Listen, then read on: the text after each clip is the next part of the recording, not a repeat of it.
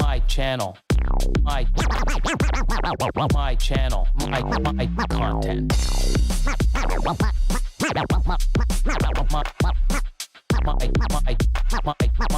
My channel, my content.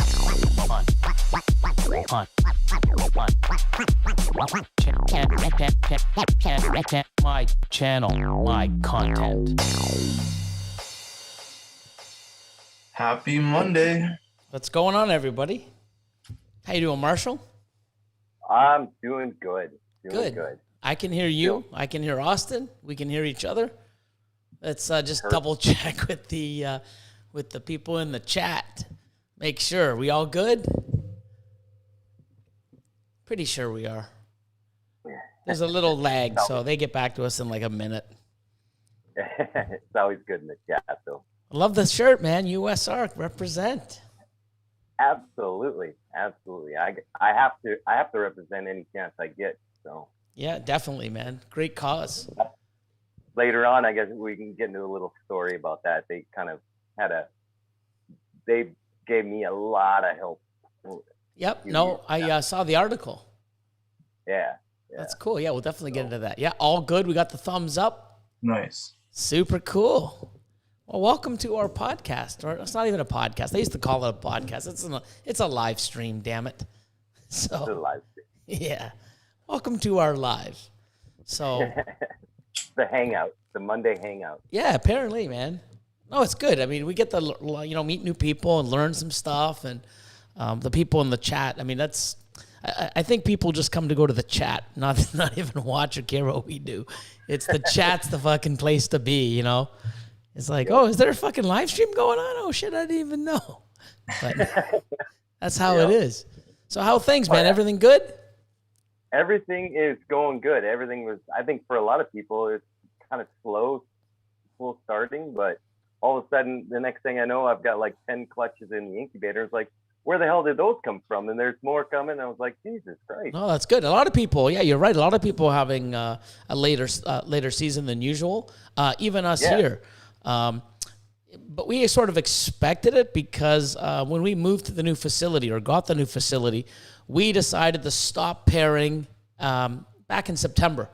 We were like, whatever is gravid, we'll keep, as long as in September they were already gravid or needed another couple locks, we were going to pair them. But anything after September, we did not lock. We didn't even pair. Even if they were building, we just said no. And moved most of the animals that are already laid or, didn't go last year. They were here probably October, for a good 2 or 3 months in the new racks, even though the back wasn't finished. So we started pairing and doing everything end of January. And, we did feel a little bit because normally we have like always clutches in the incubator all the time. Right. And I was a little worried. You even ask Austin. I was like, dude, man, I knew I didn't think I was going to have that great of a season, by, not breeding for 3-4 months and just moving them in general. Because you hear about that, like, oh, you move them, they'll reabsorb, you stress them out. And, I've had that in the past as well. And I've heard a lot of great people, they had no choice. They had to move. And then all of a sudden they moved. And next thing you know, it's like, I was expecting 40 clutches. I got 13. Like, fuck, it really sucks. So, well, I kind of always thought, I'm sure that moving is some sort of a factor, but at the same time, shit, we get boxes with snakes in them and they come into our homes and next thing you know, a week later they're laying a clutch or something like that. But then you move it carefully and take all the precautions and the fucking thing doesn't. Like, what's going on? Right. It's so unpredictable. But the good thing is and that's the thing with an ultrasound, we know, and we started the pair, we started seeing the female starting to, develop follicles and build. So we started pairing and we just had clutch 39 drop today. And, with the ultrasound and Austin and myself and everyone else just working away and getting them on food and settled in, what do we got? Well, we had 39 clutches out. We've cut 7, so we still have like 32 clutches in the incubator. I think we're down to about 85 to 90 gravid females confirmed, and we're still pairing 176 that have already had a lock or 2. So, I mean, even after the move and taking 3-4 months off and not breeding at all, we could hit our biggest season ever. And Austin's like, holy fuck, dude. Yeah, it's going to be bigger than we thought. And I was expecting only to get like 50 to 100, being realistic with the move. And I still would have been happy. But then Austin's, brought up an amazing point going, well, dude, remember all those animals that we didn't breed in September, October, November?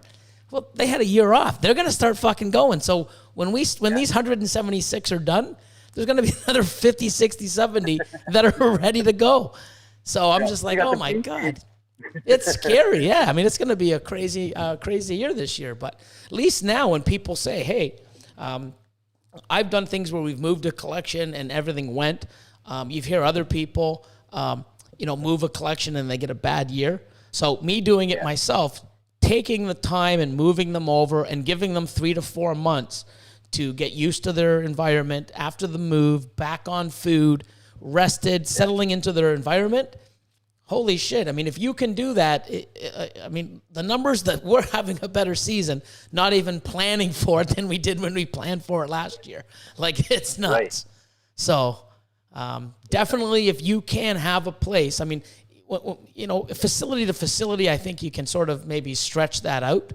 But when you own a house, it's like, oh, let me buy another house and let me keep this one for 4 more months so that I can move it's not going to really work.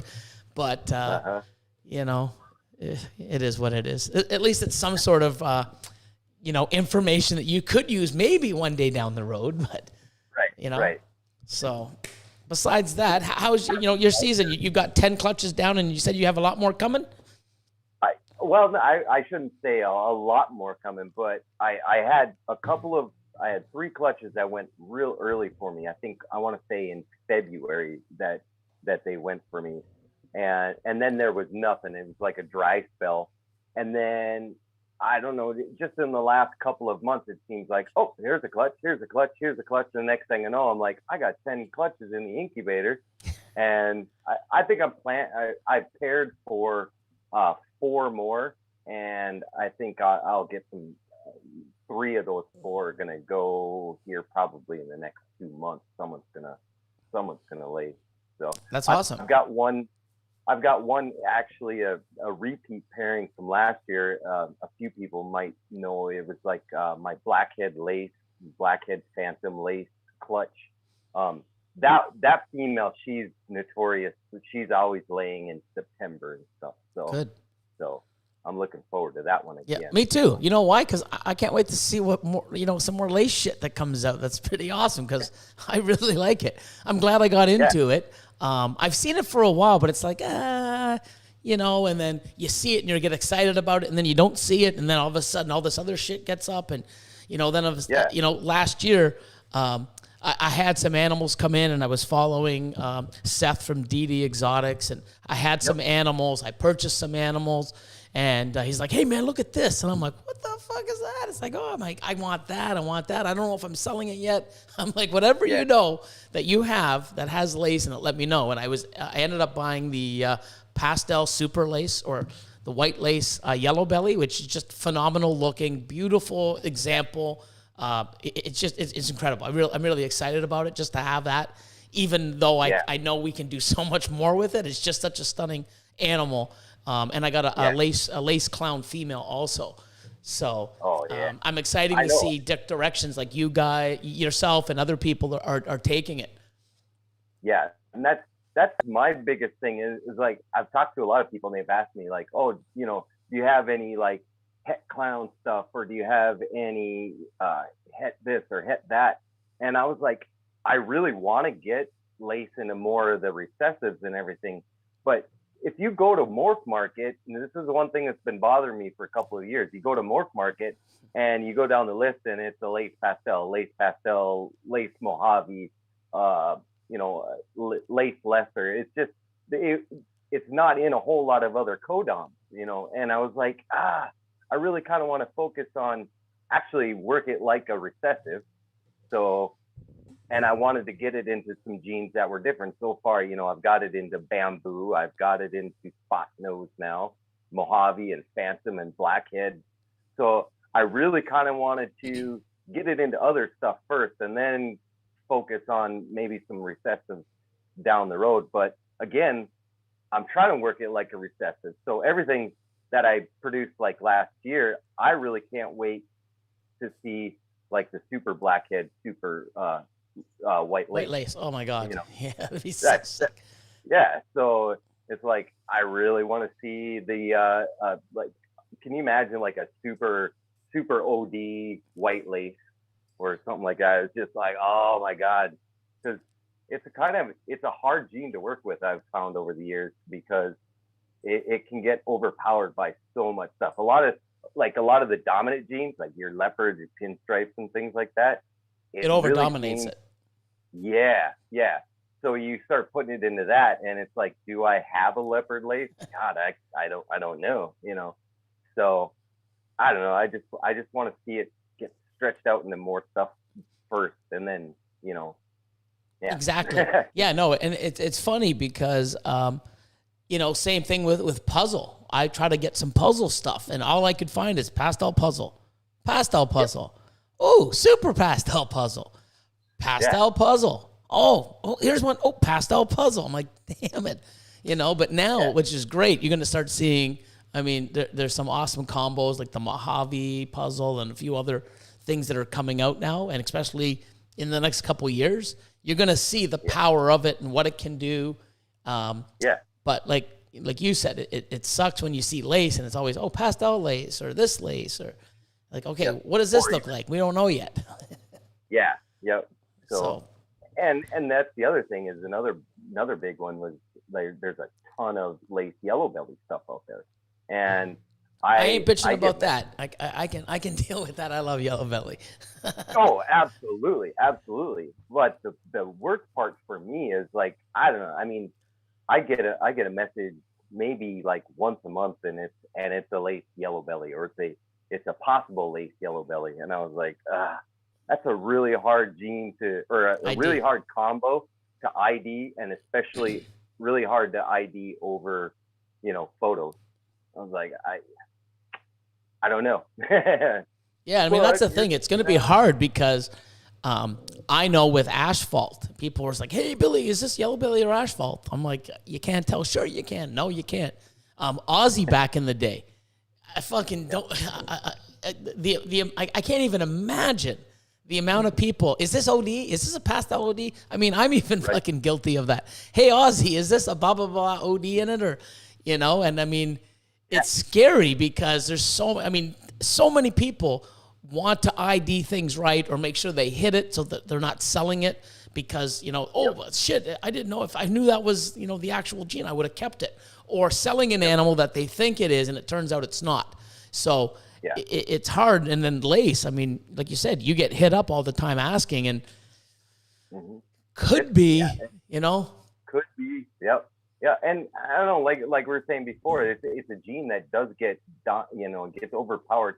Shit, I just had a lace clutch. It's an Enchy Fire lace, and the pairing was it was my white lace to an Enchy Fire. So I knew everything had to have minimum lace in it. Yeah.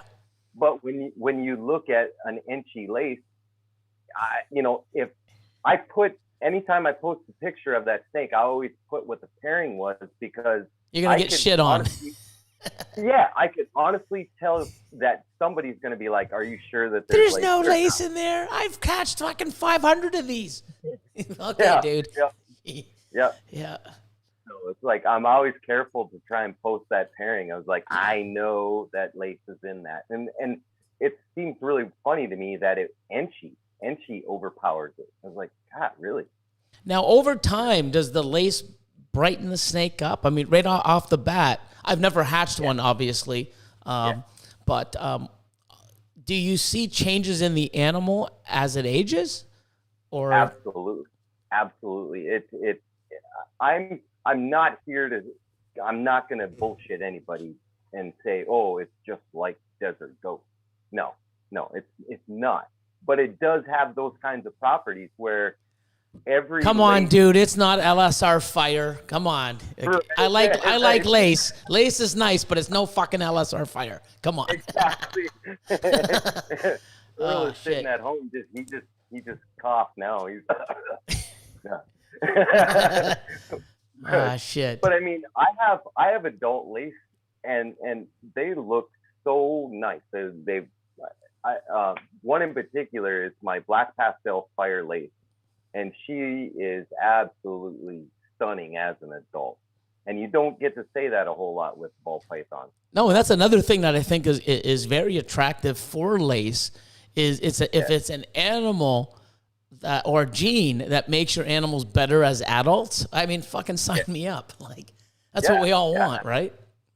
Yep. And that's another question I get from times. It's like, oh, what kind of project or what direction do you think I should go with lace? And I was like, seriously, just take whatever project that you love, whatever you're working and you have passion about, sprinkle some lace into that. It's going to make everything fucking better. Yeah. Are you Callie from KPOPythons? When you gonna? I'm even interested in this question too. When you gonna make some white lace? When are you gonna make some that you're gonna have for sale? Let's put it that way. That's a loaded question, right? Oh, I'm making all tons. Cool. Your phone blows up. It's like, I didn't say I was selling any. I am pairing for supers this coming season or this winter. I'll start those pairings and stuff. I had a couple of females that I was going to start out this year with to shoot for some super laces, but I chose to go against my original train of thought, and I put clowns to them so I could make some hets and stuff. So instead of making supers, I went for het clowns. Hey man, I mean it's still awesome, the long game, But. Oh yeah, absolutely. Because I mean, obviously you have to get genes into clown for your project. That's just a no-brainer. But I've also got from last year, I've got a group of lace het puzzle stuff. So oh shit, cool. Yeah. So that one, that grouping, I have what was it? I have a female lace het puzzle, and then a male lace het puzzle, and a male lace bamboo het puzzle. So it's my little group of them. Fucking bragger. Fucking guy. I love it. No, that's awesome. No, it's definitely a gene that I'm excited to have, and especially lace clown female and a pastel super lace yellow belly or white lace yellow belly. That is just stunning to look at, and don't know what I'm doing with them yet. I mean, obviously the yellow belly is definitely going to a super asphalt combo, so I can see what lace is going to do in freeway combos. I just don't know which one yet. But even the lace clown, I'm definitely going to put it something with that flaming and the color. I want to put like spot nose, yellow belly, or something like that to see what the lace does to enhance it. That's probably where I'm going, but no idea yet. But just to open up those the tubs in the rack and look at them, I'm just like so sick. You want more? I know. So yeah, absolutely. And I was really surprised after last year. I mean, like, I can't wait to see what you do with the lace, because in the moment I saw the video that you were getting that little group and everything, because I follow DD Exotics and Seth and stuff. He's got freaking some phenomenal. Oh yes, that's awesome, man. Yeah, it's amazing. So, and the second that I knew you had it coming, I was like, oh, we got some freeway lace stuff coming. But at the same time, holy cow, that one's probably going to be a little difficult. That might take you a while to ID. So that one's going to be tough. You know what I love about having an animal that is just a stunning example? Is it fits perfectly with everything that I want to do. It's hard to find that perfect animal that is just like, oh my God, like, that could sit in my rack and never breed, and it would still be the greatest investment. And I would just get so much excitement out of just owning that animal and looking at it. If I never did anything with it, but with what it has and what I'm gonna do with it, it fits perfectly. So I'm just super excited. Hell yeah! Oh yeah. Yep. Black Sun Reptiles, Rodney's. Hey, what's up, Austin? How's the knee? Why don't you give everybody an update on it? You're actually walking without a crutch now. Yeah, with painkillers though. With painkillers. Yeah, it's feeling a lot better than it was before. Just had a MRI done today, so last look at it. Hopefully they say no surgery and just a little bit more physio and working out. It should be good. Yeah, hopefully. Hopefully, that's putting that out there. You'll be fine. It'll be good. So, what else is new and exciting over there? Over here? Yeah. I wasn't talking to Austin. That was pretty exciting that he's not getting surgery, though. Oh, no, definitely. I mean, that's the thing. At first, it was like, wow, because, you know, when he had it, it's like, dude, like, I can't even fucking walk. And, I mean, it's you know, even when he was here on the crutches, both crutches, you know, he was told to sort of walk on it and put more pressure on it and try to, you know, get back into the support and the walking and the movement. And, you know, he would do that and he'd be like, dude, I got like, you know, he'd sit down, raise his leg up and take the bandage off or the suppressor. And I mean, it's fucking painful. And especially when you're standing on it, moving, everything you do, you don't realize it. Like, I think two things that really suck. Oh, actually, I could say three. Anything with your legs, your back, or your fucking teeth. Oh, teeth. Yeah. Teeth are one of the worst. You drink something, oh my God, you know, it hurts. You eat, and the thing is, it's things that you do all the time. You know, your hand, you can get away with one hand. You know, oh, I can still walk, I can eat, I can do whatever. Your legs, you're always standing on them. Your back, you sit, you sleep. It fucking hurts all the time. It's horrible. Yeah. And like I said, your teeth or your mouth, because, you know, I mean, to me, it might be, you know, the way I talk with my hands, it might be dangerous. But for most fucking people, it'd be fine. But I think, you know, teeth, back, and legs, it sucks because you really feel immobilized. You know, like Austin is like, you know, come on, do this. It's like, oh, fuck, you know. I'm walking, hey, man, holding the door. I'm like, where is he? He hasn't even turned the corner yet. You know, here he comes, you know, with the crutch. Yeah. Shit, you know what I mean? But no, it's good. You know, he's here and he's getting back on. And now, like he's the last 2 times you've been in no crutches, right? Yeah, I'm trying to strengthen it. Getting better. Yeah.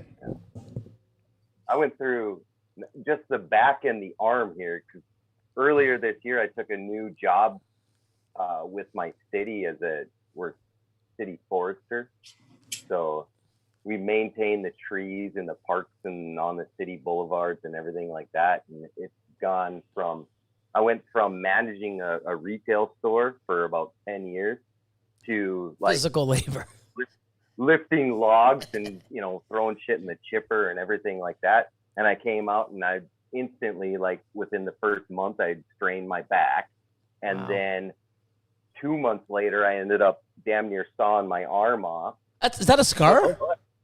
Back, yeah. Holy mother. That's a badass scar. How'd you get that? Don't tell people you did it at your job. Say, I was swimming with fucking sharks and my fucking teeth the shark. You gotta play it off pretty cool, man, you know? That's a cool fucking scar. Or I was fucking around with a tiger. You watch Tiger King? Yeah, I went there to visit and fucking, you know, but I fucked the tiger up. Oh, holy shit, that's a badass scar. Holy. Yeah, no, we were taken down. It was just this small cottonwood or whatever. And my partner, he was cutting, and when he cut halfway through, and we noticed like up at the top of the tree, it got hung up in the tree that was next to it. So I was like, hey man, you want me to just give it a little nudge? He's like, yeah, come over. Oh. So I walked over and I gave it a push. Well, I didn't know he was gonna keep on cutting, and he cut through it, And so instead of falling over like that, the bottom, it stumped off Damn. like that. And I kind of jerked forward and he jerked back with the chainsaw and zip, right across the bottom of my arm. It was like, oh, son of a bitch. So got a super chat. Oh, look at that stitches. thing. How many? 20 stitches. And damn. Luckily though, the saw blade was it wasn't vertical, it was horizontal, so it didn't cut into me. It basically just kind of filleted the bottom half of my arm. So that's fucked up. That's insane. It makes for a rough day at work, that's for damn sure. Hell yeah. So we got Wolfgeist. My vote is heart and lung issues. Heart not strong enough to pump oxygen.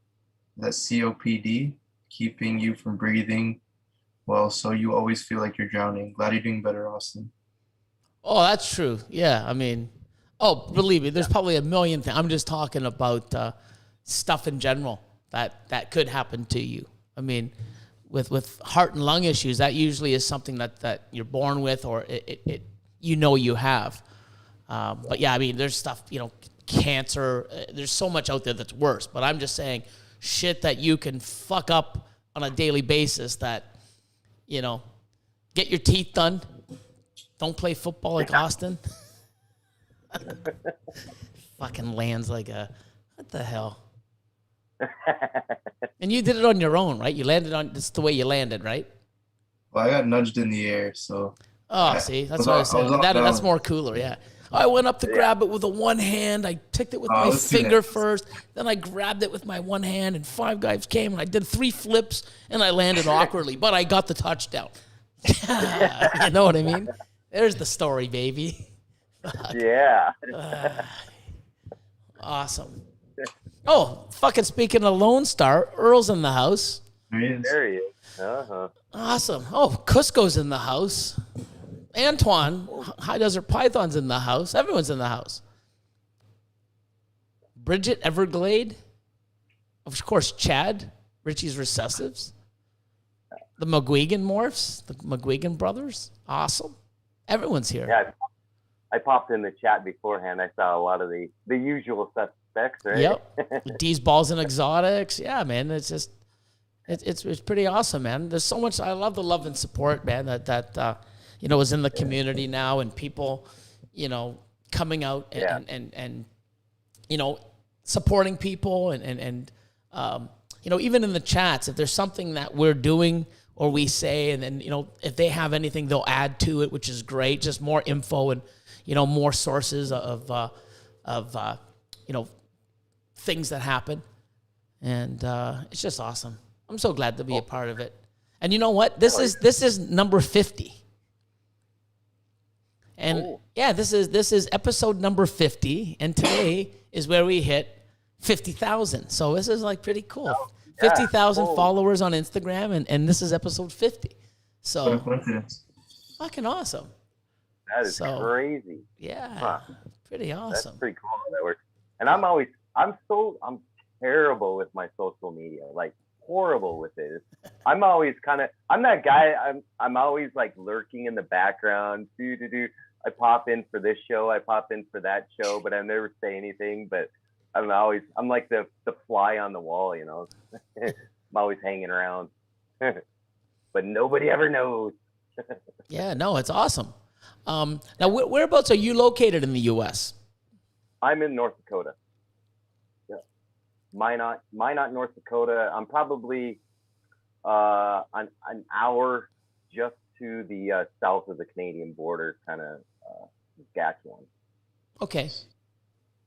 I wouldn't brag about that, but Yeah. No offense to any of my Saskatchewanians, if that's a word, but it's just, all I know is everybody that lives out there is like, oh my God, I wish I could leave. So, I don't know. You know what I mean? Oh.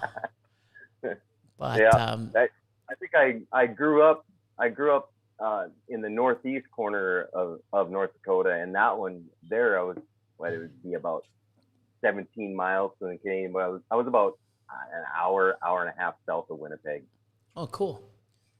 So Another thing not to brag about, but anyways. I know. Sorry, all my Winnipegians.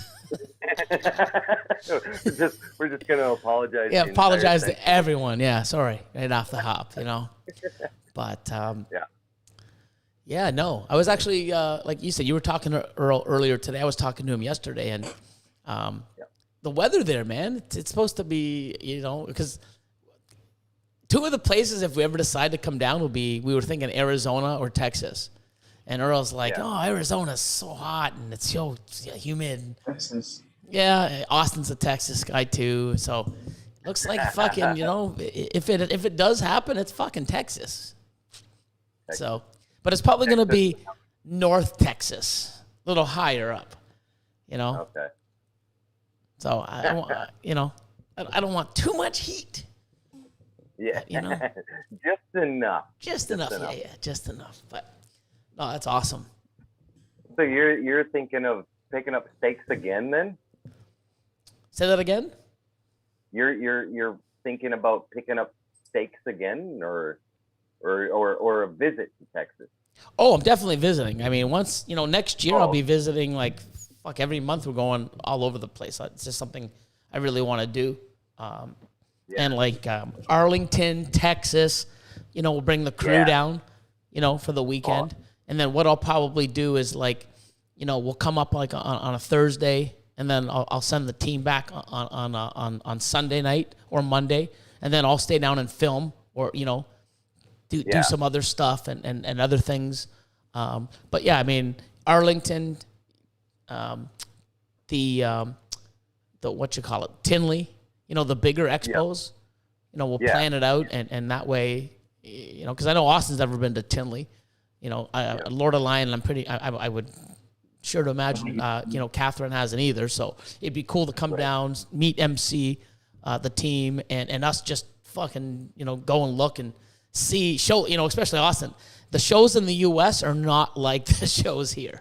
I've seen the YouTube videos. So. Oh, it's not even fucking close. Our CRBE is like a smaller venue in the U.S., which is our biggest show. But it's different because it's all pets. Like the CRBE that we always have in September and stuff. It's huge, but we also have dogs and cats and other animals besides the reptiles. But it is a pretty good show. Some of the guys from the U.S. that have come up, said, wow, man, this is pretty cool and it's great. And especially when most reptile people are into cats and dogs and other animals as well. So, it's pretty cool to be under one roof and, have access to everything. And it gives you a break too, right? Oh, I'm all snaked out. Let's go check out some fucking cool dogs and, Yeah. But it is crazy when you see pigs all dressed up and dogs getting pushed around on it does get a little weird, so my wife's a dog groomer, and so I see pictures of these dogs. Shit on them and cheetah print dogs and shit like that, and I was like, that's crazy. But shout out from Mr. Cusco. Yep. Oh, Brian. He has a super chat. I love Brian, that, man. Brian Cusco, maybe I'm late, but have you asked Marshall about civil snake service? Civil snake service? Oh, his civil snake service. Oh, yeah. We haven't got to it yet. Is it a good time now, or you want to wait till later? No, now is a great time. Take it away. But yeah, I mean, you mentioned before about the shirt, the USARK or whatever. That has been from the very beginning for me, so special to me.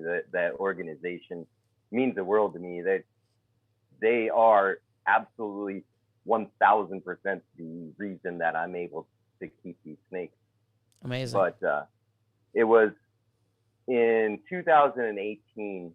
I wasn't fully legal because prior to 2018, my city had a complete snake ban.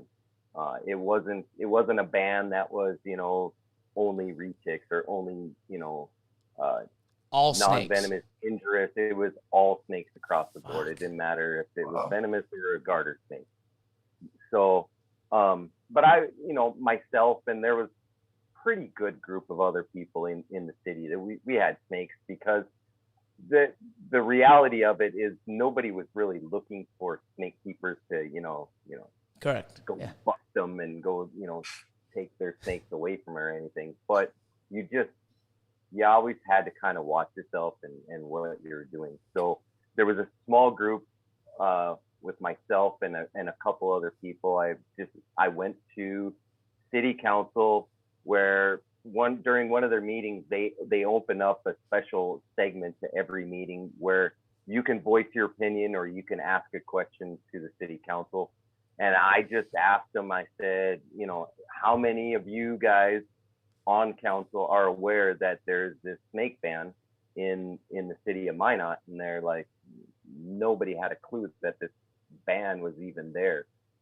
So luckily they agreed to kind of discuss it a little bit further, and they assigned me to this special ad hoc committee where we got together with the chief of police, myself, a couple other animal rights people and stuff like that, and then one of the council members was on this committee. And we'd go in a couple times a month and we'd get together and we'd discuss what was prohibited, because we did also discuss some other things besides just the snakes. There was dogs and backyard hens and things like that. So we kind of got a whole mix of different animals in this committee. And what we did was we just discussed it. We tried to come up with alternative measures as opposed to just an all-out ban. Mm-hmm. And we brought up this recommendation after it was probably a good 6 months of these committee meetings. And luckily I got my chance to speak and give my recommendation to the council, and they accepted my recommendation and they removed the ban on all snakes. Amazing. So and throughout that whole process, I spoke with Phil Goss at USARK and everything. And from the very beginning, and I tell people, if anyone is going through anything remotely like this, contact Phil, even, if it's just a small city issue or statewide issue, contact Phil, because the biggest thing that he did for me was he gave me templates to go by. He gave me damn near full speeches that I could present to city council. All I needed to do was put in the proper information or, something about that pertains to my city. And that's all I needed to do for those first couple of meetings. So he gave me an entire template to go by to present to the city council. And it was so much help. Properly and professionally, not just going in there hot-headed going, I want my snakes. I got to breed them because I want to make this gene. Like proper professional with facts and solid, and probably other things where, hey, look at this city, they've adapted it, and this is what this city bylaws are, and it definitely helps when you come to the table with a lot of prepared. Of facts and statistics. Correct. And, 500 or 5 million keepers in the United States, and just all this information was so helpful that I didn't have to, because he's got all that information already prepared. And you don't have to spend 6 months to a year trying to research all this information. He has it right at his fingertips to give to you. So it was, I can't begin to explain how helpful it was just a couple of phone calls with him. That's amazing. No, it's awesome. And I mean, when I saw the need and all these different, bands and stuff that were coming out in the U.S., and I'm like, wow, man, this really sucks. And, I joined, and by doing so, I had so many people going, dude, I mean, fuck, that's so awesome. You're in Canada and you're doing it. And I'm like, well, fuck, if I can help, why not? And it's like, well, fuck, there's so many people here that fucking don't even support, and it affects them and it doesn't affect you. And I'm like, what are you talking about? And it's like, you know how many people aren't, and some big breeders and stuff. I'm like, well, why wouldn't they? I don't know. I'm exactly. Why wouldn't they? And They couldn't even answer that question. And I'm like, fuck. Well, here you go. Yeah. Boom. Here you go. And I posted it, and, and it's great because so many other people followed and stuff. And I think it's awesome. And you know what? It's a time that we all need, especially with all that stuff was just coming. And it's probably more shit still coming. And it's probably still there. And, it's definitely something that's needed. And, the more support and the more people, because it affects everybody, it does. Yeah. And whether you realize it or not, and not everybody can join up and pay, the top dollar of that, but $5, $10, $20, $50, $100, when there's multiple people doing that, it adds up.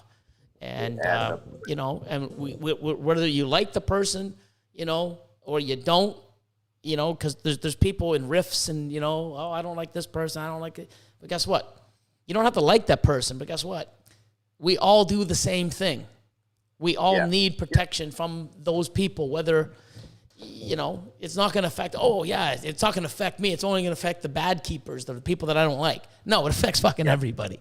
So, I think people forget about, whether you've got, 1,000 snakes, you've got 10 snakes, you're in Canada, you're in the United States. Even a pet. There's a trickle down effect that affects everybody if we don't, because one of the interesting things I learned from Phil is, you see a lot of these alerts come over on the USARK website about, this bill was introduced or that bill was introduced. And a lot of people don't realize that legislators here in the United States, they have mandatory, or they're required, is they've got to introduce bills. Okay. So even if it's some asinine legislation that's coming across, they just throw it out there just because they need to fill a quota of getting bills introduced. Right. And that's the scary part, is sometimes that stupid shit gets passed through, so it's like, it's so nice having those alerts and keeping up to date on things, and also keeping a level head is, even when you get these alerts from the USARK, that Phil and his team are on it. Yeah. So it gives you some sense of relief that, okay, somebody's got our back, so. We have a super chat from David from Scales from the Crypt. Oh, hey. Get Billy to Texas. I'll get him never to leave. Are you going to tie me up or something? No, that's going to be awesome. I talked to Earl too, and it's just like, so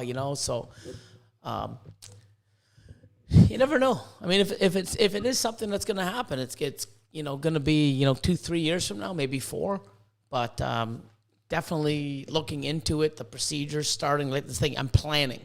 I want to look into this, that, and figure things out. And, once I do step 1, then, but it'd be one of those things where we've talked about it to Austin too. And I'd buy the land. I would go down there. I would custom build the facility, and it'd be much bigger than the way it is now. And it'd be pretty cool. We're going to have some really cool shit in there if it does happen. But, I can't imagine the logistics involved. Oh, yeah, well, what's going to happen is we're going to build it, have everything running. It's going to be a full facility, all the racks, everything's there. It's going to be coconut's going to be there, water dishes, everything's running for months. And then all of a sudden it's like, let's ship some animals. And then they're already there. Oh. We're not moving racks. We're not shipping any of that. I'm not taking snakes out of a rack, cleaning the rack, moving the rack, setting up the rack, getting the rack ready. Putting the snake in. None of that shit. We did that here for most of it. It ain't happening again. It's basically, hey guys, send some snakes because we have a full-blown facility fucking with every single rack on the planet. It's already there. All we're going to do is unbag them and, put them in the rack. It's basically how it's going to be. And then, doing that, any animals that I purchase will actually, go right to the new facility. It's a lot of planning and stuff, but it's definitely awesome. But, even with that, I would probably run 2 facilities for a good year. And then most of the stuff that's holdbacks, that's growing up, they would already be there at the new facility growing up. I would just have the the breeding. And then any new animals I held back or purchased would actually go to the new facility from now on. So I'm really thinking about this. And I've already got sort of things going. And so it could be. But for now, I mean, I'm happy where we are. We just got here. It's not like we want to fucking get out. You just moved in there. Yeah, no, I mean, it's amazing. I mean, there's still so much more to come there. But if I'm going to do something like this, especially of this magnitude, it's going to be, 2 to 3 years till it happens. And it's if that's what we're doing, we're starting it like in a year from now. Go purchase the property, set up the business, start growing, building the, finding a designer and an architect to design the building perfect. And, I don't need it like, I need it in 2 months because my animals. Like, no, if it takes 2 years to build this fucking monstrosity, cool. And the way shit's going now, I better fucking order my racks like next year so I can get them in a year and a half because fucking racks now, man, is like, holy shit. Like, it's like 6 months to get racks from Freedom Breeder. Like, what the hell, man? This industry is not fucking hurting at all, man. We're just like, people are just buying and doing stuff, and it's awesome for everyone. Yeah. And then just building materials too. Holy shit. It's through the roof. Well, I ain't using wood.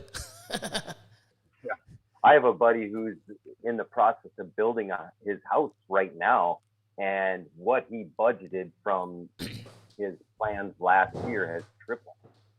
Oh, yeah. So it's crazy. And that shit. Yeah, no, definitely.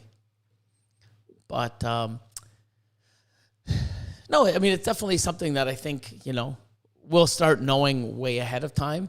But, I mean, it's definitely in my head, and it's definitely, even Austin's excited. It's like, yeah, I mean, it'd be pretty cool. But years to come. Plays it off. It's cool. If you do go to Texas for a visit, Earl will never let you leave, probably, though. I don't know if I want to fucking leave. So. But no, what's good about that is, like, we could do like the shows in California. We do the shows in the Chicago. We would do we'd probably do all the major shows. Yeah. That was awesome. So big benefit for us moving. Yeah, for sure. I've had a chance to go 3 times now to Tinley, and it's been like by far the best trip. I mean, I've vended shows in Minnesota, and we have one show a year here in North Dakota. So I make it a point. I always have to do the local show, but just to hang out with everyone at Tinley, it's not even so much about buying animals at that point in Tinley. It's more about just meeting people and seeing everybody face to face. It's like, it's amazing. Yeah, no, it's great. And you get to see stuff like, especially being here in Canada. I went down in my first time to Tinley was 2016, October.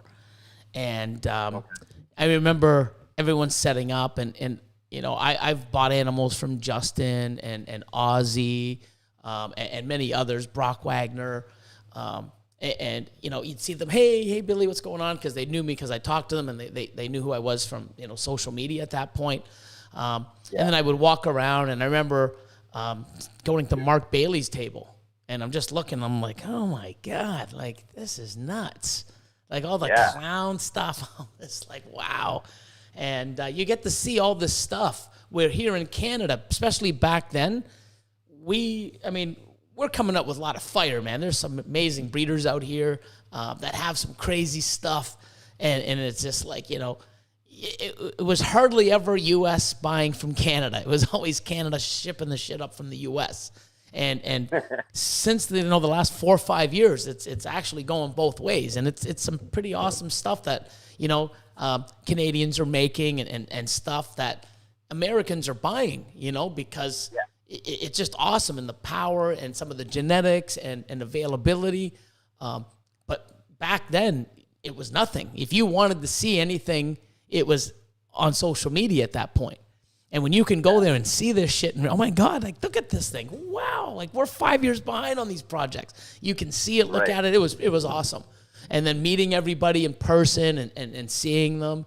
Instead of texting or over the phone, it's cool to see them shake their hand, and it's definitely an experience. And that was before all of us vlogging like crazy. Like we didn't do that. Like now it's just like, hey man, fucking cameras all over the place. Like, hey. How are you? Yeah, good to meet you. Yeah. So like from your first time at Tinley, then has there been any big changes like in importing as well? Oh, definitely. Like, yes. Where it's easier or anything like that? Yeah, so now, I mean, master CITES is pretty much a big thing in the U.S. for most because the amount of volume and stuff where, I would say probably 2014 prior, it was a process. Right. A process to get it. And, once people, in the States knew how to apply or what to do, it came more regular where more people had, CITES on hand instead of having to apply and wait, or I'm not getting into that.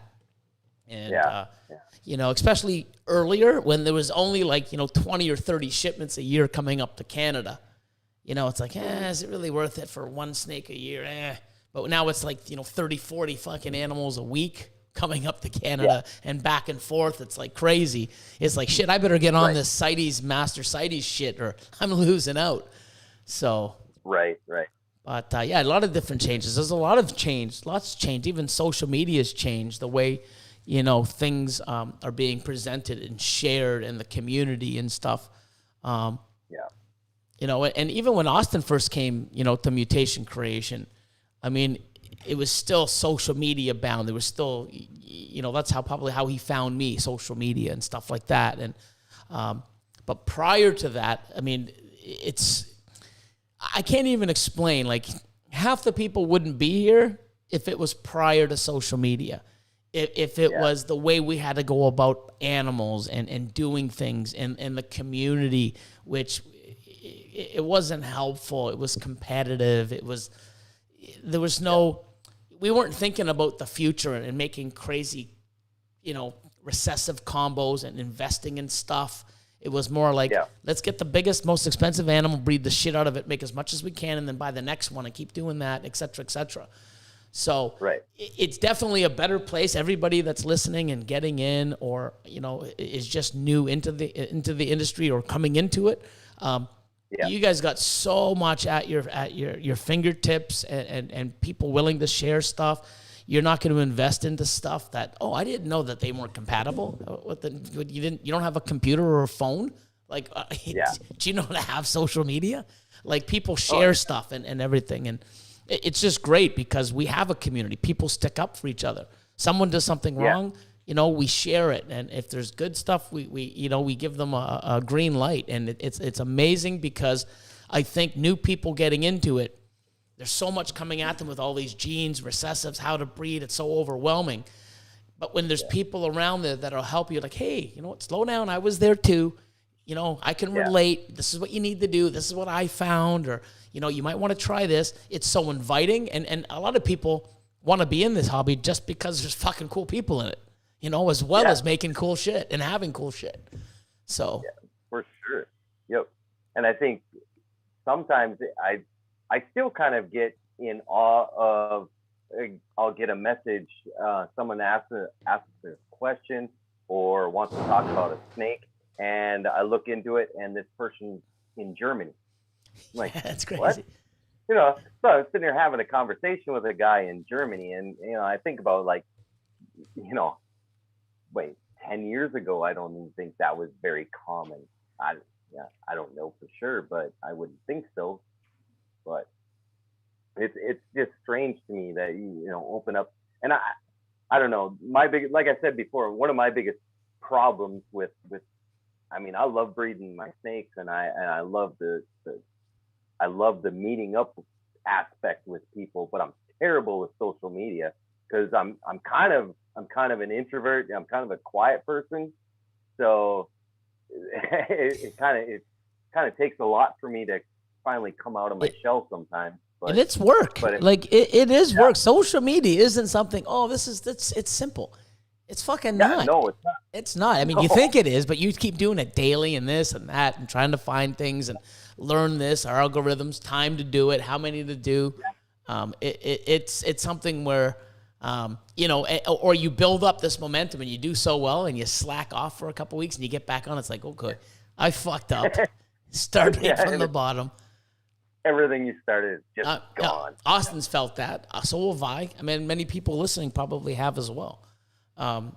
It's something that you really have to, it's work. It's a part of, I got to do this. I got to feed. I got to clean. I got to learn. I got to do this. You got to do it. You got to do Instagram. You got to do this. You got to take pictures. You got to keep learning. You got to answer emails. You got to post pictures. You got to be a part of this. You got to do this. It's not just 2 or 3 pieces. It's it's a lot. Yeah. And you got to work on every little piece. Some things you're going to be great at and it's easy. Other pieces are going to be hard. You've got to have a balance, but you got to nail all of them at some time. Like you really do. Yeah. It's crazy. And it's crazy, and I'm terrible at it. Yeah, you were doing awesome, Austin, and you just said, what made you stop? It's too much work. Like it was. I like. But you got to your goal, right? Like you. Yeah. I got there really quickly, like faster than I anticipated, and after that, like I felt too accomplished, and I slacked for a bit. And then once that happened, it's like fuck. It's a rat race trying to get back. So I just kind of opted out, and I just post sporadically and stuff. Yeah, and the thing is your whole world, and then yeah, your whole point shouldn't be to be like your goal should not be to I need to get as many followers as possible. I need to post. If you're spending more effort into posting and doing stuff and not learning or looking after your animals or socializing, I mean, you can't just breed snakes and that's all you do and expect everything else to come along with it. You can't just do social media and think your snakes are going to breed themselves. You're going to learn everything.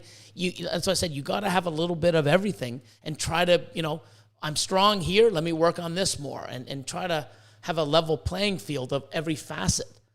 And it's funny because like fucking emails, I get so many and I'll be like, you know what? It's late. Let me get back to them in the morning. And I'll go and I'll say, hey, how you doing? Yeah, I can have it. Like, sorry, Billy, I really would, but I found another animal somewhere else. I'm like, fuck, that's 12 hours ago. Damn, like, fuck, like, that's an expensive animal. And I know who they are. And they would have bought the fucking animal, but damn, but you don't want to be the one where, it's 3 a.m. in the morning, 3:06. Oh my God. Don't be like that, man. That's a little too much. Like, but I mean, I've had some people in big sales that I've lost because 12 hours later, and it's like, fuck, but at the same time too, it's like, I can't be there all the time. And I am, but I'm still slacking. But I mean, you'll get it to where it's like, hey, this is what I do. I don't really have hey, I'm open from 9 to 5. That's it. I'm all over, I mean, I've had people message me and I wake up to go to the bathroom at 5 a.m. I always bring my phone. I say I use it as the night light so I can see. No, it's so I can check my messages. It really is, But I'll go on it, and they're like, holy fuck, you're up? I'm like, well, yeah. It's like, when do you sleep? But it's just something that it's in me, But most people say, hey, fuck it. I'm not turning my phone on till 9. When I get home at 6 o'clock, it goes off. And I'm sure they're losing business, but I'm sure that they're gaining stuff like a life. You know what I mean? So they're compromising. So you just got to find that spot and do what you got to do with what makes you feel. I love spending all my time doing this, but I do get burned out. I do get overwhelmed sometimes, and it's like, holy shit. But I mean, what we've created and stuff, and if I don't answer or I'm busy, fucking Austin gets it. Is Billy mad at me? Like, what the fuck? No, I was just like, but I've had things, and it's really bad, and I'll say this. I mean, I say it all the time, but I'll get messages, or when I'm driving or something, or I'm in the middle, we're filming, we're taking a break, and I'll look, to see who I missed, if I missed a call or something. It's like, oh, I'll see it. I'll read the message, and then I go out because obviously we're filming or I'm busy doing something else or I'm getting on another phone call, and I'll hit it to mark as unread. And then I'll leave it to make, when I do have time to go back. But I do that so many times, and a day later, I got like fucking 60 messages, and I go, okay, what the fuck? I start going back through 7 or 8 or 9 of them, and I'm like, cool, I'm accomplished. And then I look back later on, I'm like, fuck, I missed about 40. What the fuck? Yeah. I can never catch up. I don't have enough time in the day. It's, I don't know. I mean, that's still something I'm learning to deal with too. Or people saying, oh, I'm trying to get a hold of you. I'm trying to reach Billy. How? Oh, he's left about 30 messages. I'm like, what? I look at my text. I look at, Patreon. I look at Discord. I look at Instagram. And like, where? On Facebook. Oh, you mean the place where I tell everyone that's the worst fucking place on earth to reach me? You know what I mean? Like, I go on Facebook if I have to. And you know what I mean? It's my last thing. I don't care about it. I don't like it. It's more for my personal stuff. I do tag everything from Instagram on there. It's not where I care to be. So if you message me on Facebook, I may get it. I may. But it's also one of those things where, believe me, anything above that will be answered before. If I look at it, I'll hit mark as unread. But I'll go back to every other platform first, and in 20 days or 30 days later, I may get to that. Don't give me a message on Facebook, please. Or you can. I probably, it's the last thing that I get to. And, but it is crazy. Do you get a lot of messages and stuff? Like, I don't. You know why? Because you don't fucking post. I don't post. Stop fucking slacking. Come on, man. I'm so slacking. But usually for me, it's like I have my biggest problem as far as like posting to social media is like I always feel like it's got to be something really good to post. I'm terrible at most people think that. Yes. Yeah. I'm terrible at just posting, your average content photos for Instagram or something like that. To me, it's like, oh, I finally cut a clutch. Now I can take some pictures. Oh, this is a new hatchling. I can finally take. Oh, this female just laid. I can finally take a picture. So that's where I get hung up is just like the day-to-day average, like the consistency posts, I guess you could call them. But here's the thing. When many people think like that too, it's like, oh, it's nothing crazy. It's nothing. It might not be crazy to a guy like me that's been doing this for 20 years, but it's fucking crazy to the guy down the street that just bought his first ball python who's interested in doing this. And the funny thing is more people can relate. So how many breeders, what do you think the percentage of breeders that actually have a facility built on their home, on their property, or they've got a commercial building, compared to how many people do this in their basement or garage or a single bedroom? 95% to 5%? Right. Or it's probably greater, 98% to 2%? Right. So all these people, I'm not going to post, until I get a facility. I'm not going to post until I get professional racks. Right. There's 95% plus out there that are in the same position as you or wanting to be. You're wasting so much opportunity to grow with people and have other people relate. So many people can't relate to me. It's like, I don't know how you have 2,000 animals. I don't understand how even the 4 of you guys do it. I go, wow, my God, the amount of money you have in racks, holy Christ, your overhead must be crazy. Yeah, and so many people can't even relate. And if they think they can, they can't, because it's fucking crazy, right, Austin? Like, sometimes it's just like it's fucking like, what the, like, I even shake my head sometimes going, what the fuck, Austin? No, we can do 300. I'm like, oh, fuck, we're barely doing 250. Like, it's, we can do it. Yeah, we'll fucking do it and find out. But people can't relate. Like, I don't want to post a picture because, it doesn't look like Mutation Creations or Justin at JKR. Nobody wants to see. I don't feel comfortable enough.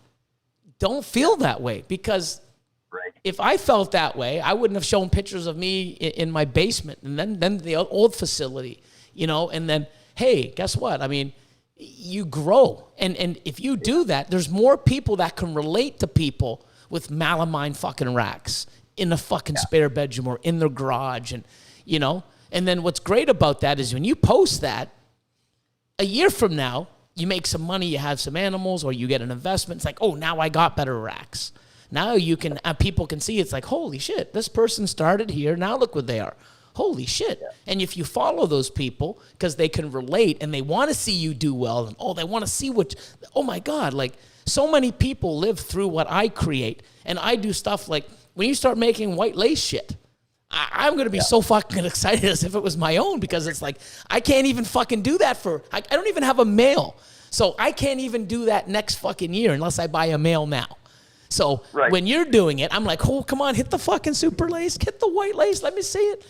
I'm excited because, you know, it's something that I don't have. And so many people have that mentality. They don't watch me. They watch me, I don't know, because I'm fucking crazy and, you know, hyper and, you know, I got some passion and stuff. But they also want to see what I do. They also want to be able to, you know, see and root me on.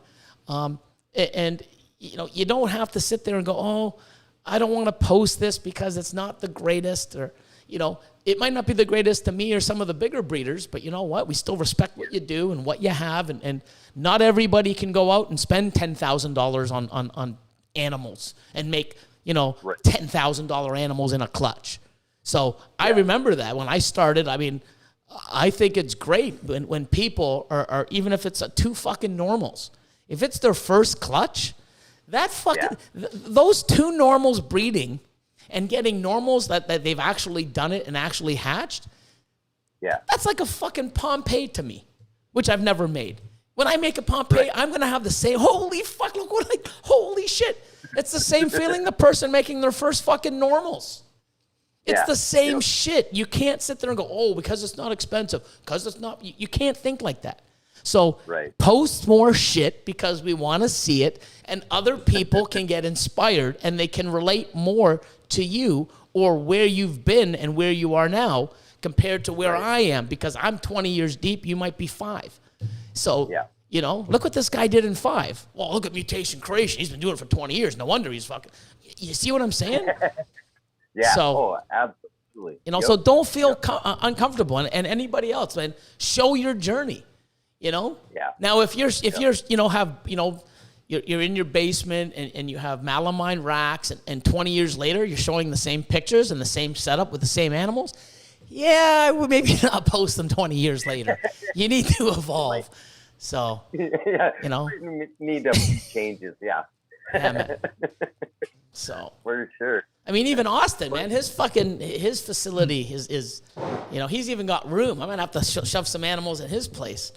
But, you know, he's even, you know, growing and stepping things up. And it's, you know, selling old racks, getting new racks, upgrading his animals, holding stuff back.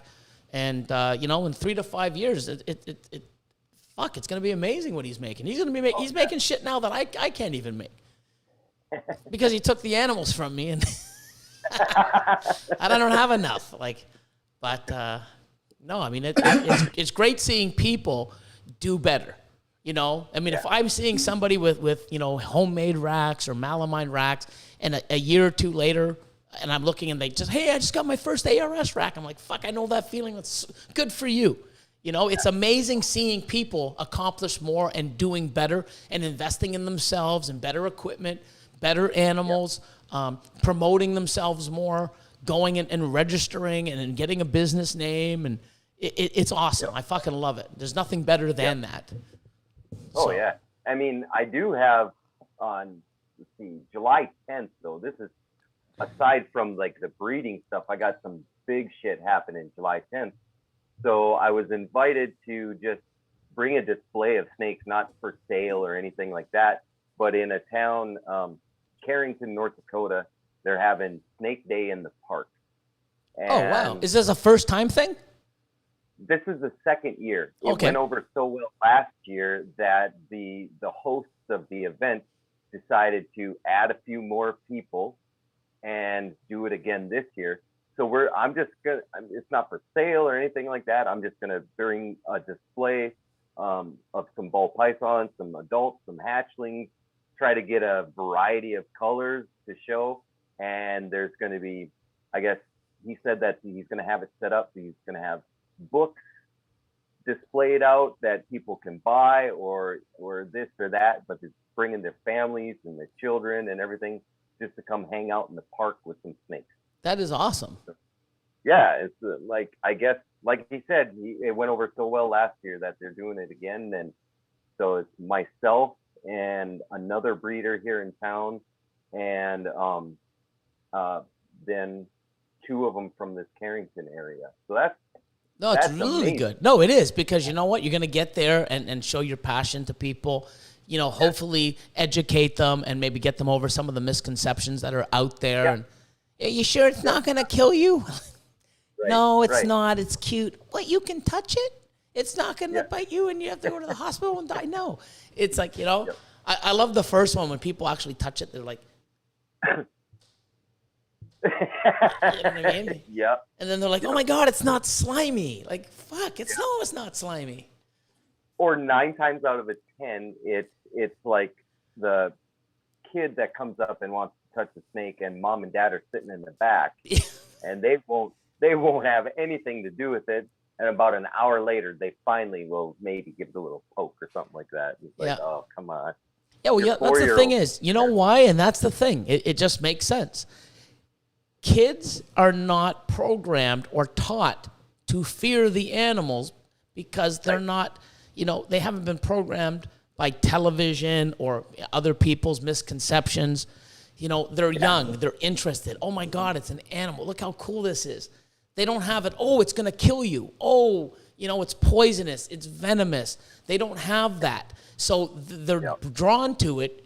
And most people are, once those, you know, things that have been planted in their heads or they've seen, you know, misconstrued on TV or movies, if that's taken away, why are you afraid of it?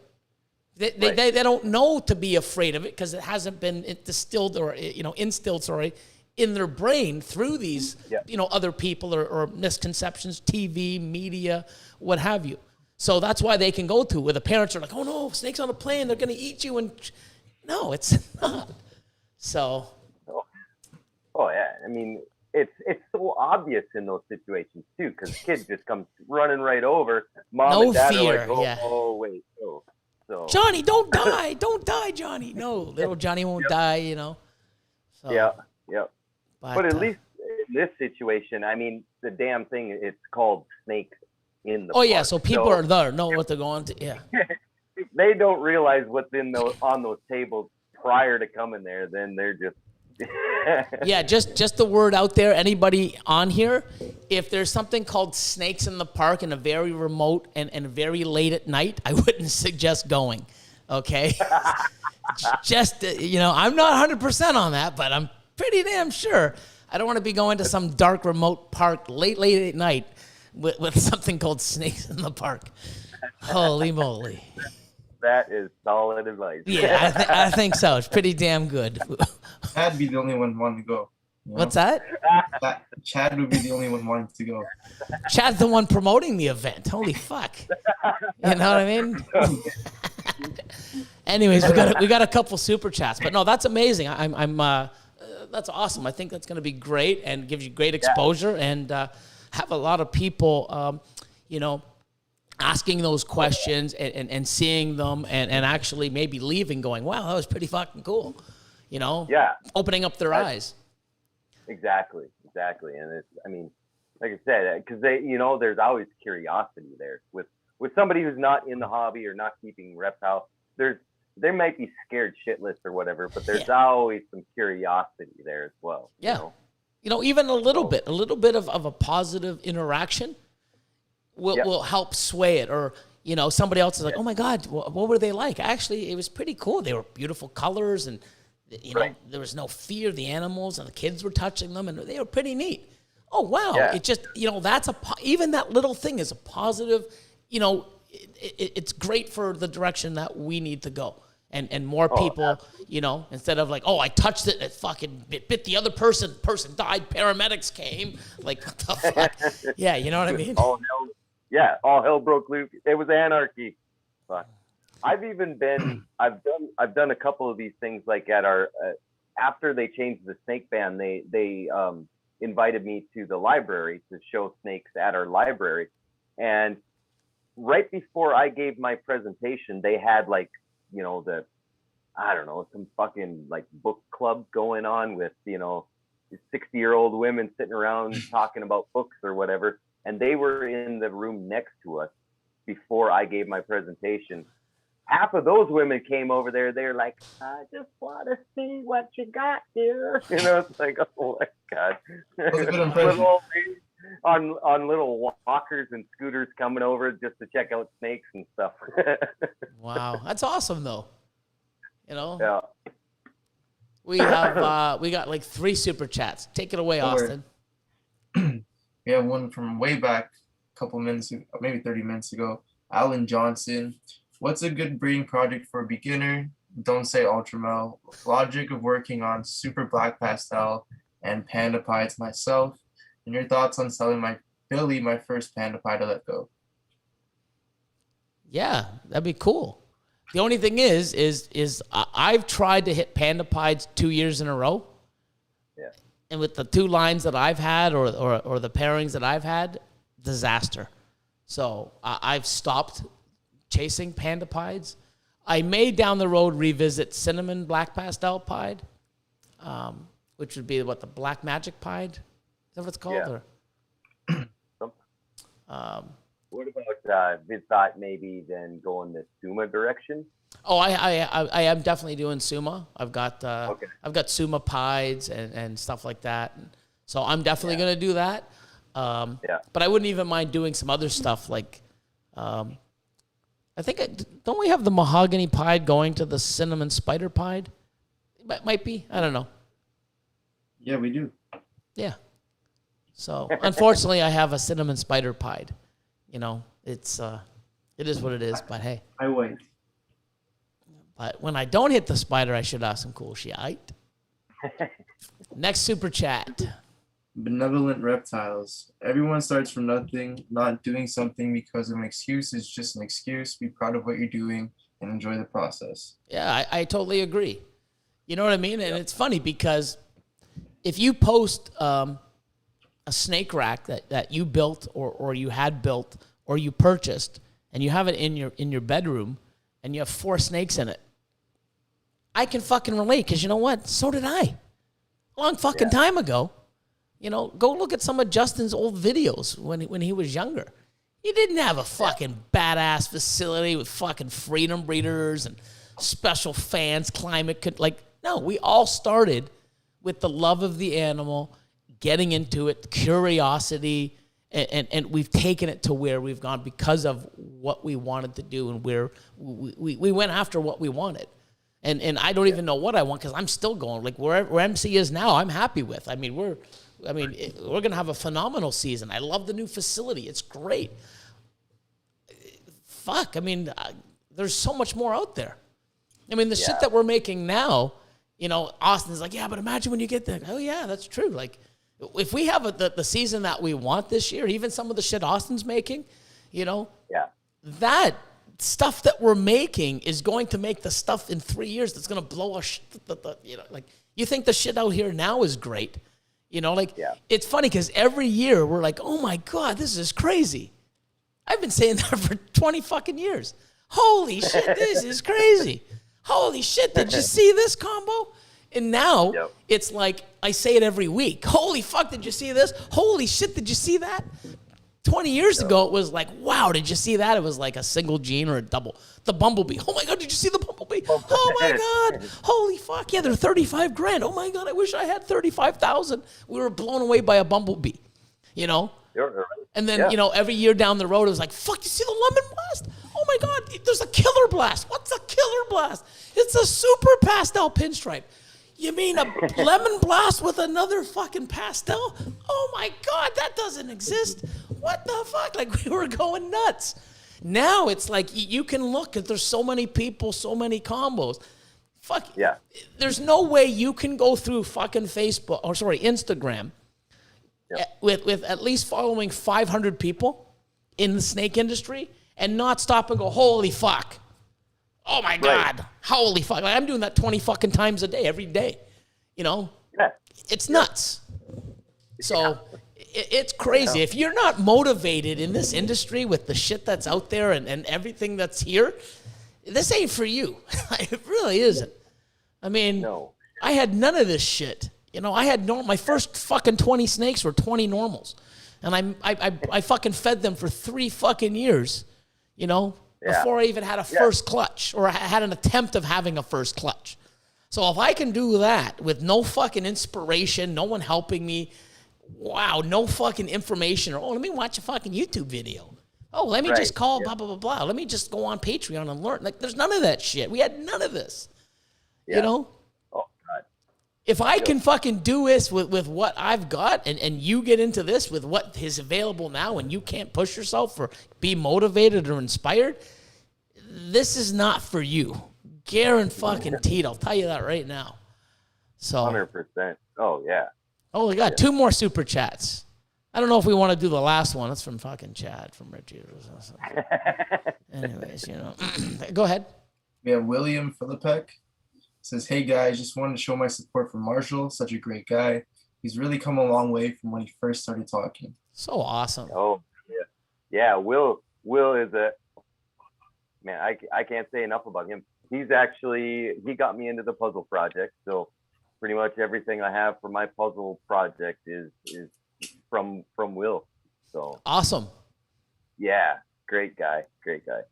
Yeah, no, I mean, that's another thing too. It's so awesome when you see other people supporting other people when before it was like, fuck that guy, he's my competition. Like, you know what I mean? It's like no one was fucking helping each other grow or learn or share projects, you know? Yeah.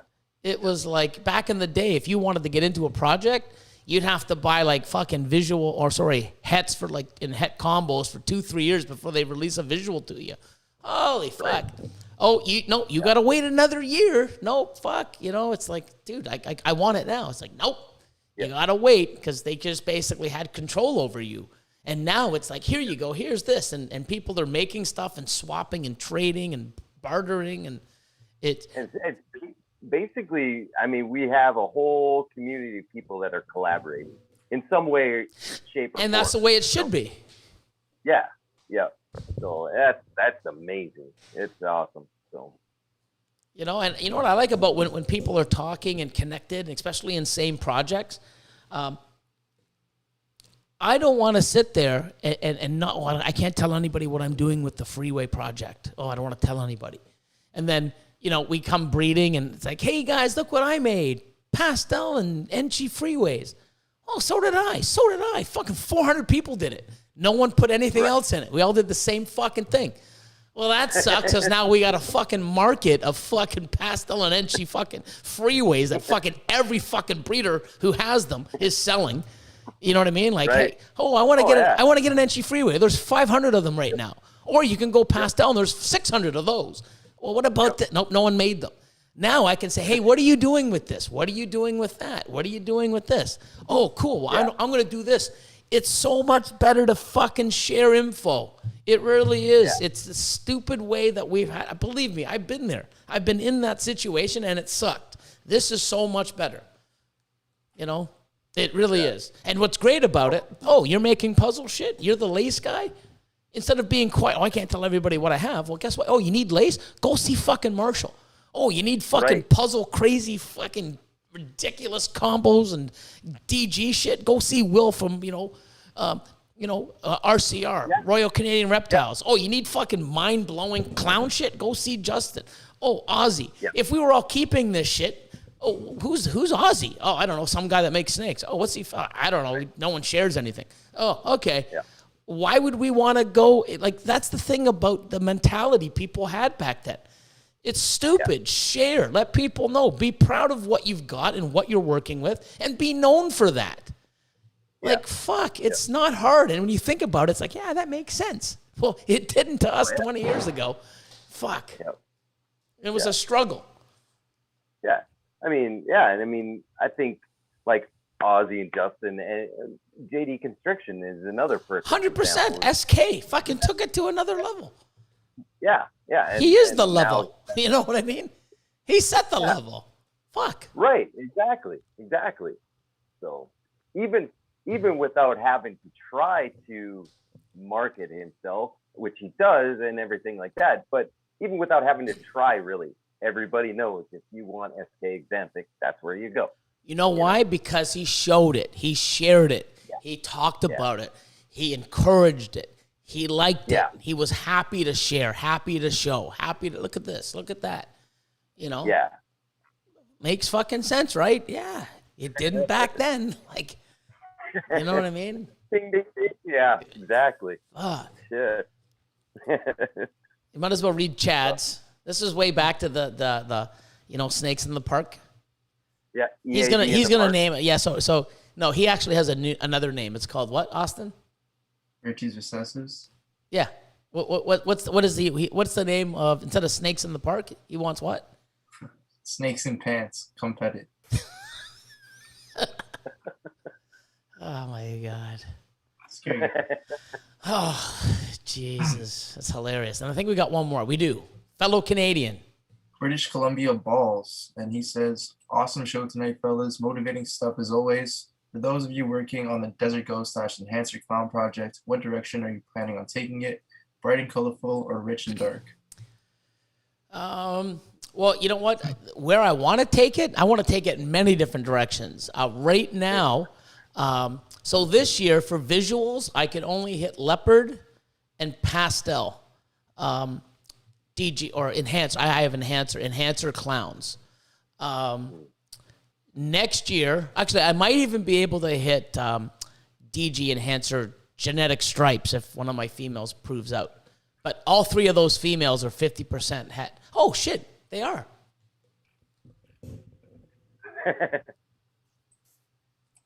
Ding ding. I think they are. They're all 50% het genetic stripe. So I might even be able to make enhancer genetic stripe clown combos with pastel and leopard. That's all I have ready. I have one pastel and two pastels and one leopard, double het, 50% het genetic stripe. But I'm doing a lot of other stuff. I've got like red stripe, G stripe double hets. I've got spot nose. There's quite a few. I definitely want spot nose because spot nose and clown is just crazy. Yeah. But I don't know. What are we doing with the? What else do we have with the enhancer? We got the enhancer clown. I mean, so we've got an enhancer clown, 100% het genetic stripe breeder, and we got a G stripe enhancer het clown breeder, and we're breeding those to quite a few, right? What else? What else are we making that's funky? But you also have a pinstripe clown, het enhancer, 50% het G stripe breeder male. Yeah, and that was paired to the red stripe, G stripe, het enhancer. Mm-hmm. So, what else do we? Or I know that we put the enhance because I wanted to make a lot, but did we not put the enhancer G stripe into? I mean, the enhancer clown into a few other clowns and other stuff. Then we put into two clowns. We put into, I think it was a leopard clown combo, like a pastel lesser leopard. Or it could just be the pastel leopard, and we put this on one other one. Yeah, I'm just trying to think. That's something where. What's that? I like that little sprinkle of G stripe and all of that stuff too. That's. Yeah. Justin has the triple recessive. Yeah, he's got the visual triple, and I got the brother, which was the, enhancer G stripe. Sorry, enhancer clown, 66% het G stripe. And it proved out to be 100, which is just awesome. Just awesome. So I actually have a clutch in the incubator that's to an enhancer. And I hope it proves out to be G-stripe too. So it'll be my first year breeding her. So if I hit enhancer G-stripe 100% het clowns, I'll be happy. But if not, I'll be making, everything will be enhancered, 100% double het. So, actually, no, sorry. It'll be 100% het clown, 50% het G-stripe. Getting excited there. Adding percentages that aren't supposed to be there.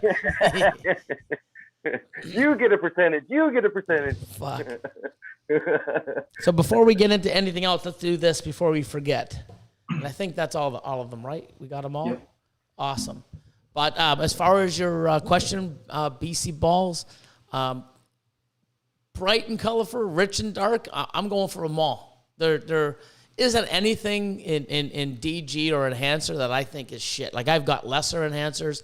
I've got cinnamon enhancers or cinnamon DGs. I've got leopard cinnamon enhancers, lesser cinnamon leopard enhancers, pewter enhancers. They're all phenomenal. Like you name it. Mojave Orange Dream. I have a Mojave Orange Dream Desert Ghost. Fucking mind blowing. There's nothing that I'm gonna think is shit. Like I love them all. So I'm definitely going everywhere. And I'm sure there's going to be some stuff that I want to make more of or take it into a different direction or more of it into that direction. But you can't go wrong with, bright, colorful, dark, rich. I mean, it's all sick. Yeah. It's all sick. So let's do this. Ready? It's time for shoutouts of the week. First clutch and first egg cutting. You ready? Rainy Day Reptiles. Oh, nice. Fellow Canadians. Yep. They got 10 eggs. It was from a pastel yellow belly, possible heck clown, produced by Norm from Dino Reptiles. Bred to a male, which is a calico heck clown, produced by me.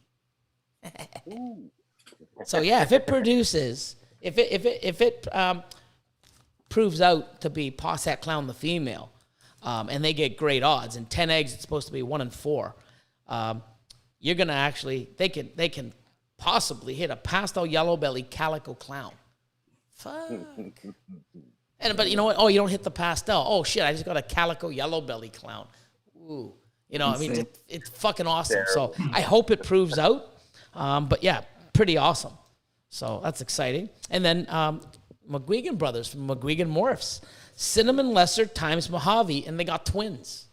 Not fucking bad. First clutch they cut.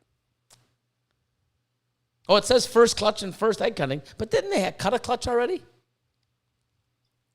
I know it might be the first one, but no matter what, it's first for twins. That's insane. First win, yeah. But I mean, if that's their very first clutch they ever cut, and they hit fucking twins, that's fucking memorable over memorable. Like. Buy a lottery ticket too. Jesus, that's awesome. But no, that's great. I love to see that. And it's funny because I was always bitching. It was like 14 years I never hit twins. And then every year I hit twins ever since. Like, never done that. Never done that. Never done that. And then all of a sudden, like, bam, bam, bam. I think I got 3 in 1 year, right? Wasn't that like in 19? Didn't I do 3 twins in 1 year or 4? You did. You did 3. 3, yeah. 3 twins in 1 year, So, pretty crazy. Now, 1K on Instagram. So, 1,000 followers on Instagram. We have RL Morphs. 1,500 on Instagram. We have both Nucleus Royal Morphs and Nerdy Girl Pythons. Awesome. Congrats.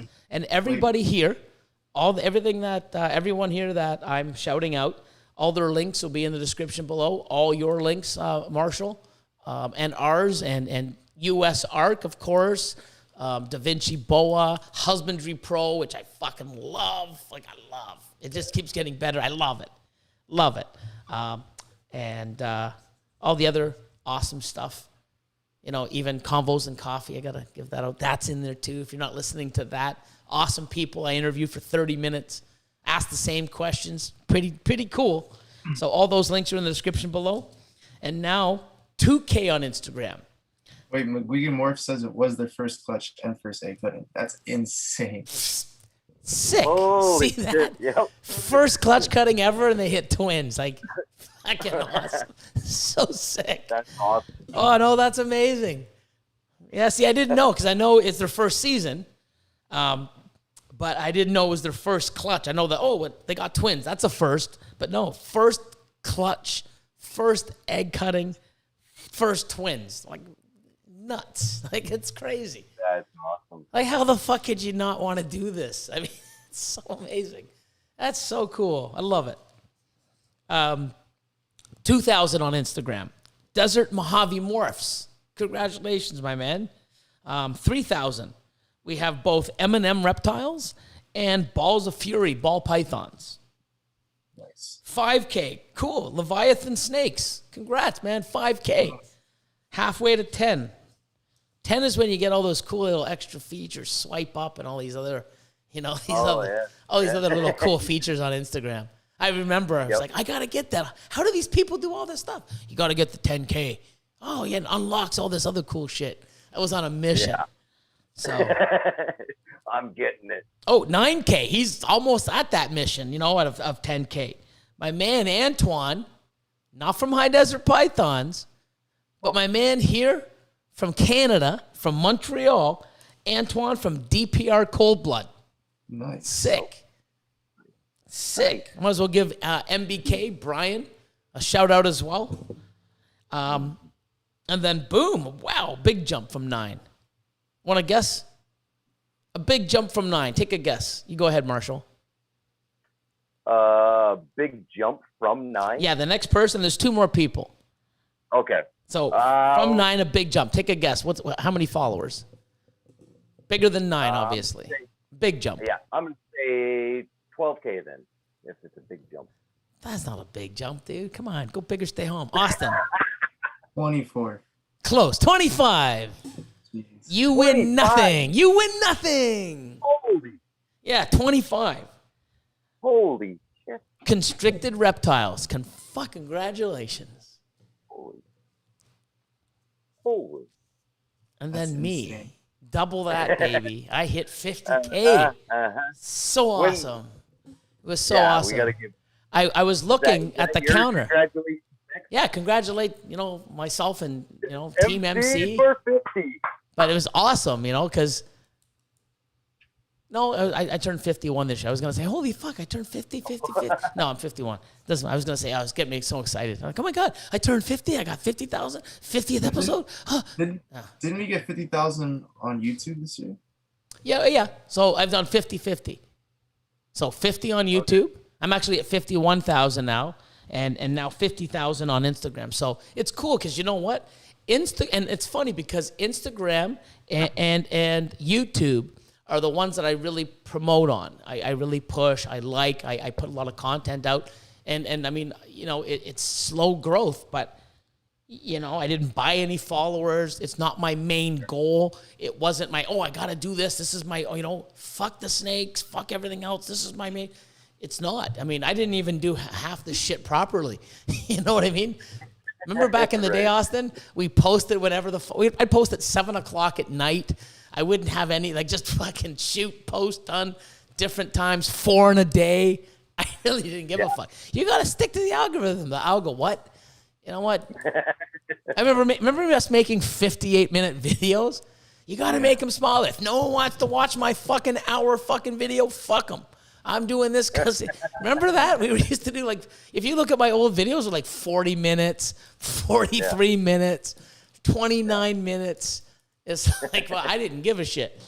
But, that wasn't my goal. It was just to post stuff and do things. And then now with Lord Elion, it's more easier and we can do more content, But it's still not my main goal. But I definitely, my goal now is to get to 100,000 on here on YouTube because I definitely want to get now I can see a plaque saying YouTube 100,000.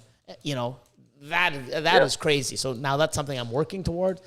It's not my main focus, but definitely that's my next I guess goal and hurdle is to get over. But it's attainable. It might be 5 years, 3 years, 2, but it is awesome and I love it and.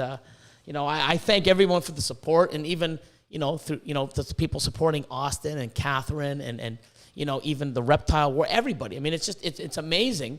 And, I just love it. I love what I do and everybody in it. And it's just super cool, But it was good seeing the counter click to 50,000 today. It was pretty fucking cool. I won't lie. And you know what was funny? Here's a little thing. So I sat there, I'd say 10 minutes. I'm like, I'm going to record 50,001. I'm going to watch it turn. And I sat there in front of my fucking fridge. And Austin wasn't in yet because he was getting an MRI. And I hit, video. And I'm sitting there like this, and I'm sitting there like this, and fucking hands getting sore. And, doing this. And I'm like, oh, it's like 2 minutes have gone by, done. Right. Record again. And then I'm looking around to see if I could find something to have a stand on an angle. There wasn't because the way it's like 8 feet, 9 feet in the air. So I'm standing here and my hands, it's like this. And then I'm like this, trying to hold it. And it didn't fucking go. And I did 5 times. I must have spent 10, 11 minutes. No one fucking hit like. No one hit fucking follow. So I'm like, fuck it. And I stopped. And as soon as I did, I turned around. I heard, I'm like, you motherfucker. My fucking hands were sore, my wrist. I'm holding it on my chin. Fucking 12 minutes trying to, after like a minute and 58, I'm like, stop, re-record. Not once. And then as soon as I stopped, like 4 or 5 recordings later, I'm like, fuck's sake. But of course. It is what it is. That's how it works. When you want something, it never comes. So it's just how it is. Living proof. But no, man, it's just awesome and great. And I appreciate all you guys' support. And I work hard. We all work hard. We love what we do, and that's why we work hard. And it definitely pays off. And even this year, I was a little worried. And then, Austin's like, no, dude, I mean, it's going to be okay, man. It's not going to be as bad as you think. And fuck, ultrasounding and just the positivity and stuff. And Austin's great for that. I'm like, dude, you're going to do like 300 no way. And it's like, look. And I'm like, holy fuck. Like, this is nuts. It's crazy, man. So, I mean, there's a lot of thing of being positive and even if you're not thinking positive, you still got to put the actions in to do it. Like, you know what? We just moved. Let's not pair 150 animals. It's not, they're not going to breed because they're stressed that we just moved. Let's not breed them. Well, I can guarantee you, or Austin could guarantee me, yeah, Billy, you don't breed the motherfuckers, they ain't going to breed for you. But we did breed them, and guess what? They're going to lay. Like, it's nuts. So even if you're not positively thinking, you still got to put the effort in and the work and the actions, and you never know. If it doesn't prove, guess what? Oh, well, that's what I thought. Right. But guess what? I can't say that now. I did it, and guess what? It's working. And, that's the one thing that's great with Austin, because he sort of knows, and I've even changed my way of breeding after fucking 19 years. I've changed my way of breeding because of Austin and other people, but Austin saying, hey, and listening to how he does stuff without the ultrasound, and now he's actually taking the ultrasound and using it, so he sees benefits in it as well. So 2 people doing things totally different ways for many, many years. Now we've it's fucking awesome, and it's great. Yeah. And I think actually it's better the way we're doing it now, Austin? Oh, 100%. I think it's awesome, and I'm going to be sharing that as well with some of the results and stuff that I've done, and I just think it's awesome. But I mean, the way we are, and I mean, the adult room's all his. I mean, the way he's feeding and doing things and ultrasounding, and I mean, that's a fucking lot of work, ultrasounding every fucking other week.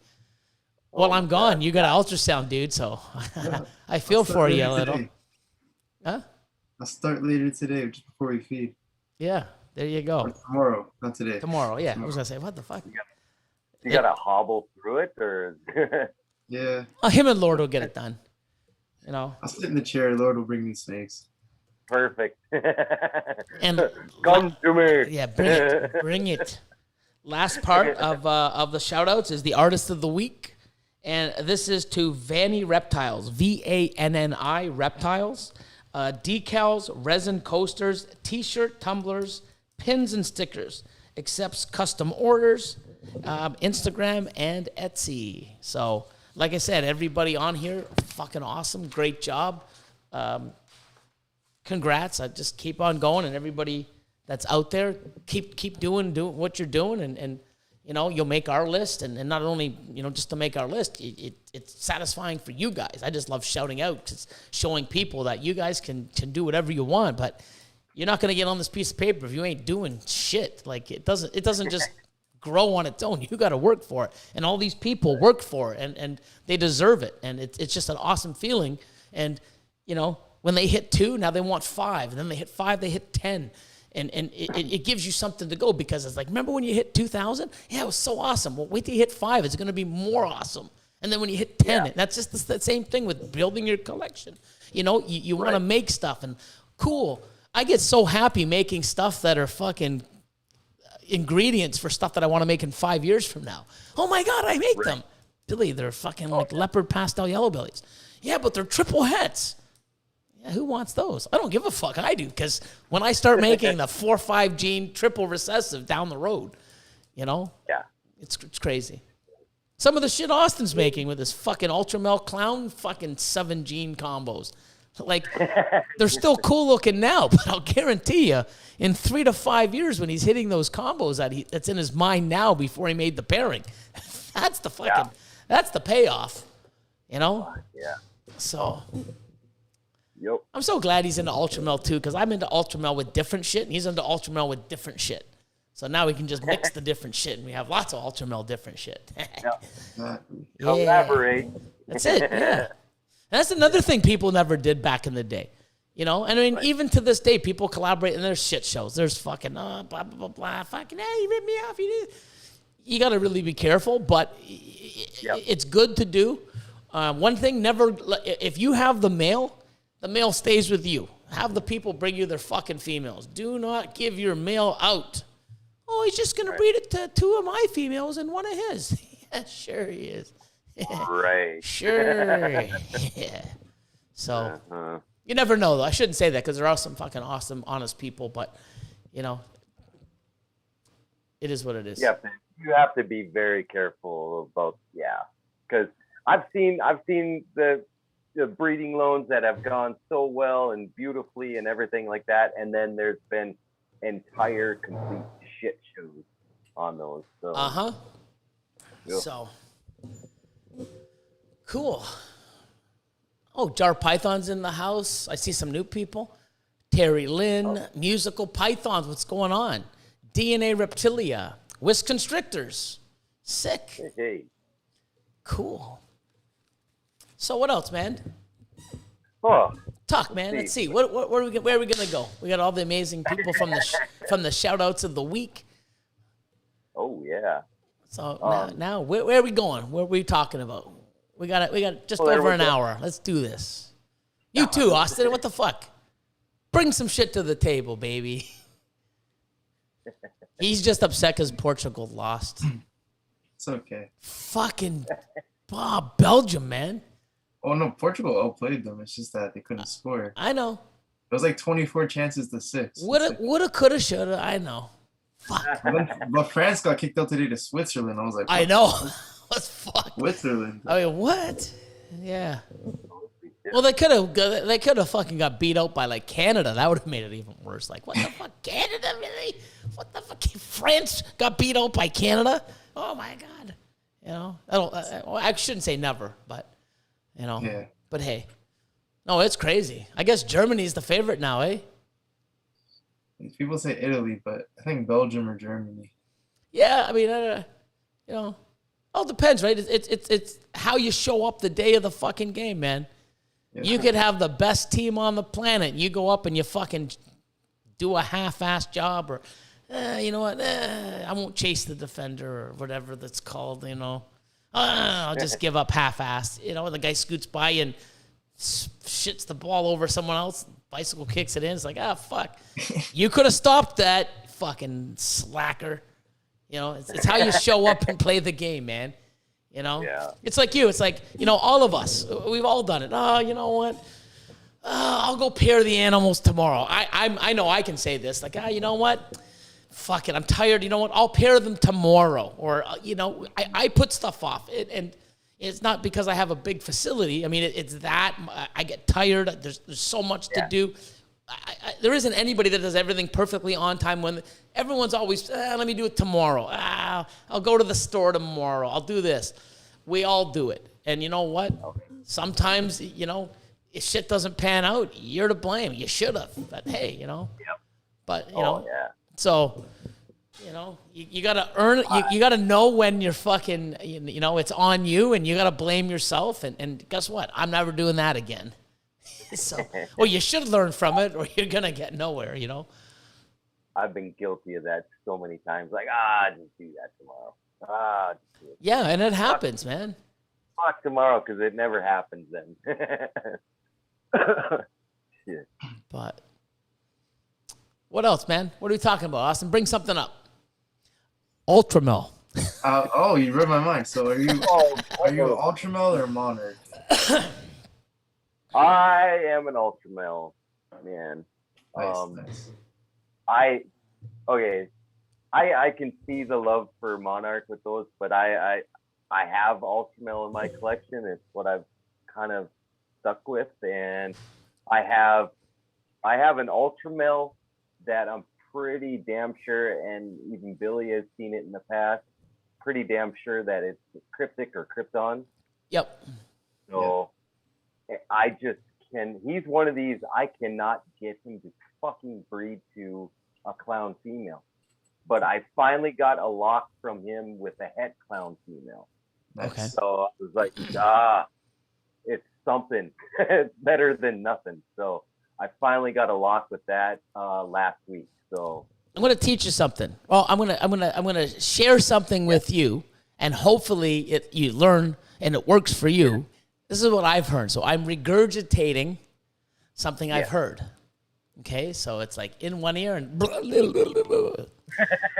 I haven't tried it yet. okay. You're going to try it before me, actually, because you need it. So you put your males in your female's tub, right? Yeah. Most of us do. Now, your male tub, is it big enough that you can put the female in? Yeah. Okay, so check this out. Okay. Take another male's poop. It sounds weird. I've never tried it, but listen to this. Right. You take another male's poop.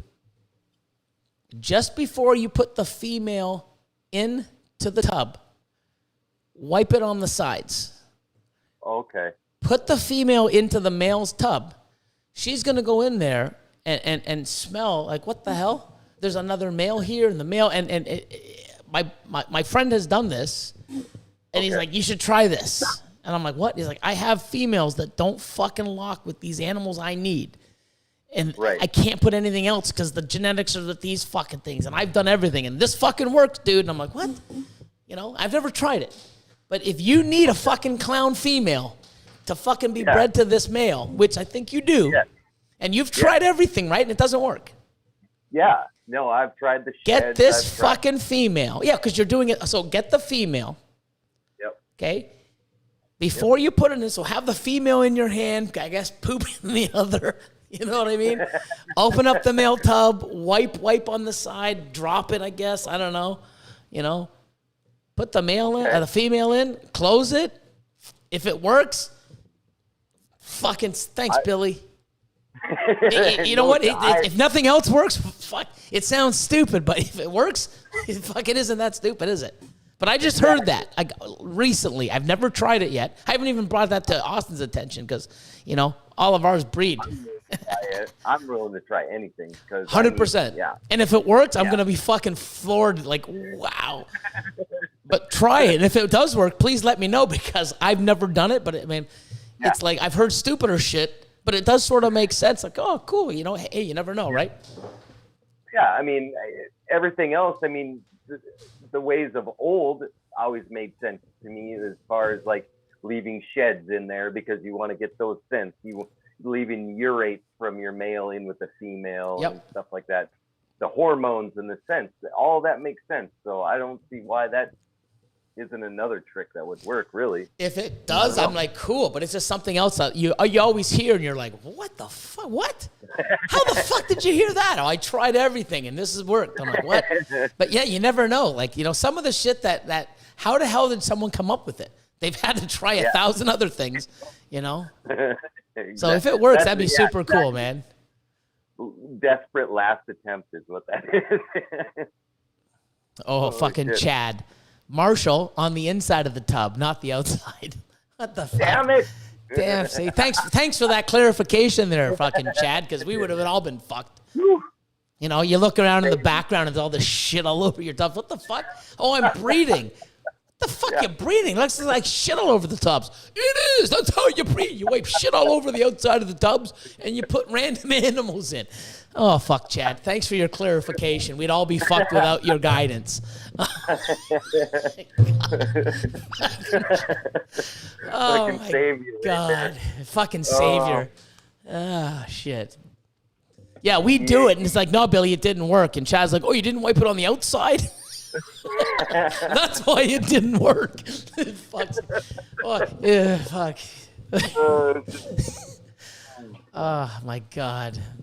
So awesome. Oh, my God. But yeah.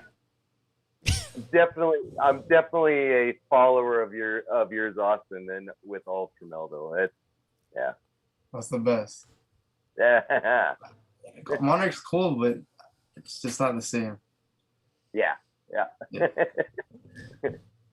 Yeah, I'm going to. I'm probably going to pick up my first Monarch this year. I'm hopefully getting a decent combo, but it'll definitely be a visual. It's probably going to be a female, unless I can get some stupid, crazy powerhouse male, which I doubt, because anybody that has it, they say, fuck it, I ain't selling it, I'm keeping it. And I understand, smart. But if there's multiple and it's something that, I could utilize, I'll probably get into it. If not, I'm just going to, like I did with the lace stuff. I mean, I'm on the hunt for more lace females, as well as a super lace combo male. But Monarch's definitely one that I want to get into, just so that I can look and compare and see it. I've never seen one in person, so it'd be one to have one in person. I can compare it, see where it goes, and I know amazing stuff's going to be made with it. Different combos, and it's great because when I start getting some of these, it's going to be years before it gets, well, at least 2 to breed what I pick up this year. And I'm going to be able to see stuff that, like, oh, cool, that's the direction I want to go. Or that's the direction I don't want to go, So, but I have a lot of Ultramel. So, Ultramel Clown, Ultramel Cryptics. I've got a lot of, like, Pastel and Mojave Ultramel Het Cryptics. So, next year's going to be crazy. Ultramel Clowns, Mojave Ultramel Clowns. Plus, with Austin's like shit. Some of those females, I might even use one of his like 4, 5, 6 gene, double head Ultramel Clowns, because I'm gonna have breeders. The one thing that I really, really want to see with Ultramel, and it's the only thing that I want to see with Ultramel in this combo, is the Ultramel Sunset. I'm not a huge fan of Sunset. Come on, it's the best. I really want to see an Ultramel Sunset, though. I like that. Even Lavender Sunset. I think Albino Lav Sunset. But yeah, Ultramel Sunset. Yeah, because it's like, I just remember it was always the talk of, early on with Sunset of, how they browned out and they aged so terribly. And I kept thinking, okay, well, you have Ultramel, same color palette, and I think it'd be like a burgundy. Like, it might be like a burgundy maroon fucking snake. Right. And with Ultramel, maybe that will counteract the Sunset from browning out. Yeah. So I was like, oh, goddamn, I want to see that. Or DG and Enhancer, or fucking LSR Fire, baby. Yeah. LSR Fire Sunset probably would be the nicest sunset ever on the planet. Right? Even the albino. Yeah, that's what I was saying. Albino, Lav, like, if it works like the boas and stuff. We were talking about that yesterday. Yeah. Yeah, don't tell Earl about that, though, with the LSR. He's probably already on it. So I hope he has a few more clutches, because I'm so high on the list that I'm almost there to get my first fucking LSR fucking fighter combo. Yeah. So I could actually get one this fucking year. So sick. I could. He was saying he's got quite a few pairings coming this year, right? Thank fucking God, because, didn't make the cut last year. So, so hoping, so. Yeah. They are crazy. I think they are. I think I'm bottom of the list right now, but I'm on the list at least. So, Awesome. so that's, and of course that's my big thing is I want to get my hands on LSR Fire to put into a lace combo. Oh, So, yeah. Yeah, that's what I want. I'm just trying to think. Mm-hmm. Lace. The wheels are turning now. Yeah, I'm just. So Enchi lace, leopard lace, very overpowering, right? Right. Yeah. Yeah. Is lace more visual in the lighter stuff, or is it still tough to find it? To me, I've seen some of the best results in like your darker mutations, like the blackhead. It really pops in blackhead, and also phantom. And I've got a clutch of Mojave laces this year, and to me, it reacts way better with phantom than it did with Mojave. You see a lot more of the lacing pattern in the phantoms than you do in the lace Mojave. So I think so far, I mean, I also have a citrus line pastel calico lace. That thing is fucking bright. So it really enhances very well with the pastel calico, but you so with your ultra milk cryptic or krypton, that's a male. Have you bred him to what have you got as far as hatchlings out of him growing up in your rack to prove him out down the road? I have a royal ultra mill. Oh, male and female. That's crazy. Sick. The Super Rios. Super Right. Rios, yeah. Crazy. Yeah. So he produced his first clutch last year, and out of that I got visual Arroyo Ultramel and Arroyo Ultramel male and female. Yeah. That's crazy. Yeah.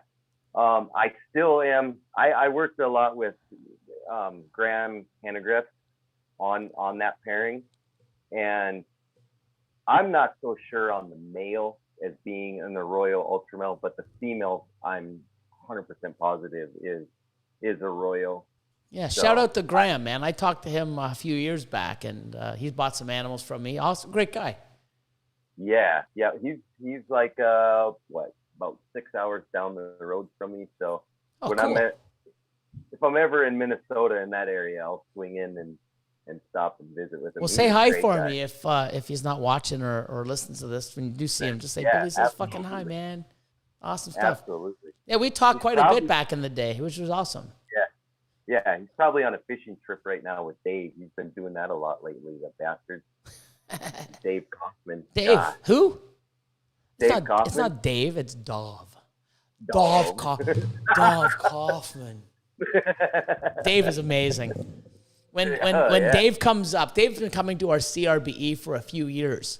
And in 2019, I finally got him. He was supposed to do it the year before, but I guess he got caught up going to some of the other facilities in the big, what's the one with all the crocodiles and stuff? Not Reptile River. It's called the big place that has you can go in and see all the different. Reptilia? Huh? Reptilia, yes. So he'd go to Reptilia and he would do vlogging there and some other stuff. So in 2019, he came to the facility finally, and Brian Cusco came, and it was fucking awesome. He's just a great guy. Yeah. He's him and Brian Cusco, the shit that goes on with it's just the fucking characters. I love them, man. They're super cool, man. And congratulations to Dave because he had 100,000 fucking probably about 4 months ago or 5 months ago on YouTube. So that's fucking awesome, man. He deserves it, man. He's Reptile Adventures, baby. Yeah. So 2000 was it? Oh, Austin got kicked off. 2019, that year I had the pleasure of going to Tinley, and I got to somehow, some way, but I was allowed to stay at a Airbnb with Cusco and Kaufman and those guys in Tinley. His Wi-Fi cut off. Well, hold on, because you're only on half a screen. So I'm going to ask him if he's not coming back. Hold on. You coming back? If not, I'll move you over. I got to do some. So right now, if you want to move to your right a bit. Good. To my right. Yep, you're right. It's backwards. So yeah, a little bit more. And now you're still on screen. Only half a screen, but we still see you. So yeah, 1 second. Let me reconnect. So I want to bring Austin on to show you. I actually got my phone all ready to show you. So you know what? He can wait. He's already seen it. So here's something cool. What have you seen Cryptic in? Not a whole lot. I mean, there's a lot of, like, I've seen a lot of Will stuff. So the pastel stuff, the Cryptic, but not a whole ton. Cool. Okay, ready? You like DG? Oh yeah. You like Pied? I do like Pied. Okay, so ready? So watch this. Here's the DG Pied. I got 2 females, and I'm going to show you the male.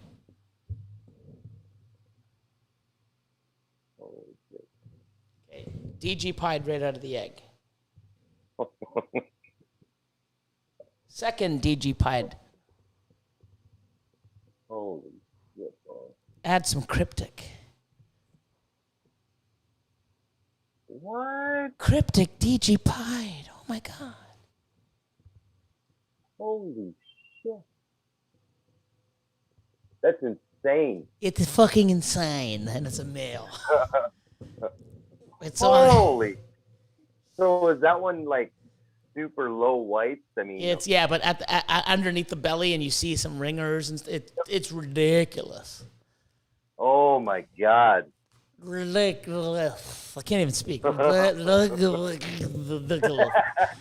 So. Ridiculous. Yeah. Yeah. Oh my God. Yeah, that, and I got my my male. I got a pastel leopard, DG Cryptic male, and he's breeding a whole bunch of stuff too.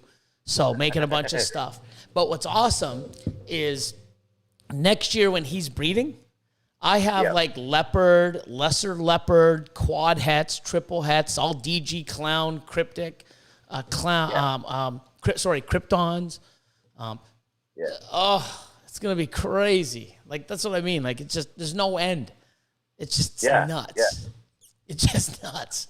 So I'm really excited to see Cryptic in more stuff without clown. So I have I have probably 20 or 30 animals that and a lot of quads stuff. You know, DG, Pied, Kryptons.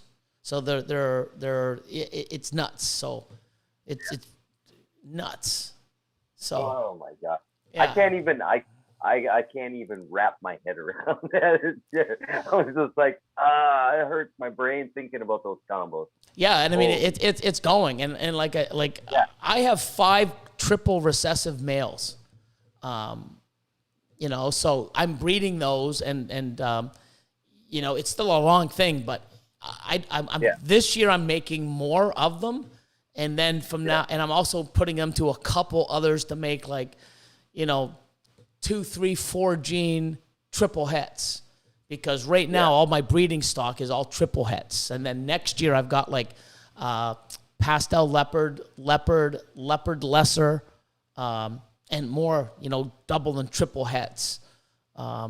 So it's just nuts. Like, some of the stuff that we got to do, I just hope I hit, and then, you know, when you do hit, it's like, oh, amazing. But when you miss, it's all 66% possible. And like, it's fucking, oh, here's a half a rack of stuff that could be just a fucking normal, you know? It's crazy. So, Yep. Let's see if Austin's getting back. Let's see. Let me see.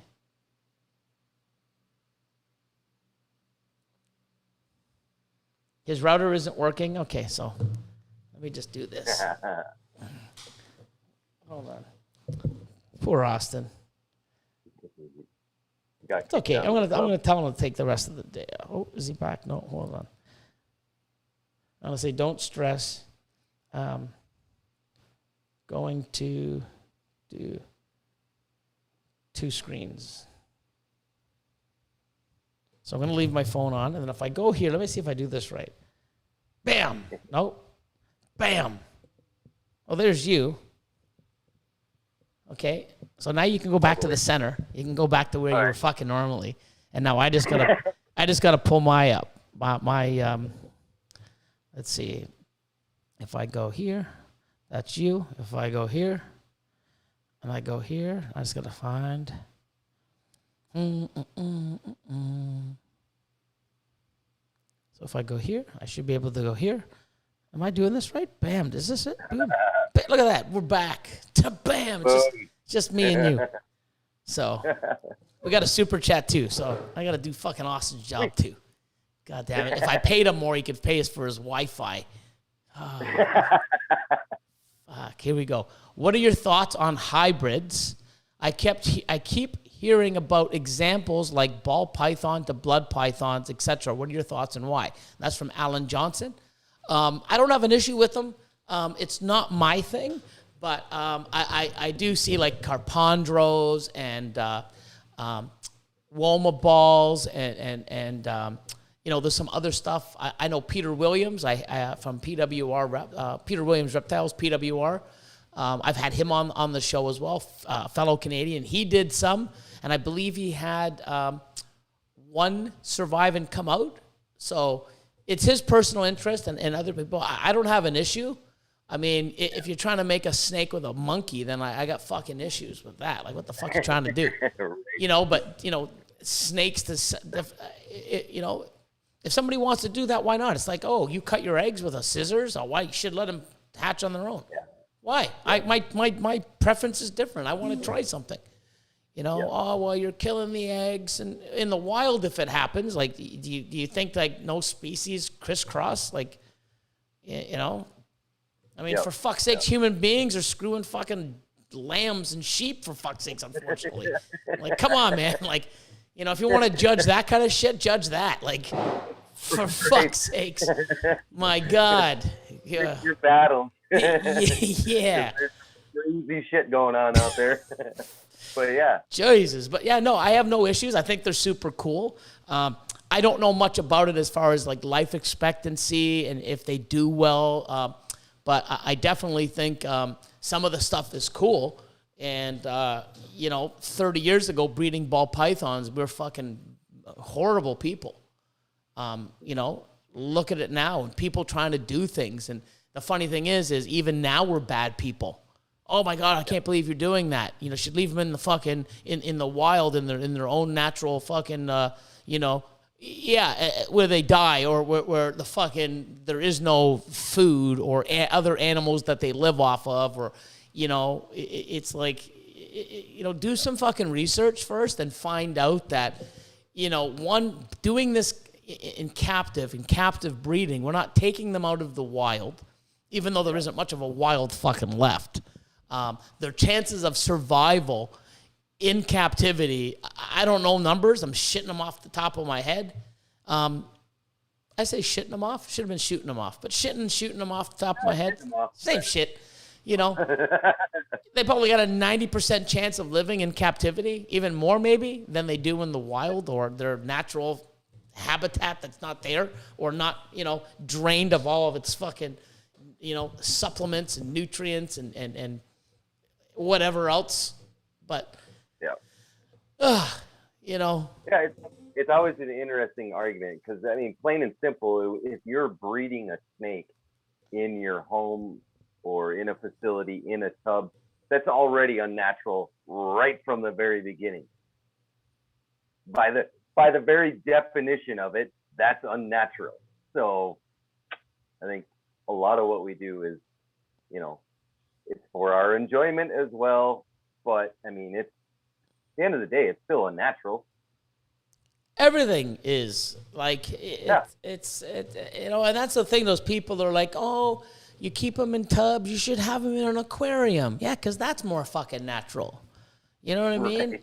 And you know, hand feeding it, like, you know, oh, and those people, what do they feed? Frozen thawed rats.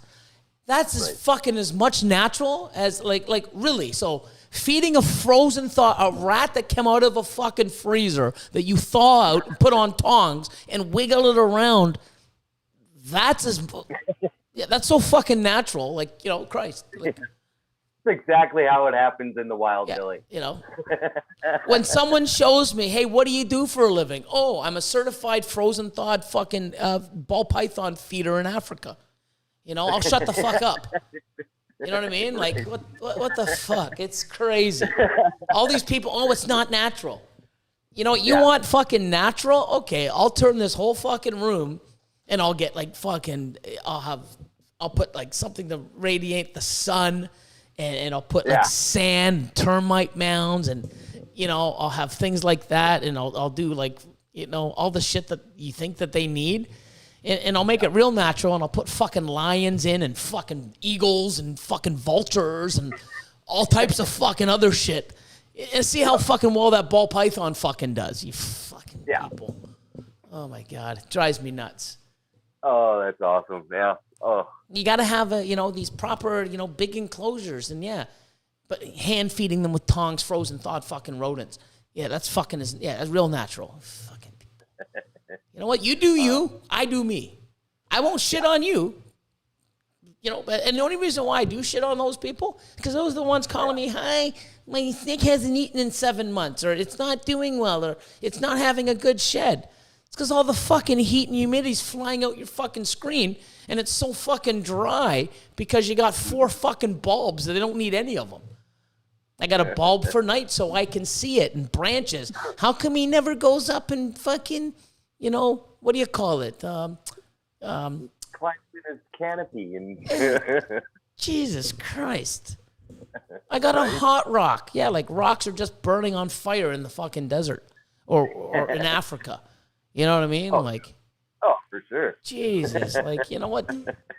You let me do what, and the thing is I listen to my animals. Okay, I've done tanks. That's where I started off. I've done everything. Yeah. I truly find that smaller tubs, darker tubs, humidity controlled, temperature controlled, weekly feeding, you know, and I do live. I've done frozen thawed. I prefer live. You know, yes, the animal could get scarred.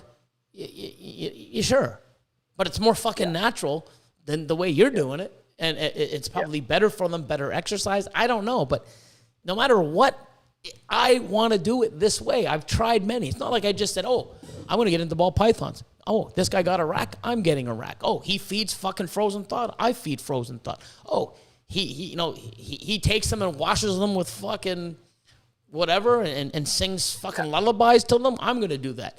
I don't do that. I do things and I try things and I'm like, wow, they eat better this way. The temperatures are better for them this way. I see what my animals are telling me over years and years and years. I didn't do this in 6 months. 20 fucking years. I've made every mistake. I've tried almost everything, and I'm still trying new things when people tell me, except putting shit on the inside, Chad, not the outside. Putting shit inside the male's tub. And I haven't done that yet.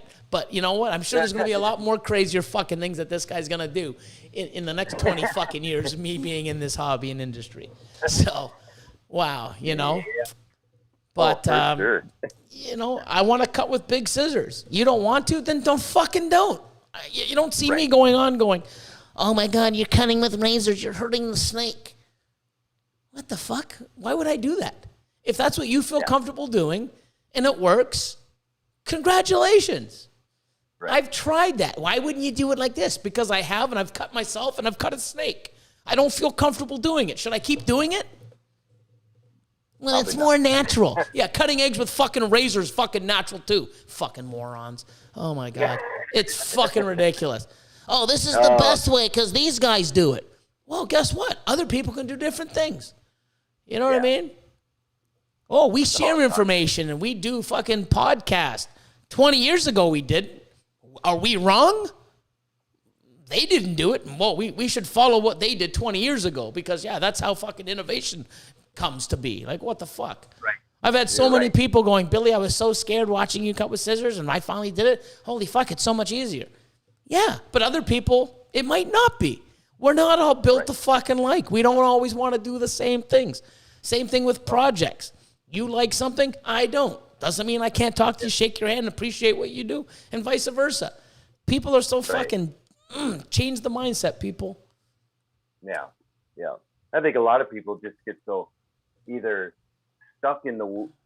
I don't even want to say stuck in their old ways, because there's a lot of people who bitch and complain that don't have a whole maybe a year's experience or whatnot, but it just gets okay. This is how I learned from the beginning. This is the gospel. I need to follow these rules. That's the rule. No. Strictly. Like, what? No. You know what?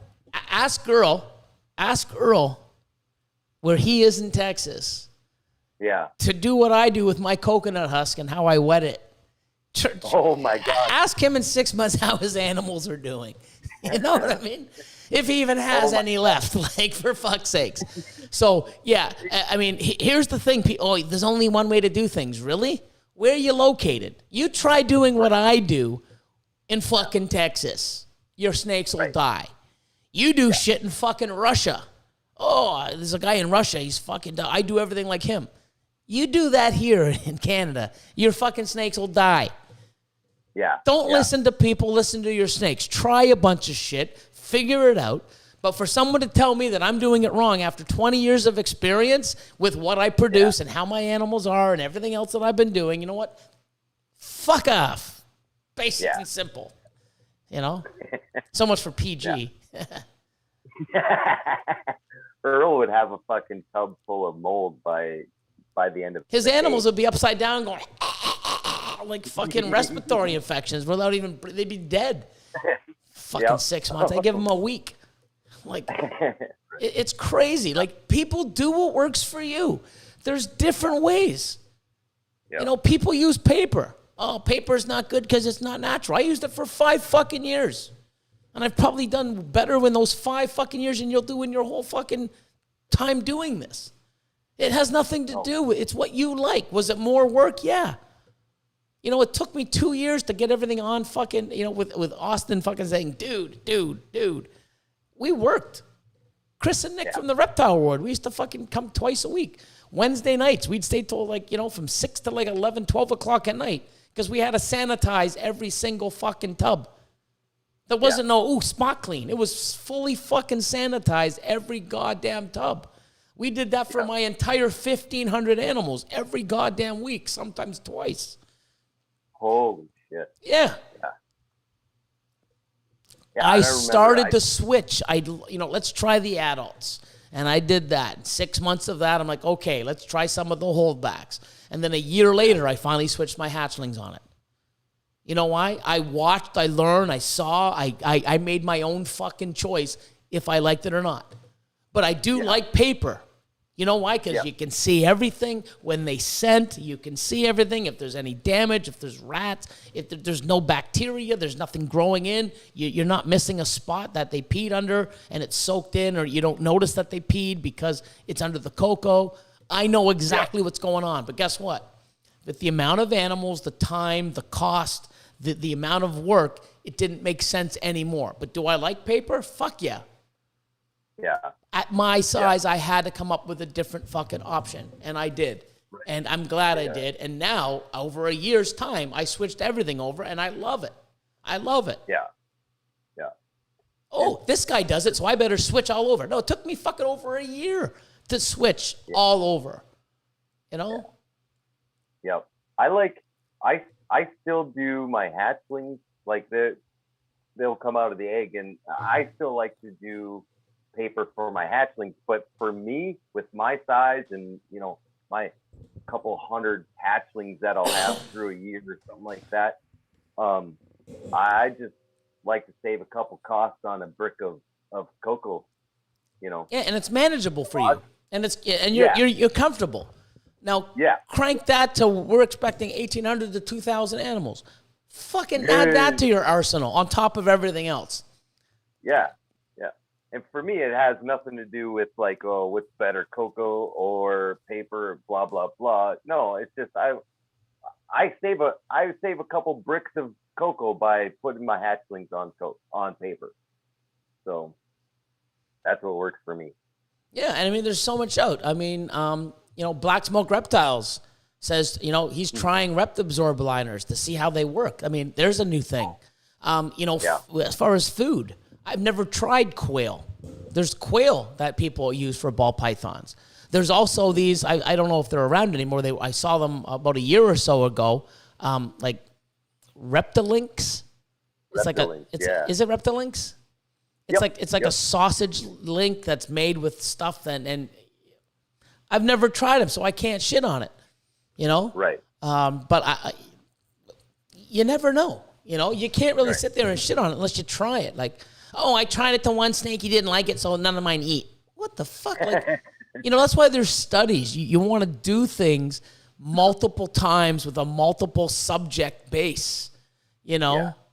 Just like, I took one of my animals that wasn't eating. I took it in for a car ride, and now it eats every time. Try that to the other 99 that you didn't do. I guarantee you they all fucking won't do it. Like there's no one fucking simple answer or remedy or fix or whatever per, it's per animal basis. Yeah, 100%. Yep. Try it and see what works for you. That's the best way, guys, But don't tell me how I should be doing my fucking shit. Please don't. And I guarantee you I won't tell you how to do your shit unless you ask me for advice, and I still won't. When people ask me for advice or people on Patreon, I don't tell them what to put in their collection and how they should do it. I ask them what the fuck they want to do. What do you feel comfortable doing? What have you tried? What are you willing to do? Here's a bunch of fucking scenarios. Here's what I would do personally. And the best one for this, here's this. Hi, Billy. I have eggs. They're day 54. Should I cut them? Or what day do you cut on them? I don't cut on a day. I cut the way they look. Well, it's day 54. Should I cut them? Am I okay to cut them?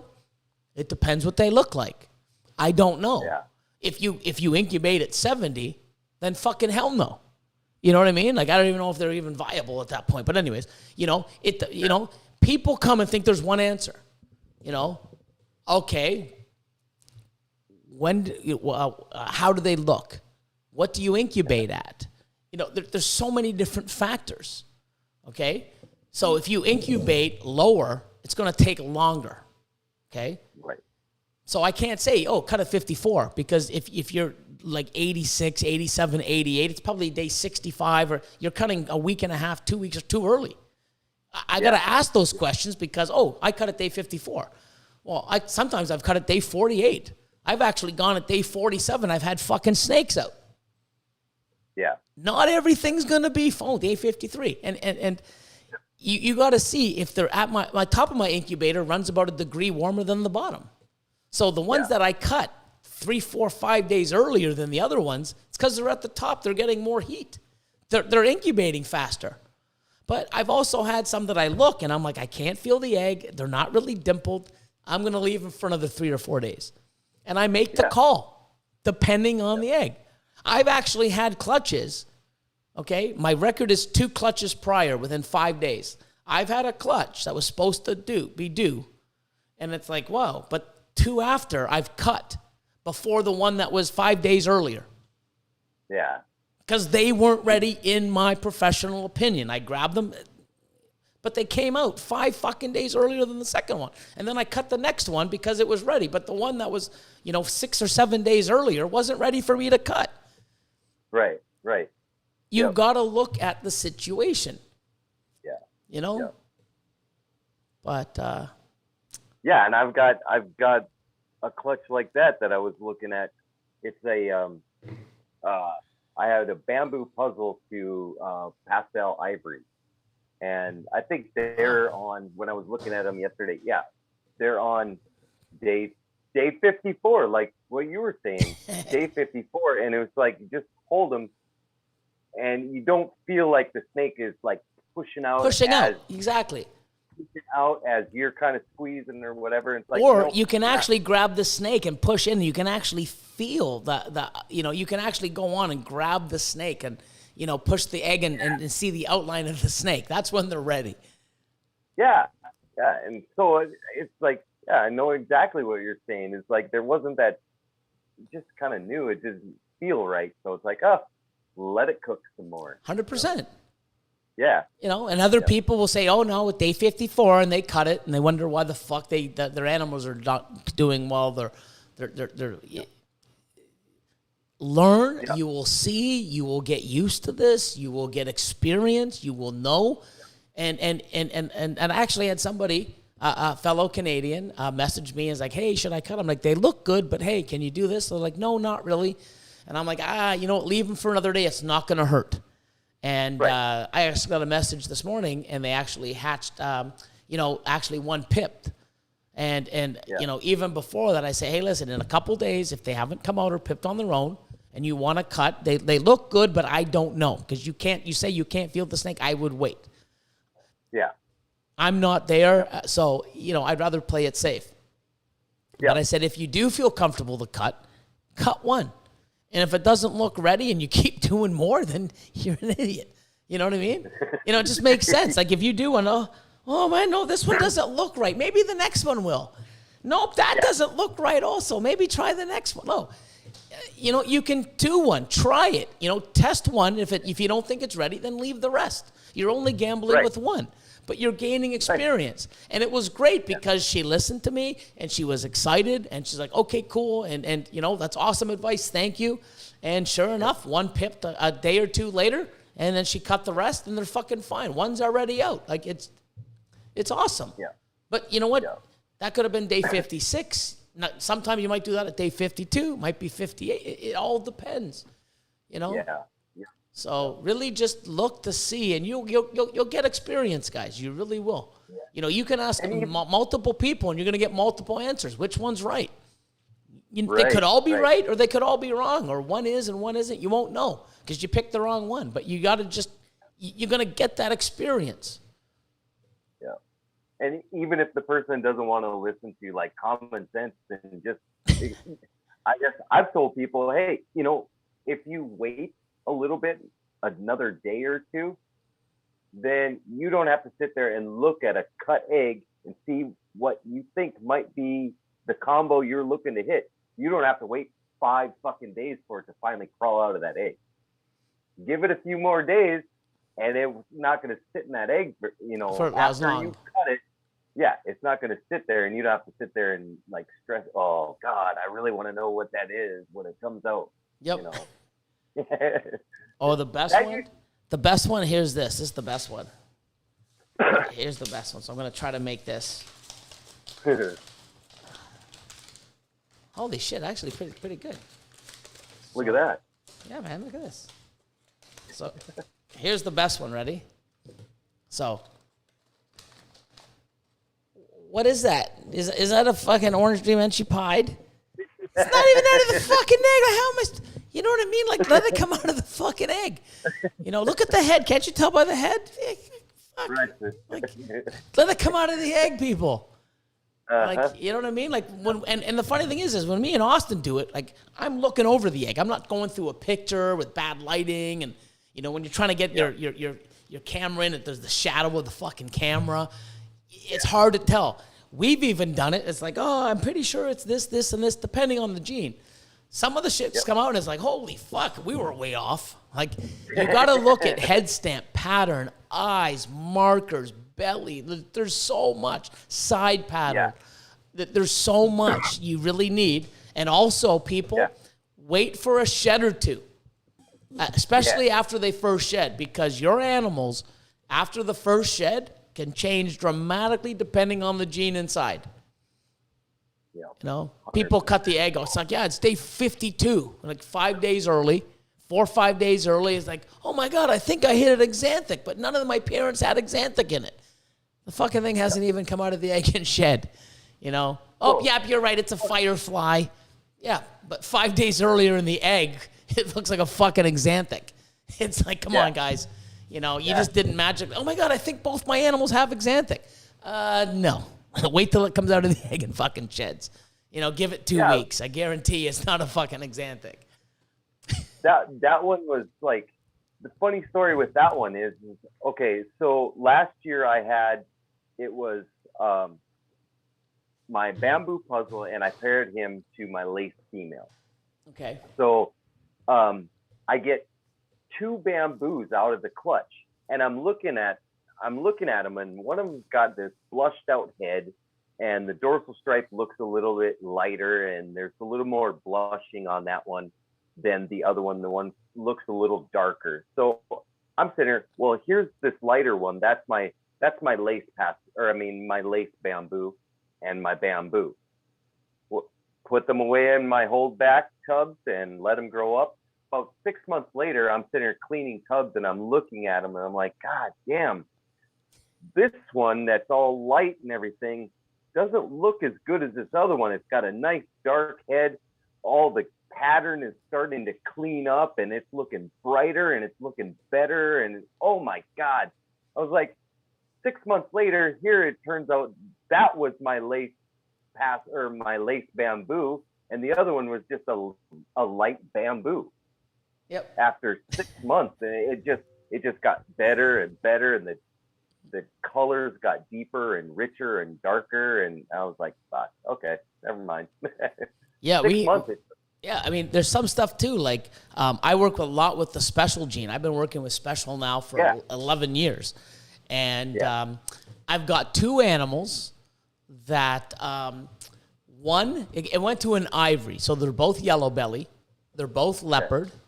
One is special, and they're both double het monsoon pied. So both males, both breeders. And the one that I could have sworn, and Austin's like, nope, this is the special. I'm like, no. I mean, they're both yellow belly. They're both leopard. One is totally different than the other.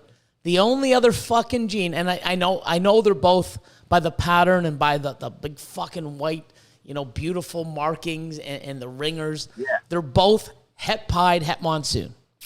The only other gene at play is fucking special. I can swear this one's the special. Austin's like, nope, this is it. Look at the head and blah, blah, blah. And I'm like, but look how bright this is. This one's darker. That's because it's the leopard and the head fucking influence. And I'm like, no, because it would be brighter. And in most cases, yes, but not like lace and leopard and enchi. It doesn't make it brighter. But in other stuff, so if you saw a brighter, that has to be the lace, but you're probably wrong. So Austin, and that's the thing is, I can't really, he's fucking always right, the motherfucker. Like, God damn it. So it's like, nope, this is the special. It's like, nope, you watch. And sure enough, other people come over, and it's like, no, I think you're right. That's because of the hues. But it's brighter. Yeah, but in any other case, but not with these. I'm like, for fuck's sake. He's probably right, I mean, we haven't proved it out yet, but he's fucking probably right. Other people have said it, but that the thing that I've noticed with it, in certain genes, I'd be right, but not with that certain combo. Right. Right. And it's with like, wow. It changes it. It gives it the opposite. Richer, right. It gives it a richer, darker color. And I see their point. I'm like, yeah, I see that point. But look how bright this one is. That's got to be the special. It's like, no, this one's the special, but this one's brighter.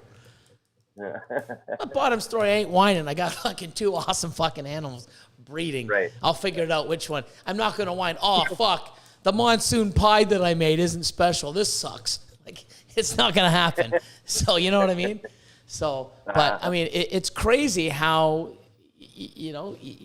certain things like people, and she puts pattern in stuff. It's in pied. It's certain. It really brings back tons of pattern.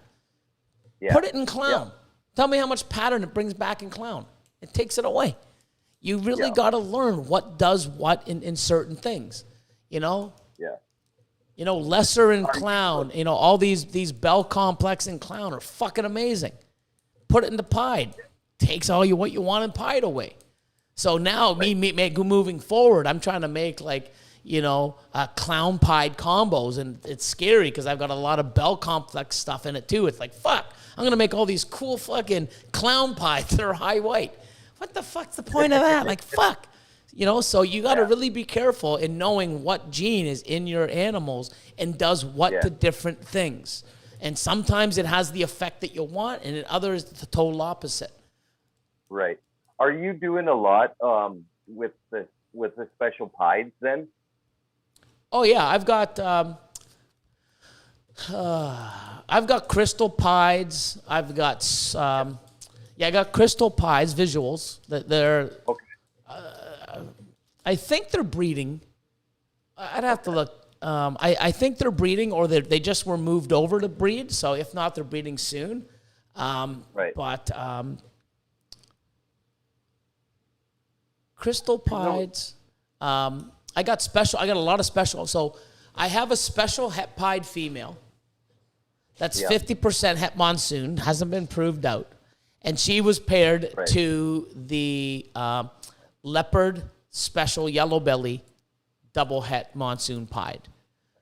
So hopefully I hit, but regardless, special pied I have. I'm just trying to think off the top of my head. I've got a few pairings. I love special. I do have a few special pied stuff, but I think it's all like leopard yellow belly, and it's all going to hopefully go towards, because my males are both double het monsoon pieds. So I've got them to normal pieds. I've got them to some other stuff, but I've got a few other, like some of my pairings. I've got an asphalt Enchi special het monsoon male that I've bred to like all different types of stuff, freeways and really cool stuff. I should have some super Enchi, super asphalt, het monsoon combos. Really neat stuff. I have some like pastel, possible spot nose, possible pin, possible leopard, super special het monsoons that could actually be visual monsoons. I don't know.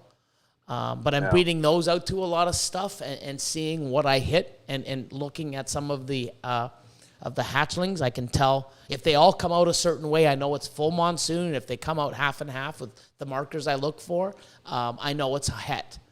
But some of the stuff, because when I was making some stuff, I'm making 3, 4, 5 gene super specials that I didn't know monsoon existed in my collection.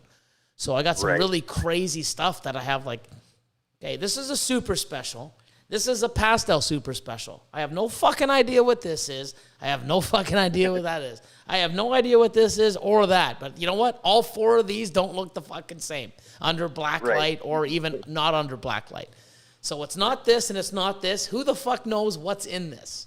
Or even if they're visual. I have one male that I'm pretty sure is a super special leopard, possible pin, possible spot nose, and I'm pretty sure it's a visual monsoon. Because it's crazy. And then I've got a whole bunch of other stuff too, but you'll see a lot of monsoon stuff, I'm hoping this year, but next year and the year after, because I've got breeder males. Well, they will be breeder males. And I'll really crank out a lot of different combos. But most of the animals I have that are het monsoon, or I should say 50% het monsoon that I see with markers, are like 2, 3, 4, 5 gene hets.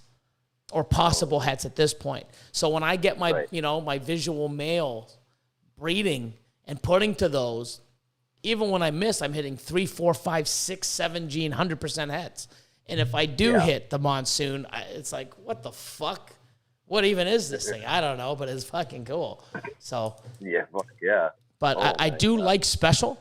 I've got a special clown male that's breeding all types of cool stuff. So I think I got special. Did I do that? Special clown to yellow belly pied, 50% het clown. So I could have special yellow belly clown het pieds if they prove out. Like really neat stuff that just fits for my future. Because a lot of stuff that most people are trying to make now, I've made 2 or 3 years ago or last year. So I don't need to keep making it.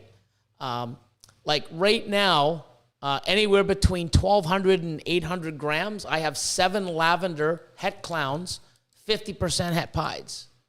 7 of them. Holy shit. And then on top of that, I actually have one lavender female, 100% double het lavender clown. And then I've got I've got blackhead cinnamon lav, 100% het clown, 50% het pied. And then I've got lesser leopard double hets. I mean, these are all 1,200 to 800 grams. And in that project, just with those animals, I got like a dozen females. So it's crazy. And then like the so I don't want to make more because what am I going to do? I don't need more, When those animals are there, now I just buy a male that has more genes or I make it myself and then put it. But I don't need to make more lavender het clown, 50% het pieds or lavender double hets because with what I have, 3 out of those 7 prove out. Now I've got 4 lavender double het breeder females. That's all I need in that project. I'm still, and then I just buy the male, Justin or Ozzy or someone, Garrett the Meyer, fucking Miguel. Holy shit, you got that? How much? $20K? Holy fuck. I can't believe you spent $20K on that male. Watch when I breed it to those females and make 150. Like, fuck. That's how it works. Just like the like enhancer clown G-stripes. I have 3 enhancer genetic stripe het clown females that'll breed probably next year, if not the year after for sure. I've got like 4 pastel clown het enhancer 50% het G-stripes. I've got so much, that it's like I don't need to keep making more clown het enhancer het clowns. I am making more because that triple recessive is killer. Enhancer, clown, genetic stripe, it's a win. So I am putting my enhancer clown and my G-stripe clown het enhancer, my genetic stripe enhancer het clown and my enhancer clown het G-stripe. I'm putting those into multiple enhancer combos and making more. So one, the demand is there that I can hold some back and sell them at a great price, to certain individuals. And I know that I'm one out of maybe 4 or 5 people in the world that can actually make that combo for sale and sell them instead of people that are making them that are like, there's no fucking way I'm selling any of these. I have them already almost breeding size.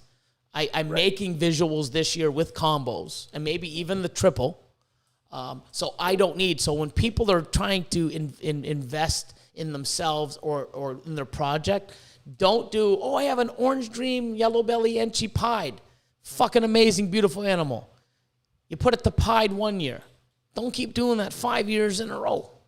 Put it to clown. Put it to a combo. Put it to a fucking super orange dream, Enchi, yellow belly, fire. And now you're making some crazy ass shit het pied. Like, what the fuck? Because that's what's going to get you fire down the road. Don't keep making the same shit all the time. Oh, I can't believe. Why wouldn't you have? Like, I actually had a lavender clown het pied. Breeder male. Got it from Justin. Lavender clown het pied breeder male. I bred them, obviously. I bred the shit out of them. Someone wanted one. I don't need them because I'm not going to breed. And think about it. I'm not going to breed a lavender clown het pied to a lavender het clown 50% het pied. If anything, I'm going to get a pied clown het lavender. That's what I'm searching for now. I actually have eggs in the incubator that I can hit it myself. Okay. So I sold that animal. I bred them. I got so many animals. Really good animals from a year or so ago. Sold the animal for fucking big dollars. Because I'm not going to use him to make more of the same shit I don't need because I have fucking 12 of them. And I'm not going to use him to breed back. The best scenario now, which I'm going to hopefully make myself this year, I got 8 eggs in the incubator. And I'm going to hit clown pied het lav. That's my golden boy. Okay, so I have a clutch, and if it doesn't work out and I don't hit it, I'm sure I can buy one. And if I could get an extra gene on that fucking clown pied het lav, holy shit. And if I can't get that exact animal, which I might not, then I'm going to go get a 6-7 gene, whatever I can, the most powerful clown fucking pied on the planet.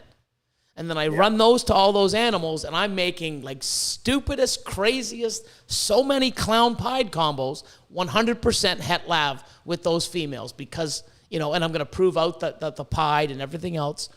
But that's how I think, you know? Right. So you see people doing the same thing over and over and over again every single year. And it's like, oh, well, you know, yeah, that project died. Well, it didn't die. It's just, it's lower end now. So many people are in it. But you're not setting yourself up to make some stuff that you know, you got to change your females are great. Change the male every year to do something different. You know, the only time I'll do something the second year is if I didn't do well with odds the first year. Then I'll do it again because it's a key ingredient for me. If that makes sense. I know I'm rambling. But, No. That makes perfect sense. And I mean, I struggled with. I did a repeat pairing this year with it was my blackhead phantom, and I paired her to my super lace male. I struggled with the decision to do that pairing a second year in a row. I caved because I had people asking me if I had any more of them. Yeah. You know, and I was like, because as far as I know, those were the only ones. Those were world first. Yeah. As far as I know. So it was like, well, if I don't make a few more, I can't get them to other people. And I want to see the whole project, in essence, get advanced.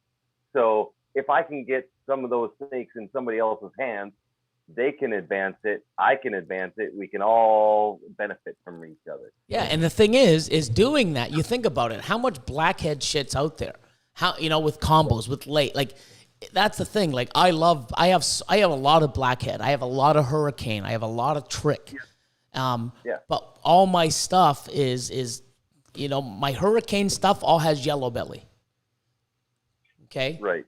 That's all going to my freeway stuff. I have a clutch in the incubator. I only got 4 eggs, but it was a cinnamon hurricane yellow belly to a pastelenchi super asphalt.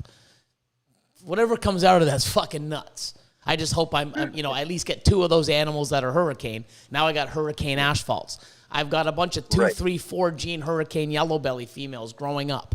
You know, I've got spot nose, a pewter spot nose yellow belly hurricane female that is eats and then doesn't eat, and it's like, fuck. So I tried pairing her to hopefully induce her to eat, and she's still like that, but it's crazy. But the stuff that I got growing up, it's like 4 or 5 gene albino. So I got blackhead, Mojave, trick, albino, 100% het ghosts.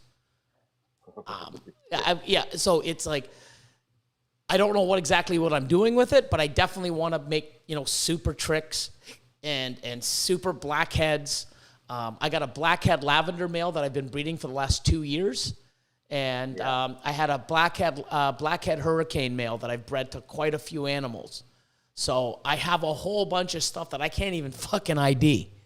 But I know it's not common shit. It's like, what the fuck is that? I don't know. It could be this, or this. But regardless, it's sick looking. And I'll prove it the fuck out later in a clutch. And it's not like I'm going to be disappointed anyway. But I love, like, super blackhead clown. Some of the, like, holy fuck, it's so cool. There's so many combo blackhead clowns. And it's just, it's so cool. And I can't wait to see it. I can't wait to see, like, some of, like, the... It's Will that does the blackhead pied. And I want to see what he does if he does super blackhead pieds and stuff like that and combos down the road. So crazy stuff. But it's just so amazing seeing all this stuff into different things. Yeah. I think puzzle should be another thing. I mean, there's a lot of combos that I love, and some of it's like, I want to see puzzle do something to go, holy fuck, like, there you go. You know, on a like a consistent basis. Right. You know? Yeah. Like clown. Like clown. 1 out of 10 clowns, you're like, it's all right. But everyone else is like, holy fuck. Like, you know? Yep. I think puzzle is definitely, I feel like it's definitely just on the verge of that perfect combination where it'll really take off. Yeah. I mean, a lot of people look at the puzzle combinations and they're like, those are awesome, but is there anything else to wow me? That's what I feel like with the whole puzzle project. It feels like everyone's just waiting for that one thing to jump. Yeah. Yeah. But, and it will. It definitely will. There'll be something that comes out that's just like, what the fuck? But to me, I was so heavy into the cryptic, and I have so much. I have a lot of kryptons. Like I got OD kryptons, pinstripe, lemon blast kryptons. I've got 2, 3, 4 gene kryptons. I've got triple het, quadruple het with krypton in it. I've got a lot. But I want to see cryptic, true cryptic. That's why I went out and got these visual cryptics. Plus, I have a male that I've been breeding, and I have a whole bunch of, I have Mojave Ultramel, Pastel Ultramel, 100% cryptics that they'll breed next year.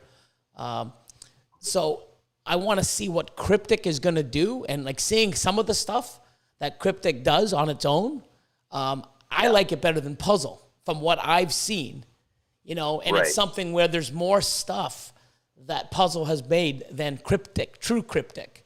But that's just what I feel. I like puzzle. I have puzzles. But to me, I'm actually more hoping too. But I love what cryptic does without the krypton. And adding the krypton is just another thing that's like, oh shit. Not really, because if I breed it, I'm either going to get more cryptics or I'm going to get fucking more kryptons. Well, how can you tell? We don't know yet. But no matter what, they're going to be awesome fucking animals, but I'm sort of isolating it where I'm making pure cryptics. I should have DG cryptics this year. What else do I have?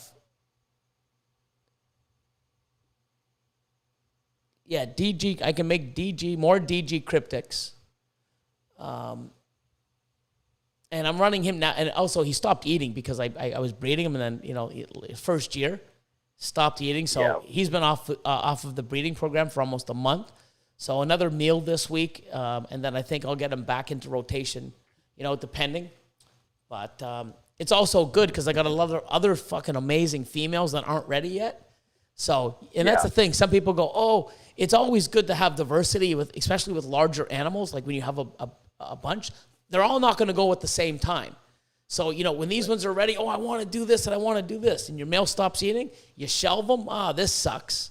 But, 3 months later or whatever, he's ready, he's been eating, he's a champ, he's ready to go back at it, and it's like, holy shit, oh my God, she's ready? That's even a better pairing than the one I missed. So you can always, you get the shit end of the stick, and then you get like the trophy to raise. It's like, oh my God, what a fucking better pairing. So. Oh, this worked out perfect. Yeah. It does. Yeah, exactly. Not all the time though.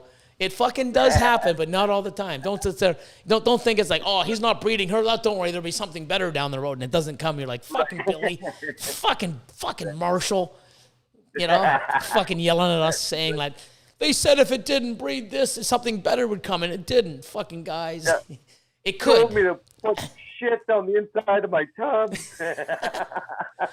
Oh fuck. I got shit smeared all over my room now. It's gonna be funny because we're gonna start taking breeding pairing. People take pictures of pairings. Look at the pairing. You take a picture and there's shit wiped all over the sides of the tubs. What the fuck? People bitching with a bit of fucking coconut husk in the water. Oh my God, there's coconut husk in the water. Oh my God, poor snake. Fucking now we're taking pictures of their shit fucking all over the fucking tubs. But they're locked, motherfucker. That's all that counts. Fuck you guys. Holy shit. Oh, it's crazy. Oh, but no, I was gonna ask. Yeah. I was gonna ask. Back to the special pieds and everything. Have you found? Have you found where the lines of special kind of was better for that? That tiger stripe special pieds. The one that everyone is after. Well, I know. I think there's 3 lines out there. There's the Noco, and then there's the Baker line. Everything I have is Baker line. Everything I've imported, because because I imported back in 2016 or 17 some special pieds from Europe. Yeah. They were Baker line. Yeah. Yeah, because I think in 2018 I made a crystal pied, and she should be breeding this year. So I've got a bunch of crystal pieds, crystal het pieds. I've got a lot of it. Right. Okay. So I just had noticed that there was a lot of like special pieds out there that just blow your freaking mind, beautiful, and then other ones they look like dog shit. Really. Yeah, I don't know, but I know the line that I have. The guy that made them, Florian. Have you ever seen some of his stuff up in Europe? Yeah. Awesome guy, amazing stuff. That's where I got some of my stock, and most of my stock came right from, rest in peace, Tom Baker. Okay. So all my stuff's Baker line, and not only that, it's also het monsoon or minimum 50%. Right. So I just hope this year I have 2, if not 3 chances of making, special. Special too, and even without special, because I'm trying to run the leopard, yellow belly, double het monsoon pied into stuff, so I'm not making monsoons that are all bell fucking complex. All right. So even my monsoon, my leopard monsoon female that's 50% het pied, she's being bred into something that's not going to have special or, anything bell like Mojave. So I'm already good like that. Now, my breeder female, I have a pastel super special monsoon breeder female, and she's possible super pastel, possible pin, possible spot nose as well. But, so even when I breed her, guess what? Everything's fucking bell complex, or it's going to be special monsoon. Like, fuck. But now I can finally isolate it this year without it. And I've got a lot of males. I've probably got 11 breeder males that are, in my opinion, 100% het. So, I've got like 4 or 5 gene asphalt het monsoons. I've got a lot of just crazy stuff. And, I'm seeing stuff, but then there's a lot of different pattern and stuff like that in the patterns, but there's also many genes. But when I compare them to other stuff that I've seen or made, it's different. Yeah. So, minimum, they're 50%, minimum. But I think I can see that and tell that they are 100. But, even the one male, how I told you earlier, the asphalt Enchi special het monsoon, I've bred that, and I've got animals out, and you can see the het monsoon in some of the hatchlings, right off the bat. So I know he's 100%. Okay. So, building an army of cool stuff for the future. Next year is when I should be fucking having like 20 monsoon clutches, with my male, breeder males that are visuals. So, but when I'm making them, I'm making like stuff like, what the fuck is that? Oh, it's a banana GHI black pastel leopard monsoon. What the fuck? Yeah, it could be yellow belly. Like, that's where I'm talking. People are like, why don't you do this? Because I'm doing other shit. Like, I don't want to make the same stuff that Dave's making and other people. When I do make it, it's like, oh, like, are you fucking kidding me? It's like, yeah. So, and that's the thing. I could make it, but I'm chasing other shit, and I could be wrong. But I like taking that risk, I want to make stuff that's like, holy fuck, banana GHI, black pastel, leopard fucking monsoon. Crazy. Take the leopard out. I'll still be fucking happy. Shit, just give me a GHI monsoon. He won't see me bitching. Right. Oh, I got shitty odds. I only hit a GHI or a black pastel monsoon. Motherfucker, this sucks. You won't see me bitching. You really won't. Like, fuck no. And if I do, come after me and fucking give me a slap. Like, So. What are you talking about? Crazy. Holy shit. Oh, that. But no, I'm glad you're having a good season. I can't wait to see where Lace is going. It's exciting. I'm glad I got it. It's one of those things where you're like, I don't know what I'm going to do with it, but when I got it, I'm just like, wow, this is amazing. And I got it, and I'm even if like I said, if I don't breed the thing, I'm just so happy looking at it. It's just incredible. Yeah. So knowing that, even if I can just reduplicate and just keep making more of those, that animal, a pastel white lace yellow belly, will not go out of style in the next 20 fucking years. It will not go out of style. You know? Yeah. Motherfuckers are going to be making these jeans that took them 12 years to make. It's like, wow. And it's like, yeah, but that one's nicer. Like, it's how it's going to be, man. You know? Oh, yeah. Oh, yeah. Oh, yeah. I mean, I can I could sit at my little North Dakota reptile expo, and I have at my table, I'll have like, clown, black pastel clown, or maybe a spot nose clown, and then a pastel lace. And guess which one sells first? It's crazy, right? Yeah. Little pastel lace goes out the door. It's like, okay, whatever. It's crazy, and I'm glad I finally got into it and I've seen it. Yeah. And I know a lot of people up here in Canada, like Will Morose, I believe Khalil from 514 Reptiles has some, and I'm sure there's some other people. And it's great. Like I can't wait to see what they do with it, because they're probably doing something that I be doing the opposite of. So not only am I making my own shit, that's like, wow, I get to see like, holy fuck, I need to do what Khalil just did, or I need to do, well, we can't do what Will does, because Will's he's fucking so far ahead of us, that fucking guy. He can only do what he can do because he's holding everything fucking back. Fucking guy, yeah. And the funny thing is I sort of know how, because I hold quite a bit back, but then, I do release stuff here and there to certain people and certain, they'll do a package deal, and it's like, oh, okay, well, I'll take one of this out for this package and stuff like that. But I know how everyone wants the shit you hold back. I'm always going to say like, hey, I don't have any holdbacks this year. What? They know I'm lying, but everybody wants the shit that you're holding. And it's funny because if you have 2 or 3, you could sell 20 of the fucking things.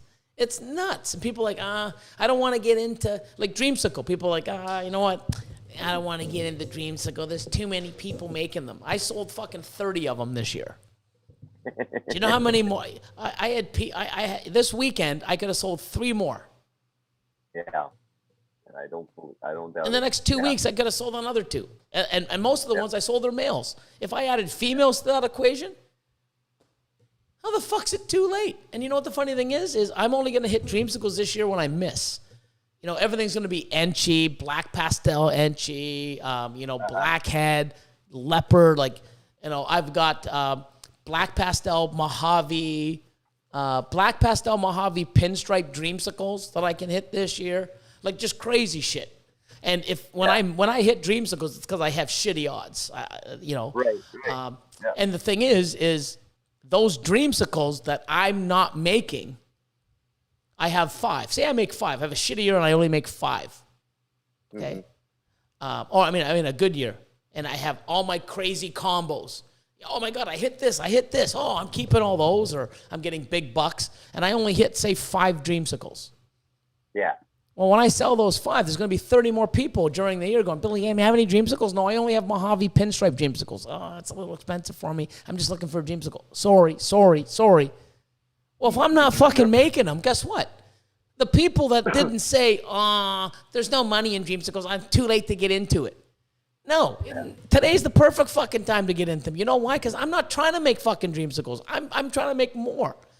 But the thing is, there's always going to be a market for Dreamsicles. If me, Justin, Ozzy, and all the other people that have been in it for 3-4 years, if we're not making them, who the fuck's making them? Not the people saying, no, it's too late for me to get into it. It's the stupidest mindset I've ever heard. Yeah. Because I'll tell you one thing. When I got into this industry and I spent my first money, Brian Barczyk, Dave and Tracy Barker, the fucking, the Sutherlands, the Bells, Ralph fucking Davis, Pete Kell. I could name so many other fucking people. It's too late to get into all these. There's only 7 fucking genes on the planet. I can't get into this. holy fuck, if I had that mindset, I wouldn't fucking be here today. Right. And when I started having fucking 20 normals in my rack, these guys have full-blown facilities creating their own gene, making hundreds of thousands of dollars. Yeah. You have the mindset saying, oh, it's too late to get into this project, or maybe pastels and spiders. Yeah, I'll agree. You know, if you're getting into breeding fucking pastels and spiders, yeah, I think you missed the fucking boat. Yeah, don't fucking do it. Okay, I'll agree with you there. But every other fucking gene, fucking possibilities are endless, limitless. You can never make enough to supply the demand. Get out of that mindset. It's the best thing you're going to do. Shake your head, get it the fuck out. Do what you like, make what you want. There's a market everywhere. Yeah. And you'll never supply any market. Right. Do you find that, like, when you're talking with people, do you find that people are kind of losing sight of making hits? Or is it a majority of people that you talk to, they're like, they have to hit the visual of this and the visual of that, or blah, blah, blah, and forget, like, you know, building up hits for your collection, I guess you could say. So here's the thing. There's people out there that only want the visuals. They don't see the value in hets. Right. Okay? So maybe the low-end game, like the single genes, like don't go out and get het pieds because you can get, you know, pieds. But if you can get a super orange dream, Enchi yellow belly fire het pied, that to me is better than a fucking pastel pied. Yeah. Way better. 10 times better. But it's not a visual. Cool. But I'll tell you, when I do make a fucking visual, your fucking jaw's going to drop on the floor and you couldn't afford it. Yeah. You know what I mean? And if you want to make a gene, an animal similar to mine, you better go buy a fucking visual pie that doesn't even fucking exist. Right. To make what I just made. You know what I mean? At a 50th of the cost. But don't worry about the single genes. Okay? Right. I have, one of my animals, 1,200 grams, maybe 13. Lesser leopard, het desert ghost, het pied, het clown, het cryptic. That animal in visual doesn't even fucking exist. Right. It will never exist if you don't make those fucking hets in your rack to have a chance of making that 1 in 164, whatever, the 1 in 132, whatever the fuck it is. Yeah. And if you wait for it, when I make it, it's 100 fucking grand. It's way too expensive. I'll wait until they're $5,000. Well, you're going to wait 40 fucking years because the chances of me making another one with a 164 with it might take me 20 years to make 5 of them.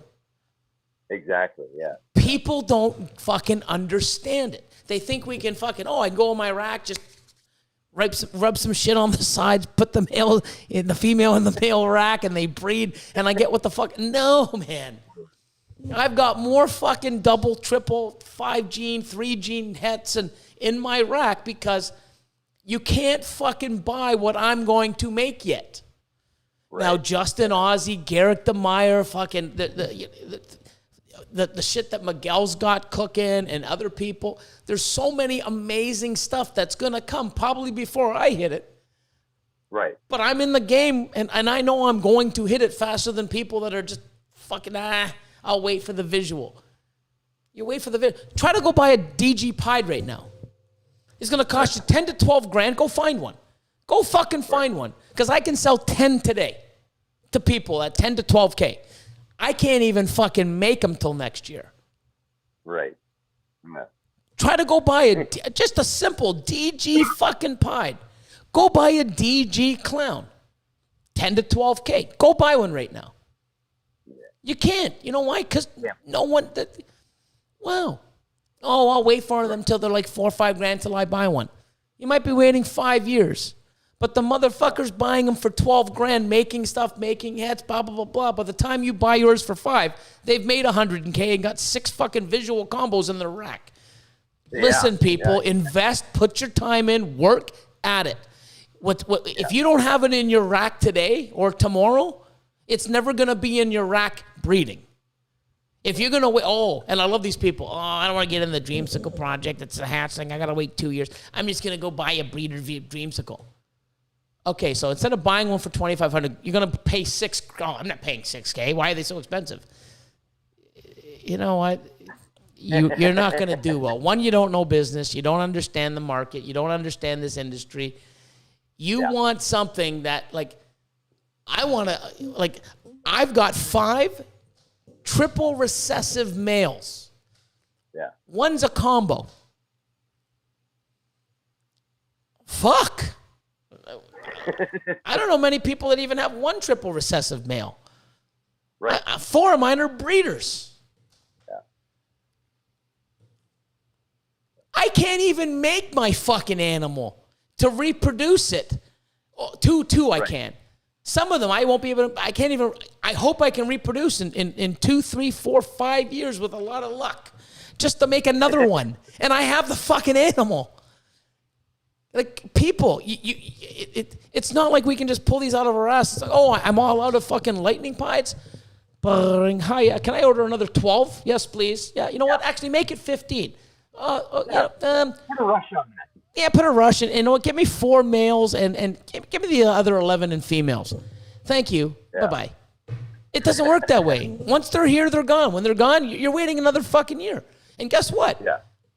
What happens if I don't make the same pairing again? I don't want to make them. I want to make fucking quad heads instead of making double visuals. You're fucked. Yeah. Yeah. Put shit in your rack now or make it. And if it comes out, and here's the thing, well, what happens if I could buy it in September or October at Tinley? Fucking great. What happens if you can't? Then you're fucked. Mm-hmm. Yeah. Put it in your rack now. Keep it. Even if it's like a 2-3 gene clown het pied. But I want a clown pied male with those genes. It don't exist. Well, it might happen at Tinley. It might, but if it doesn't, you're fucked. I'd rather put that male knowing that it's in my rack, that it's going to breed. And if it does come at Tinley, guess what? If you really want it, you buy the fucking thing and sell the male. It's still valuable. Or you have both. Yeah. It's a mindset. It's But if you think that's going to come, I'll just buy one and, Even if you have all the money in the world, if it doesn't exist or it's not for sale, your money means fucking shit. Put it in your rack and get it. I'm telling you. And I've been there. There's shit that I can buy 5 times over. It doesn't exist. How the fuck can I buy it if it's not made? I've gone to guys and give them and offer them almost twice as much as the fucking animal's worth. They don't want to sell it. Fuck. I'm like, are you kidding me? It's fucked how it is, guys. And you're going to be on the wrong end of that fucking conversation and go, fuck, I just lost a year. I should have started with this. I should have did this. Fuck. You're behind. You're not in it. And you're going to see someone else that did it and made that purchase, and they're in the game, and it's going to fucking post it on Instagram, and you're going to go, motherfucker, that should have been me. God damn it. Well, the worst part is I can't believe he put it to that. He should have put it to this. Yeah, well, he didn't, and guess what? You got shit. You can't. You coulda, shoulda, woulda, but you can't. He did. He's laughing. You're pissed at yourself. Don't be in that position, man. I'm telling you. Move on. Been there 100 times. Just like that thing with Ozzy. There was a snake, 2016. I think it was 6,500. Hey, Ozzy, will you take 6? Gets back to me a few minutes later. It's like, nah, dude, I really need 65. Let me think about it. 15 fucking minutes later. If that, I don't even know. Could have been half an hour. It could have been 30 seconds. I fucking don't even know. But when I messaged them back, because I was thinking, sorry, dude, it's sold. I'm like, fuck. That $500 I tried to save cost me $30K and whatever the fuck would be in my racks. $500. Fucking moron. And it bugs me every time because, I would have a lot more fucking Enchi OD shit in my pied stuff than I do now. I got a little, but not as much as I should have, or I could have, or what I would have done for $500 fucking dollars. Snooze, you lose, motherfucker. I kick myself every day, and I'll tell you guys, don't fucking let it kick yourself in the ass. Well, let me think about it, and then the people message you back. Let me think about it overnight. 3 fucking emails later, Yeah, 3 other people are messaging and one buys it. Yeah, you know what? I think I'll do it. Dude, it's sold. What do you mean it's sold? What the fuck? You want me to magically hold it for you after that kind? Let me think about it. You know what? People, you know what? Sorry. Don't get mad at me. Thinking about it doesn't hold it. Sorry. No, but there are customers and people that I'm like, hey, guess what? You know what? I'm not in a rush. I'm not hurting for money. You know, I'll give you till, you know, Friday to think about it. You know what I mean? If I know the person or the customer and it's a Patreon member or a good customer, hey, dude, you know what? I don't need money. You know, don't even put a deposit down because if you don't want it or you're not thinking, I don't want to be giving you money back. I'll hold it for Friday. You know, take your time and think about it. You know, but then other people will message me. I'm like, hey, I got it on hold till Friday, but I won't do that for everybody and every animal. You know? Yeah. And that's how it goes. You know, so you gotta, you know, but, and especially with like a $10,000 or an $8,000 snake. Hey man, just go, fuck yeah, here, Bill. Like, people need a little bit of time to, let me go over and see if I'm financially good and if it works with what I want. You know, you need to give that kind of, you know, especially the customers and even my Patreon people. It's like, hey, you know, think about it. Like, let's see. I mean, I don't need the, you know, oh, sorry, if you don't buy it in 5 fucking minutes, the next person is gonna. I don't do that. You know. Right. But you know, you really got to see how things go. But yeah, I've been on. You don't want to beat yourself up over something like that. I'm beating myself up now. $500 fucking dollars. You know, 4 years ago. This will be the 4th breeding season. The money I'm going to lose this year and the combos I'm going to make with the shit that I could have fucking had for $500. Oh my fucking God. I would have made 3 times that in one of the fucking eggs I made. Like, and I'm fucking whining over $500. I'm such an idiot. I don't do that now. I'm like, hey man, will you take 6? Nope, 65. Money sent. You know, that's how it is.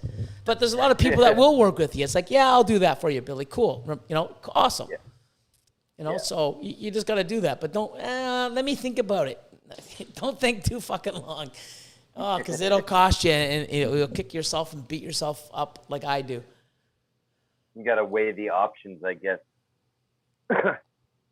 So, I mean, because like you were saying, there is a kind of a tier where you're selling something where you know somebody's probably going to have to move some money around or make some sort of adjustment. Yeah. Might want to give them a little while, a day or 2, maybe. I don't know. Yeah. Or, I mean, I don't even mind doing payment plans, right? But I don't want to make someone on a high-end animal to make a decision because, oh, you know what? I got 3 other guys fucking waiting. You better, you know, people have done that to me. And I'm like, dude, like, really? Like, you know, I don't even know if it's true, but I mean, I know back in the day, and this is a fact. Back in the day, I don't know if it's done now, but it was a selling tactic. Because I knew a guy that was tight with a guy, and I would message them, and he'd be like, hey, dude, you know what? If you want it, I need the money now because I got 5 other guys. Like, you know, as soon as I hang up the phone, I'm going to the next guy. And Buddy's like, dude, he didn't have anybody fucking asking for that animal. Like, you know what I mean? You bought the fucking thing because you wanted it. But you know, you could have waited. You could have probably knocked $1,000 off the price too. I'm like, well, fuck, tell me now, you motherfucker. Well, you know. But then if you don't do it, he really did have another fucking, like, it's fucked. So, but I've had people on Patreon call me and ask me, like, hey, Billy, here's an animal. What do you think it's worth? What's the animal? They send me a pic, and I'm like, $6,000-7,000 US. He's like, yeah. The guy wants 75. I'm like, okay. He goes, yeah, I thought it was a little overly priced. And I'm like, yeah, I know the guy. The animal's fucking awesome. How many others are there out there? There isn't any. Okay. Right. So that could be the reason why, you know, the price range should be $6,000 to $7,000. Guy's got no fucking competition. It's a fucking stellar animal from a great guy. I'm going to throw $500 extra fucking dollars on it. I said, you know what? You want it? I know what you have in your collection. The fucking stellar animal. You're going to look at that and fucking, you're $7,500 if you pay $7,500 or offer him $7,000. But if he says no, buy it for $75,000. You know, you're gonna look at that animal and you don't even give a fuck. You're gonna be happy that you're gonna get $7,500 of enjoyment just looking at the fucking thing, knowing it's in your rack. Yeah. And he's like, yeah, but I'm overpaying for it. And I'm like, okay. If that animal was $12,000 right now, would you be overpaying for it? He goes, oh, fuck yeah. Well, I'm overpaying at $7,500. That animal, you have 3 females that are ready right now for him, right? And it was a almost breeding size male. And I said, okay. Your females are almost ready, if not ready. If you breed that one male to those 3 females and only one gets gravid, what would you make off that one female? Because they're pretty much all the same. He's like, oh, fuck, every baby's going to be probably 8 to 10K. Right. 8K. Fuck the 10. 8K. Okay? I said, you know what? Fuck it. 5K. 5K. Not 8 to 10, which you think, and that's right. 5K. Yeah. Everything would be visual, double fucking visual, combo.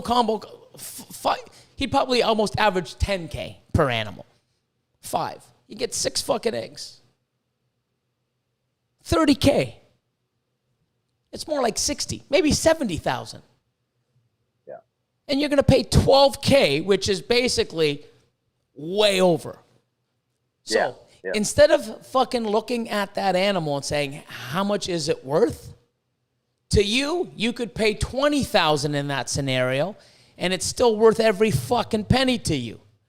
Right. If you get all 3 of those females and you average $10,000, you're making $180,000 in 7 fucking months off of a $12,000 animal that you're whining to me about $7,500 because it's overpriced by $500. He's like, Billy, I never thought of it that way. Never buy an animal because of what the market price is. Oh, these guys are selling them for $5,000. This one's $6,000. Yeah. And I always go back to the excuse of my freeway. My first freeway cost me $15,000. Yeah. I've made over $1 million in that project. And what I have in my racks and over $1 million. If back in 2009 I paid $150,000, if I paid $250,000 for that snake, I'm still made 4 times my money in fucking 12 years. But I paid $15,000. And at the time I paid $15,000, I was like, that's a little pricey. Not 12 years later, it's not. I would have given the guy $250,000 for what I've done today. But at the time, wow. When you buy an animal, do not buy an animal because of what the market fucking says. You buy it because what it's going to do for you. Because an animal that I buy for $20,000 might make me $200,000 in 2 years. If you don't have the right animals, it might take you to make $200,000 in 10 years. Right.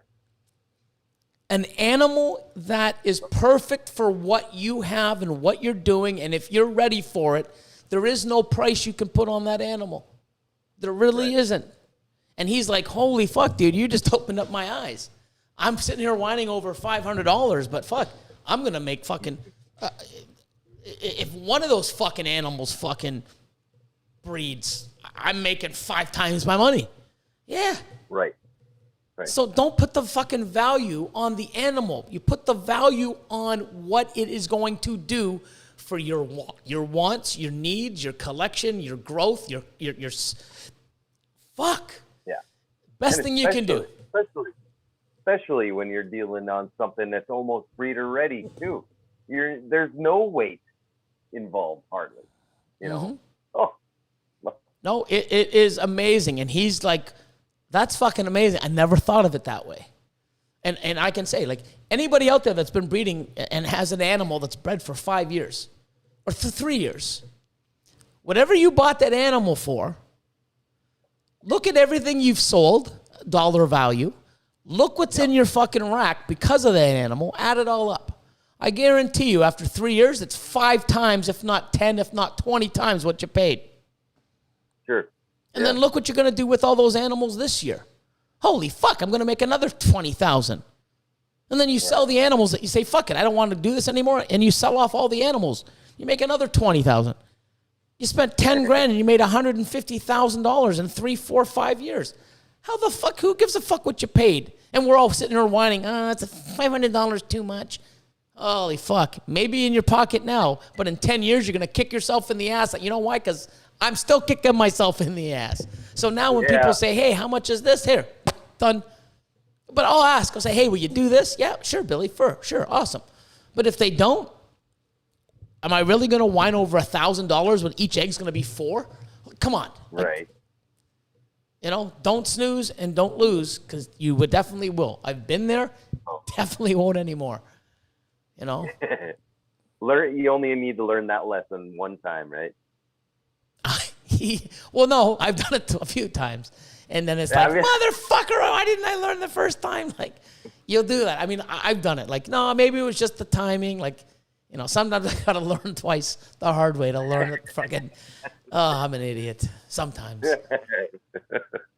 But, you really got to really, I think that's one best thing of advice that I can tell you, especially now. Okay, people, so listen to me. I get it all the time. Hi, will you take $500 less? No, you know, and it's like, oh, well, when you know, if you want to, I won't, just out of spite. I'll keep it there. You know what? And then when it gets 400 grams higher, I'm going to raise the fucking price 500, not drop it. Yeah. You know, and if you don't want it at $500 more, I don't give a fuck, because I'm going to breed it and make 5 times more of my money. It's not like it goes fucking bad, people. Think about it. Right. You know, oh, this dreamsicle female isn't selling at $2,500. That's listed price and what it's worth. Oh, let me put it to $2,000. 3 weeks later, oh, it still doesn't sell. Let me sell it for $1,500. Meanwhile, you're feeding it. Like, why? You know what I mean? Yeah. If that animal was 1,500 grams, would you still sell it at $2,500? No. What would you sell it for? You'd be an idiot if you did. You'd breed it first. You know? Right. But if you did sell it, you're not going to sell it for $2,500. It's a breeding size. You've put 2 years into feeding it. You're going to get 5. And you know what? Yeah. You're not going to have any competition, because no one else has a fucking breeder dreamsicle for sale. So you're going to get 5. And you know what this market is? This market is huge. It's big. It's people out there going, you know what? I've played the little game. I've played hets. I don't want hets. I want fucking visuals. You know, I've got hets, but I want this visual. I've been doing this for so long. I know what I'm doing. I'm making money. This is a great fucking industry. It's a great hobby. I want that fucking animal. Oh, it's sold already. Oh, fuck. Thought you had 5. They all sold in 5 fucking minutes. Fuck. Yeah. When there's an animal out there that's right for your project, that's the perfect gene, perfect thing, and especially fucking the quality of animals nowadays are insane. If it's there, pay for the fucking thing. You will not fucking regret it. You won't. Yeah. You know? No. And I'm telling you, it's funny, because if you bought it, if you go on Morph Market right now and there's an animal for $5,000, if you bought it, if you're ready for that animal that you were seriously thinking of spending $5,000 on it, if you went and paid $20,000 today, in 5 years, it's the best investment you've ever fucking made. I can guarantee it. Fucking guarantee it. Paying 4 times what it's worth today, you'll still make fucking it'll be the best investment you made 5 years from now. Sure. And you'll still make money. Year 6, year 7, year 8, and it'll be mind-blowing. But you don't have to. You can pay $5,000, and you're going to be even more fucking happier. Pay what the fucking animals are worth. Yeah. Oh, that's ridiculous. Oh, that animal's $20,000. Like, worth every penny. You tell that motherfucker, watch what they're making and stuff 5 years from now and where they are. Right. You tell him that $20,000 snake was a waste of his money. He'd fucking laugh at you. He'd give you $20,000 to go away and still smile. Fuck. Thank you. Bye-bye. Have a good day. I'm telling you, it really does. If you're in this for 3, 5, 10 years, invest in those animals. You will not fucking regret it. Unless you do not feed it, clean it. It doesn't breed because you don't know what you're doing. You don't give a fuck about what you're doing. If this animal breeds and you have the animals already in a vision and not chasing everybody else and breeding and making shit that the market already has enough of, you're going to fucking do so well. Trust me. I've never had an investment that I've lost in. I bought a $35,000 Bumblebee banana in 2012. I sold it in 2016 for $750. I've made $250,000 off that investment and then some. And I still have breeder females in my my collection. I got super banana pieds. I got super banana heck clowns, super banana clowns, all from that lineage. I could sell those and make fucking $100K. All the banana shit. If I'm an animal, I paid $35,000 fucking 8-9 years ago. I probably made way more than a quarter, maybe $500,000. And that fucking banana shit tanked. And I still made fucking 10 times, 20 times my money. And in 5 years, I've made fucking $750,000 off that $35,000, 9, 10, 20. It's insane, people. Yeah. That is crazy. Just, I mean, it is nuts. Yeah, I mean, a lot of people that are not thinking about. Yeah, a lot of people just want the big score, the quick score or whatever. They're not thinking long term or anything like that. Oh, this is gonna tank, blah blah blah. No. Wow. No. You know what? It's the people that make excuses or say that it's not going to work, or you know. The funny thing is what you like, not everyone else does. You know? Right. There's stuff that I can't stand that people fucking love and they're happy and they're making fucking great dollars. And I could make the same great dollars, but I don't want to work with it. So I'm losing out on that gene and that money. But they're not. So for me to say, oh, there's no money in fucking red exanthic. There's no money in sunset. I fucking hate that gene. There's no money in it. You tell Brock Wagner and fucking Justin and Miguel there's no money in sunset. Brad Boa, they're going to fucking laugh you out of town. Like, oh, there's no money in this, eh, motherfucker? Yeah, just because you don't like something or you don't believe in it doesn't mean there's no money in it. It's not for you because you're not seeing it because you're not in it. You don't even know what you're losing. But I agree with that. If you don't like something, don't work with it. If you're going to get something just to do it because, oh, there's so much money in sunset, I'm going to get it. I hate it, but I'm going to get it. You're not going to get excited. I mean, I'd rather have shit in my rack that I love.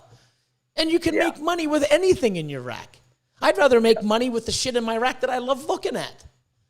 That's the way I look at it. And believe me, if you know, you can open up every fucking drawer and have sunsets or het red exanthic or other genes that I don't like. And you can look at it or you don't like and look at it and go, I fucking hate, oh, there's no excitement in that. They're all fucking ugly. But I'm making $100K. Cool. If that's your thing, I'd rather open shit up and go, holy fuck, this is sick. And wow, I love it. And make $100K. Right. Choice is yours. Choice is fucking yours. It's that simple. Oh, yeah. 100%. Oh. No. Oh, it's egg cutting time, guys. Yay. Fucking sunset. Fuck another one. I want to jump in joy because I hit some fucking animal that I've been chasing. That's what I want to do. That's why I'm excited because I'm like, holy fuck, is that it? Oh my God. Holy fuck. Wow. Fuck sunset. It could be cinnamon sunset. Fucker. Fuck het red exanthic sunset. Oh, what a fucking waste. If you're not excited, well, you know, work with what you like. You know, don't chase other people. There's nothing wrong with having guidance and you know, doing things that other bigger breeders are or little breeders are. You can do that, but you know, change it a little. Do something unique. You know, like yourself with the lace. You know, oh, hey, let's go make some more fucking pastel lace and other lace and like that. That's you're trying to do things that no one else has done and see where you can push it and what it can do. And you can always go back to fucking the simple stuff. Or you don't need to make it because you can go buy it from other people and you're pushing that mail to other things and buy the shit that you don't want to make. Yeah. It's a very simple game, man. It's just you got to know where to pick it and when to play and you know, when to pull the trigger, when not to, how to set it up, have some sort of path. You know, but inspiration's all around us, man. Just open up fucking Facebook, or I hate Facebook, but Instagram. You look at Instagram and go through. If you're in this and you want to make amazing stuff and you can't scroll through your Facebook your Instagram and get excited over what other people make, you don't love this shit. Like, you really don't. Right. Yeah. And half the time when you do scroll through Instagram or whatever, if you're taking a break at work or you're at home just doing errands around the house, half the time you can't even scroll through like stories or this or that and get through it in time before you're already like, just, wow, what did I just see there? Wow. Uh-oh. No. Come on, Marshal, pull through.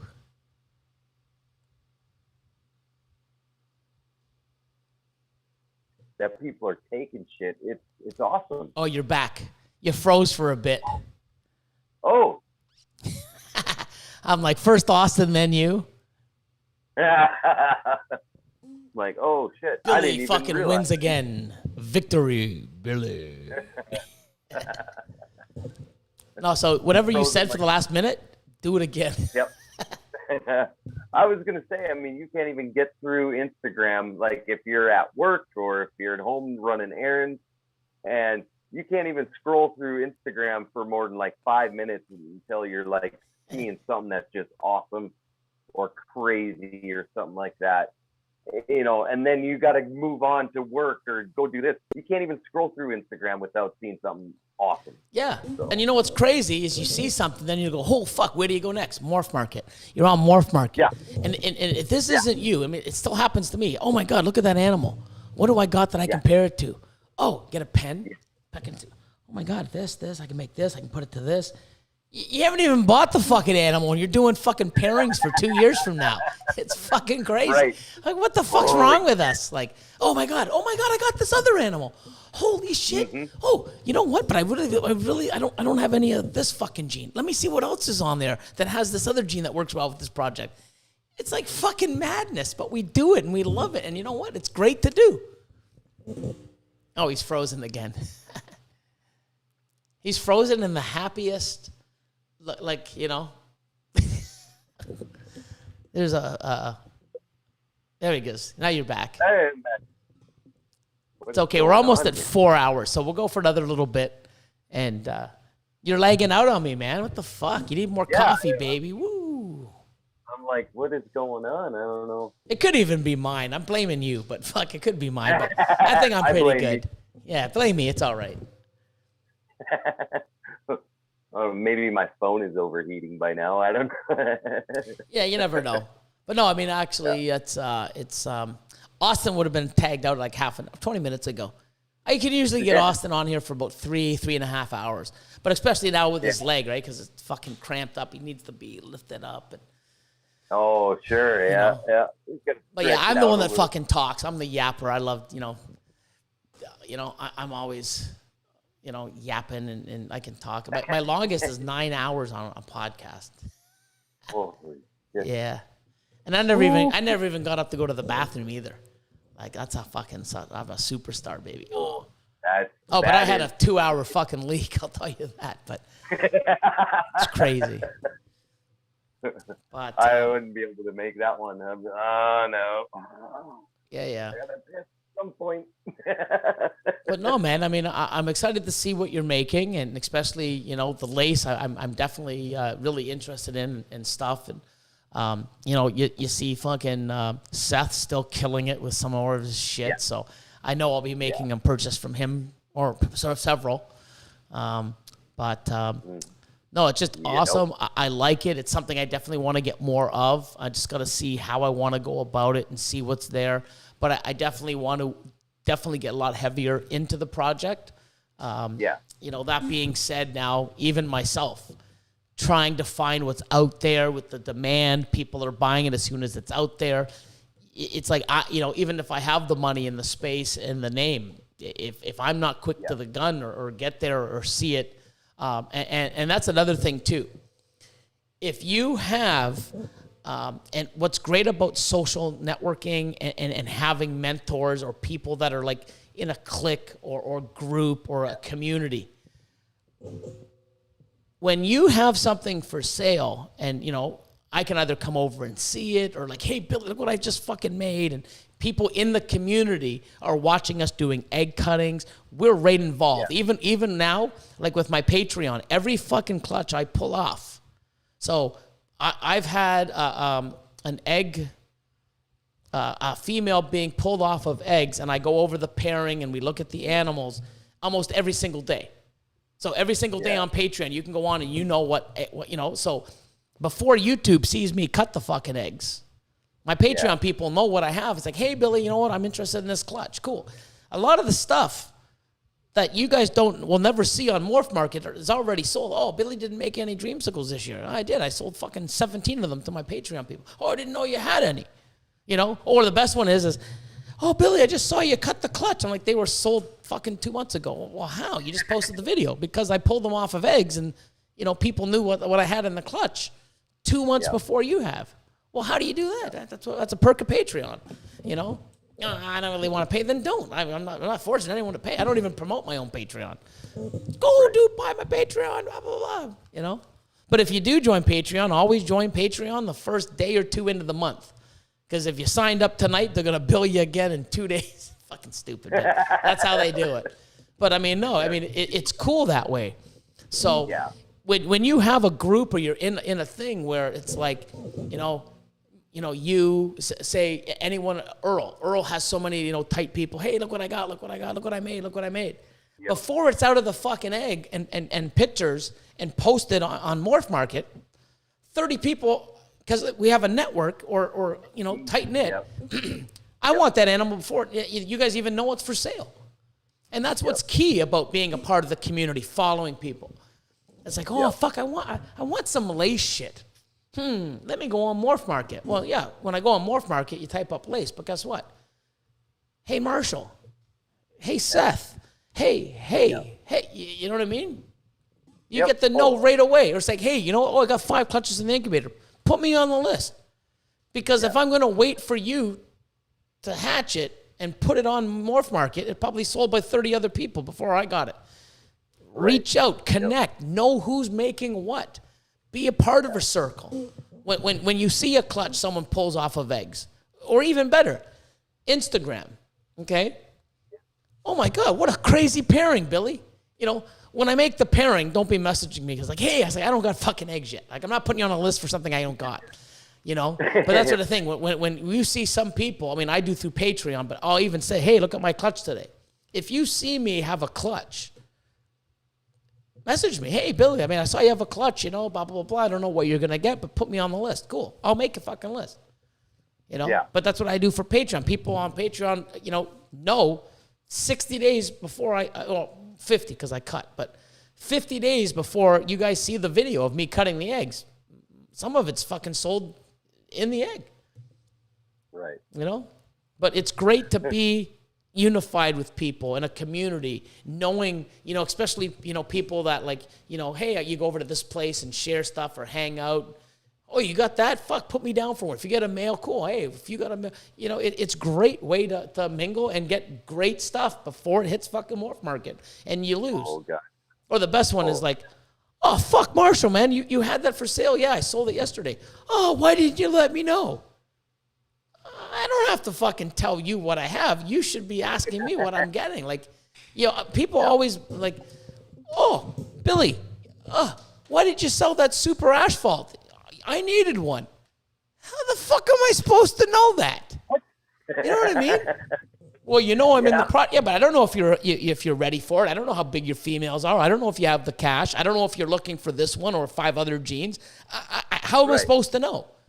When you see shit or reach out, hey, Billy, I know you have a lot of super asphalt combos. I'm looking for an Orange Dream super asphalt. Do you have any? I didn't make the pairing. So why bother asking me for it if you know I didn't make the pairing? But if I did, say, oh, you did? Oh, what are your chances? I'm like, I got a pretty good chance. I actually got 3 clutches. The first one that comes out, I'm keeping, especially if it's a male. But, you know, here, I'll put you on a list. Best thing to do. Don't go after a breeder saying, oh, why didn't you let me know? How are you fucking, like, I get it all the time. How am I supposed to, like, do you know what, I don't even know how my brain actually runs most of this. Thank God I got everyone else to fucking, you know, I make mistakes. I'm reading a word and I can't even read it. And you guys expect me to think that I'm supposed to call you to make sure that no, that's not how it works. You need to reach out to the breeder. Yet? It's like, Come on. oh man, you know. But Fuck. Yep. oh, it's crazy. But no, man, it's a good. I mean, I talk mostly like it's fucking common, but no, it's good to have you on and shoot the shit and oh yeah. The chat is its own animal, you know. It's just it's on fire. It is always on fire, man. But no, man, it's good. I just really, I can't even really put it into words how appreciative I am of you having me on. I really appreciate it. Oh, for sure. I mean, we talked about it earlier. I probably need to work a little more on my social media and stuff like that. But you know, I am typically, for the most part, a pretty quiet guy. So I mean, just, yeah, but your name's out there, right? You've got a recognized, you know, logo, company name. So many people mention you for helping out or how great you are and stuff. So, you know, it definitely would put you more on the map by doing social media. I mean, everybody knows that. They don't need to be told. You already know it, that you're slacking, and that's like, you already know. And it's the thing is you got to get your ass off the fucking couch and do it, you know, or you sit on the couch and just hope someone comes by your door randomly and knocks. Like, you know, it's your own thing, but you know where you're at, and that's the most important thing, is knowing. Like, people that are doing nothing, it's like, why do people know who I am? You're doing fucking nothing. Like, that's what like they expect everything. Like, you're not doing shit. You know, people like, why am I on the couch, you know, eating my fucking pop and my, you know, and I don't look like that guy working out fucking 8 times a fucking day, you know, 9 times a week. Because you're on the couch doing nothing. Don't fucking bitch. If you wanna change, get off the fucking couch and do it. But at least you know that the reason. Yeah. But the thing is, your name's out there. You're known. You got some awesome stuff, awesome projects, great person. So, you know, when you want to step it up, it's there for the taking, right? But you know, you've already, you know, you're known and mad respect from many people. And it's great, and I love it. And you helping other and sharing stuff and being a part of the community in different ways when you can, it all helps, right? And being a part of USARK and you know, great example of what they've done just for you and people in your area. But what they do in general for all of us, don't take them for fucking granted, people. You know, Phil and everyone involved, man. God knows where we'd be or where we're going to be without USARK. And, you know, you're a living example of changing the rules and with their help, and they give a shit. But we also got to give a shit and show them and donate so that they can continue to do this. I'm fucking Canadian, and I've probably invested more than many people that are in America that affects more than me. But I love this fucking hobby. I don't want this hobby taken away from any Americans. Fuck the Americans. All those people in PETA and all those other they just fucking took all their rights away. Thank God I'm in Canada. Oh, it's so great. No, you know what? It sucks because most of my customers are there. And not only my customers and my sales, I don't want anybody to come here and take my fucking animals away that I love, that it's part of my life every fucking day. I would hate that, even for someone I fucking can't stand.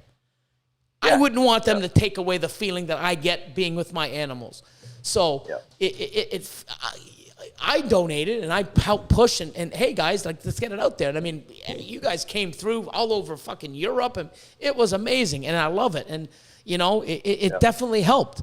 But I do not want anybody's rights taken away, whether it affects me or not. It does affect me because if eventually it does that, it can fucking come to me, you know? Yep. But I would hate to see my customers, people that have the same love and enjoyment of animals and gets, like, I live for these fucking animals. And that being taken away, man, you might as well just fucking cut my head off because it's like, you might as well take my oxygen away. You know, 20 years I've got into this, and this is my full time. I do this it's 18 hours a day, 7 days a week, pretty much. You know, now I can't. Oh my God, I would hate that fucking feeling to have. I get upset when someone fucking doesn't have their first clutch because I know how great of a feeling it is. It's like, oh my God, like, oh, next time, you know, just keep doing it, man. It'll come. When they come and take everything away, there is no next fucking time. It's gone, and it's going to be traumatizing to everybody. I can't even explain. Traumatizing isn't even a word. You know, it's horrible that what could happen, and USARK and people and unite, you know, being unified and you know, anything helps. You know. Yeah. God. Yep. And like we were saying before, I mean, it was just, it's so personal for me because of what they were able to do for me and how much they were able to help me. It's just, I see the bigger picture now because of all of that I went through, you know? Right. And I think that's amazing. Yeah. So. There's so much more than just your little, you know, like your little $40 you know, a year membership or whatever you want to do, you know. It's like there's more to it that this money is helping with. So definitely can do more. So sick. Yeah, no, it's awesome. I mean, the way everyone came together and just, it was just awesome. And I know USARK appreciates it, and you know, every dollar goes to good use, and it's just you know, they're fighting for us, and you know, we got to help them fight, you know, and you know, we can't do it the way they do it. We got to do it financially and help them.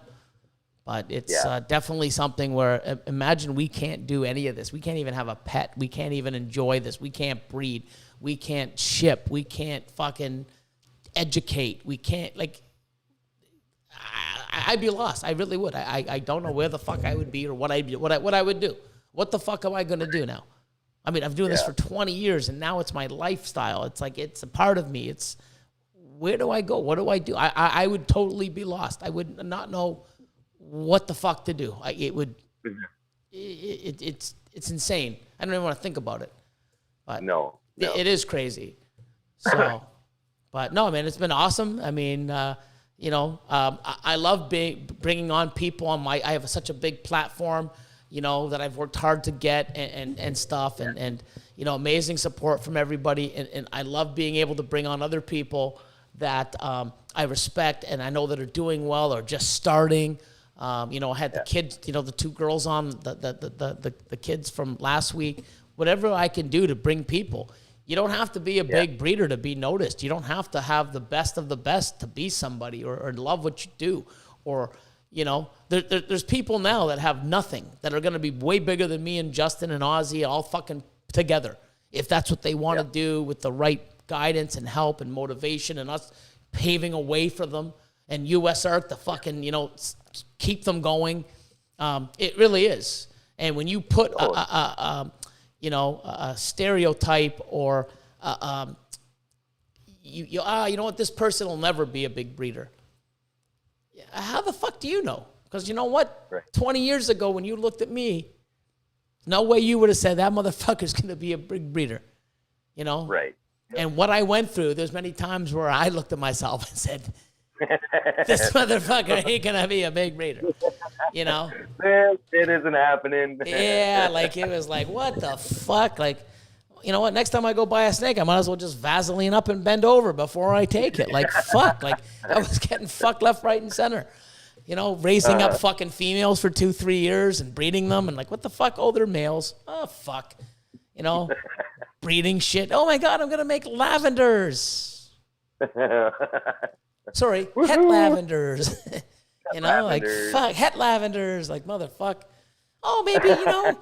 Back in the day, it was like, oh, you should try 3 years in a row. That was the thing. Oh, sometimes you get bad luck, you know, because sometimes, and it has happened, where you can breed a visual to a female, get 8 eggs, and not make a visual. And you do that 2-3 years, and it's like, dude, okay, 3 fucking years, it's not fucking working, dude. 16, 24 fucking eggs, and I haven't hit a visual. Fuck off, you know, I got fucked. That's how it was. Yeah. You know? Yeah. But I've actually had people go and have like 18 fucking eggs and finally hit a visual. Like, wow. Yeah, it is crazy. So it does happen, but that was, oh, well, this guy did. Try it again next year. Meanwhile, they wouldn't give you your money. Like, fuck. I know. I proved it out. No, you didn't. It was oh, yeah, that's right. So it must have been another one. But no, that's too, fuck off. Weirdo. Yeah. See, and there's another good, I guess, a good thing about social media nowadays as opposed to... No one pulls that shit. Right. Or they can, but they're going to get fucking their ass handed to them. Exactly. Yeah. So there is some bit of accountability now, I guess, for those who were trying to be shady or something. Not much, but at least a little more than there was like 10, 15, 20 years ago. So, yeah. So one thing before we end the show, it's 11 o'clock, 4 hours, bam. Ooh. We ask everybody to say Chad, EAD. Chad, EAD. Beautiful. There you go. Another one in the books. Only one person has never done it. Only one out of 50 people. Actually, no, I wouldn't say 50 because we started this probably, I think, maybe 18 episodes in. This Chad EAD shit came. So, Chad EAD, eat a dick.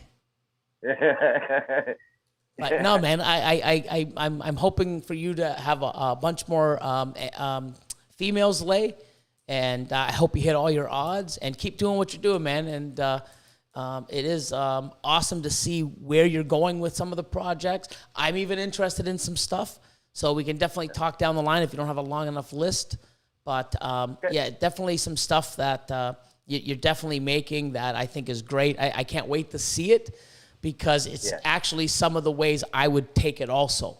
You know, like Blackhead. I mean, there's fucking Hurricane and Trick. There's so many cool shit now that's just right there, and it's just someone's gonna do something really super crazy, and it's like wow. And that's why I'm glad I'm in it in a bunch of different ways. But I'm interested in seeing Lace, especially, is definitely high on my radar. I'm glad I'm in, and the animals I got are fucking awesome. But I definitely want more. That's a for sure. So yeah, absolutely. Yep. No, I'm really excited. Maybe this year I kind of like I went back on what I said earlier. It was like when you look down Morph Market, it was like there's pastel lace and yellow belly lace. I did do 2 pairings for pastel yellow belly laces. So I was like, but I needed some for some projects that I have in mind down the road. So I was like, screw it. Yeah. So instead of buying them, I was like, I'm just gonna make them. Yeah, no, I mean, and that's the thing too. When you got the option, it's great, right? You can't go wrong either way because you have a choice, you know. And when you make the choice, you live with it. But if there was an other animal that you could take and it was a project, oh man, like I really want to do this, but I also want to do this. If you can buy this, then there's no sense making this. It makes your choice easier because you can buy this, you know. Yeah. But when you don't have a choice and you can do whatever you want, you know, you don't really have an option. You can do whatever you want, you know. Yeah. Because it's not like you're wasting it. You're making animals, and especially animals that you want to make for stuff you want. You can't go wrong. Yep. But if you're torn between 2 fucking projects with one animal, well, if you can buy the shit, buy it, and then make the shit you can't buy. That's fucking so simple. It makes the most sense, don't it? So, 100%. Yeah. But if you're not torn between 2 projects, do whatever the fuck you want with that animal. Make yourself happy. It's free. Didn't cost you shit, you know? Nope. That's for damn sure. So, but no, everyone have an awesome night. I appreciate you on. Stay in touch. And keep doing what you're doing, man. You're doing awesome. And I love your USARK, you know, history and background with them. And I think that's amazing. And it's a true reason why, you know, you're not just giving money to somebody for no fucking reason. They earn it. Right. They work. They're here for us. You have, like you said, a personal story that nobody can tell you, USARK, no, it's never going to fly. Like they did what they did. They helped. They were there. It's what we need. And you know, don't be one of those people who's like, oh, I should have done it. You know, now it's too late. When it's too late, it's too fucking late. You know what? It's a great cause. Stand behind it. Many of us are, if not all of us. You don't have to have a membership if you can't afford it. You have extra money, this and that, and you are a reptile enthusiast or a pet owner or anything. Like, it's going to affect everything. Fish, birds, you name it. When they start getting their fucking paws in, everything you fucking know. Who knows? They might even take dogs and fucking cats away, these fucking people. Who fucking knows? Yeah. But you really don't know. Yeah. No, you don't know, because they don't give a fuck. Yeah, no. No. And most of the shit that they're basing it on is it's like, what? Like, where did you get this information from? It's all false facts, and they've pulled it out many times. Yep. Kevin McCurley says it the best. They're fucking, spitting out bullshit, and he comes with facts. Oh, did you know this? Did you know this? Did you know this? Oh, and contrary to that, did you know this? Did you know this? Did you know this? They don't give a fuck what they need to do or say. They just want to say it and make it look bad without anything, without proving facts. And Kevin McCurley is another fucking amazing guy that gives a fuck about what goes on with what we love and our animals, and him, USARK, many, many, many others. They're going there with facts, with, here's what it is. Not this shit. Here's what they said. Well, here's the real proof. Here's the real proof. And, they're not just coming at us and you know what, we lost, that's it. They're going to keep coming at us, and they're going to keep spreading more bullshit. And, that's why it's so important. It's not like, oh, it's gone. Oh, I donated last year. It's good. It's never good. It's never. No. No, never. We can't ever stop helping. So. No. But everyone have an amazing night. Thanks for coming on, man. And putting up with me and the little fucking, Austin Wi-Fi. So, and then your Wi-Fi almost went. I was like, oh, fuck, I got to talk.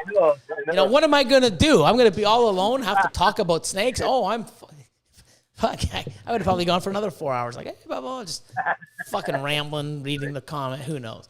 And no, someone's going to go, oh, my God, well, yeah, do it. No, I got shit to do. I got to drive home. Now that this is at the facility, I can't just walk downstairs and say, hey, I got to drive. I haven't eaten. I got to eat. Oh, shit. Oh, it's all good, man. Got to take a big leak. When you drink like a liter or so of water, man. Eventually, fucking Brian Gundy shows up. Fuck, looks like I'm late to the party.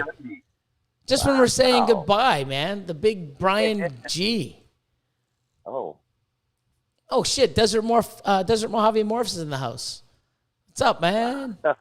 We gave you a shout out. Yeah. Thanks, Benevolent. But no, thanks everybody that's still here, and it's awesome. Great show. So if you guys just got here now, you can always go, watch it from the front. Watch it from the front. Fuck. Watch it from the beginning. Fucking Jesus. See. Fuck. But anyways, no, man. Thanks for coming on, especially last moment, and keep doing what you're doing. And like I said, I definitely will reach out when you make some stuff. And anything lace yellow belly, man, if it's there and it's cool, man, I need more. So for sure, that's for sure. You can never have enough lace. You can never have enough. Well, I was gonna say yellow belly, but yeah, lace and yellow belly. I just love it. I've always loved yellow belly. I've had so much. I remember buying ivories at like $7,000 and $8,000. Oh my God, I got an ivory. Like, fucking nuts, But just super awesome. We've covered a lot of cool topics and a lot of cool things, and that was awesome. I just love talking about snakes and shit, man. It's just, love it. Oh, yeah. Oh, absolutely. And like I said before, I was like, I can't thank you enough for having me on. I really, really, truly appreciate it. For sure. And like I said, I mean, even with my combos and coffee and stuff like that, I randomly pick people, and I just really want to showcase. I don't need showcasing. I'm Mutation Creation. Right. I'm going to always crush shit and make stuff that, people may never make, or, they can live through me or learn from me. And I keep growing, and this is a stepping stone. I'm going to keep growing and getting bigger. But the thing is I got here with a lot of hard work. And if I had this 20 years ago, who knows where I'd be or how much more inspired I would be. And there's so many times where I felt like I keep getting fucked over. I hate everybody in the industry. Everyone's taking advantage. They're all lying. They tell you stuff and I hated it. But you know what? I got past it. I'm like, fuck, if I ever get it to where I can do this, I don't want people to go through what I've done and what I've had to go through. And the animals, you know, that I didn't know how to take care of, or I was told to do something else and they died, or I was getting animals that weren't what they were supposed to and wasting money and time and effort and you know, what I wanted to do, I was crushed all the time. It's like, fuck, like, why is everyone fucking me over? Why am I getting ripped off on these animals? It wasn't fun. And I really wanted to try, and I kept doing it and they weren't working. And I'm like, what am I doing? Nobody would help. But I'm like, listen, I love this. The more I can do, the more I can make to buy more. You know, they didn't look at it like that. They looked at it like, oh, if this guy makes stuff, he's going to take money away from my sales. Fucking morons. Right. You know, and all those people with that mentality aren't usually even around right now. And if they are around, they change their fucking mindset. I can tell you that right now. And especially nowadays, you treat people like a fucking ATM machine and you set them up the wrong way, guess what? People are going to know. But even if people don't know, that person will, because there's people out there that are learning every day they watch a live stream. Every time they meet someone or get somebody in the chat and say, hey, oh, really? That guy sold you 9 males and a female? What? Oh, he said it would be great. No, he fucked you. And then when that person learns it, they're going to say, wow, I don't want to buy from that guy because, I see. And I listen to all these other people. You should buy females first or yeah, you know what? I feel ripped off. And you know, somebody put money in their pocket to see me fail or start me off the wrong way. And I don't believe in that. I've turned lots of money down by setting people up the right way, and it comes 10 times over. But even though if the money doesn't come, I know that they're successful because I gave them a good start. And you know what? It's not always about the money, people. And you know what? If you're going to set people up wrong, they will find out because they're not stupid. Everybody that is successful in doing this the right way, we're teaching people, buy this, don't buy your males. Wait, like they're going to find out and they're going to know you fucked them over. And then they're going to tell other people. And if you have that and you fuck that person over, 9 times out of 10, you fucked a few other people over. It's not going to do good for you, dude. It really is not. So, you know, there are new people getting into this industry. We've all done the mistake. Oh, let me buy this. Oh, that's cool. Wow, all these males are awesome. Not for what you want to do, you know. So all these new people constantly getting in. They're prime fucking targets to get taken advantage of. But why do that if you can set them up properly, educate them, you know? The more people that do well, the bigger this industry is. It's a fucking proven fact. It's a proven fucking fact. And if you want to go against that and rip people off, see how your returning customer base works out for you. If you last more than 4 years, I don't want to say anything, but you know, I bet a lot of money that if you lived that mentality and kept doing that, you won't be here in 4 years. No, you know, no, absolutely not. No. You know, I mean, you definitely won't. You know. Yeah. So again, that's the other side effect of social media too. You fuck someone over nowadays, and 100,000 people know about it in 10 minutes. Yeah, but there always is 2 sides to every story. I've seen arguments where I've known both people, and one person put up, which I don't understand, which makes no sense, put up screenshots of their conversation, but always took out a lot of the stuff that they didn't want for them because it made them look bad. So you're seeing this like, oh, motherfucker. And Billy's like, you know, someone's like, hey, Billy, man, like, that's not, here's the real conversation. I'm like, oh, he deleted that part. Oh, well, wow. You know what I would do? Dude, post this up. Yeah. Because there's one thing about something on screenshots, you know, or messages that you screenshot yourself and you're one of the people in the conversation, you can delete stuff from the conversation, but you know what that you have that he can't do? You cannot add stuff to the conversation with the timestamp. So when people see the real conversation and they see what he posted and what he's taken out, his credibility is going to be thrown out the fucking toilet. But I don't even think the fucking mentality behind it, like, oh, let me delete it and post it. The other motherfucker you're fucking freaking out at has the same fucking one without what you fucking morons. Like, you know, Right. and it just goes, the mentality, you know, of that, like, you got to have some sort of brainwave and make some sense. And before you do something and go public with it, you should realize that the real evidence is in his corner too. Now, you know, I mean, if you went, beat him up, took his passcode, and deleted everything off of it, and then did it, yeah, I guess you could get away with it, you know? Oh, fuck. So, crazy, man. That's a long way to go, though. It's really crazy. But no, man, you guys are all awesome, man. The you know, the people that are still showing up and people are still here.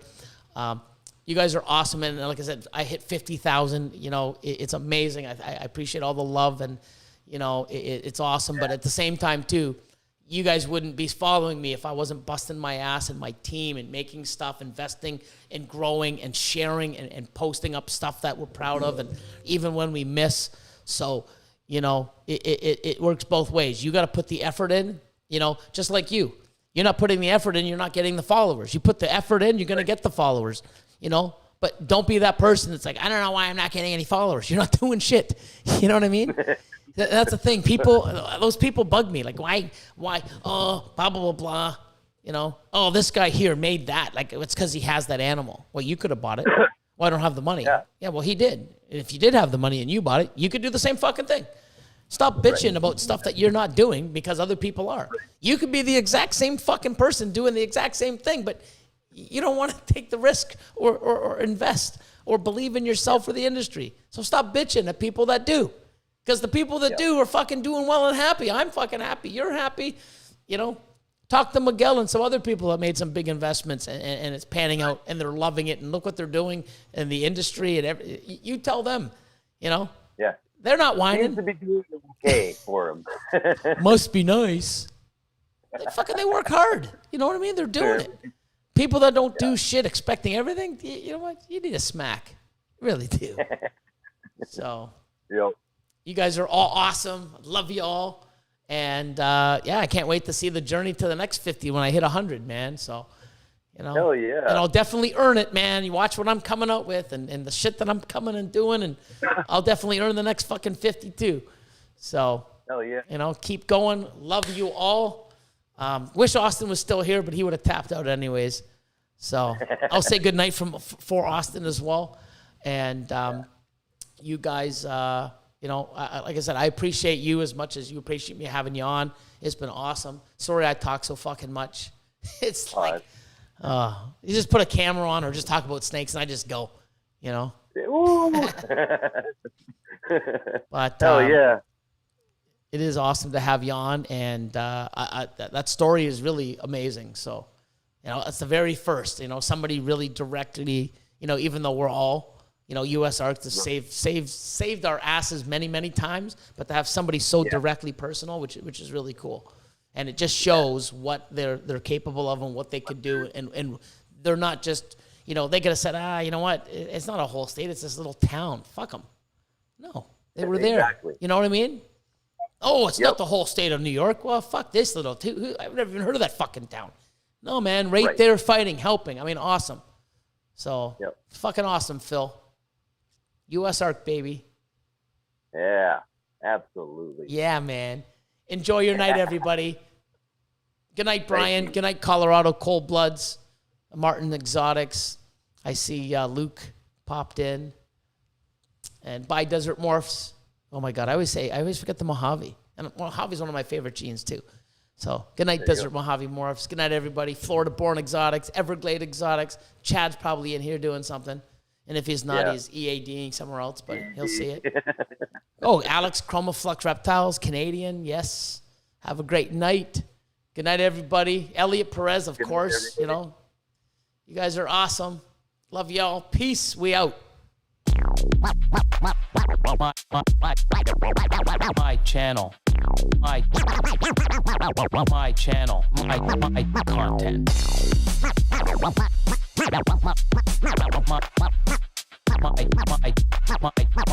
My channel. My content.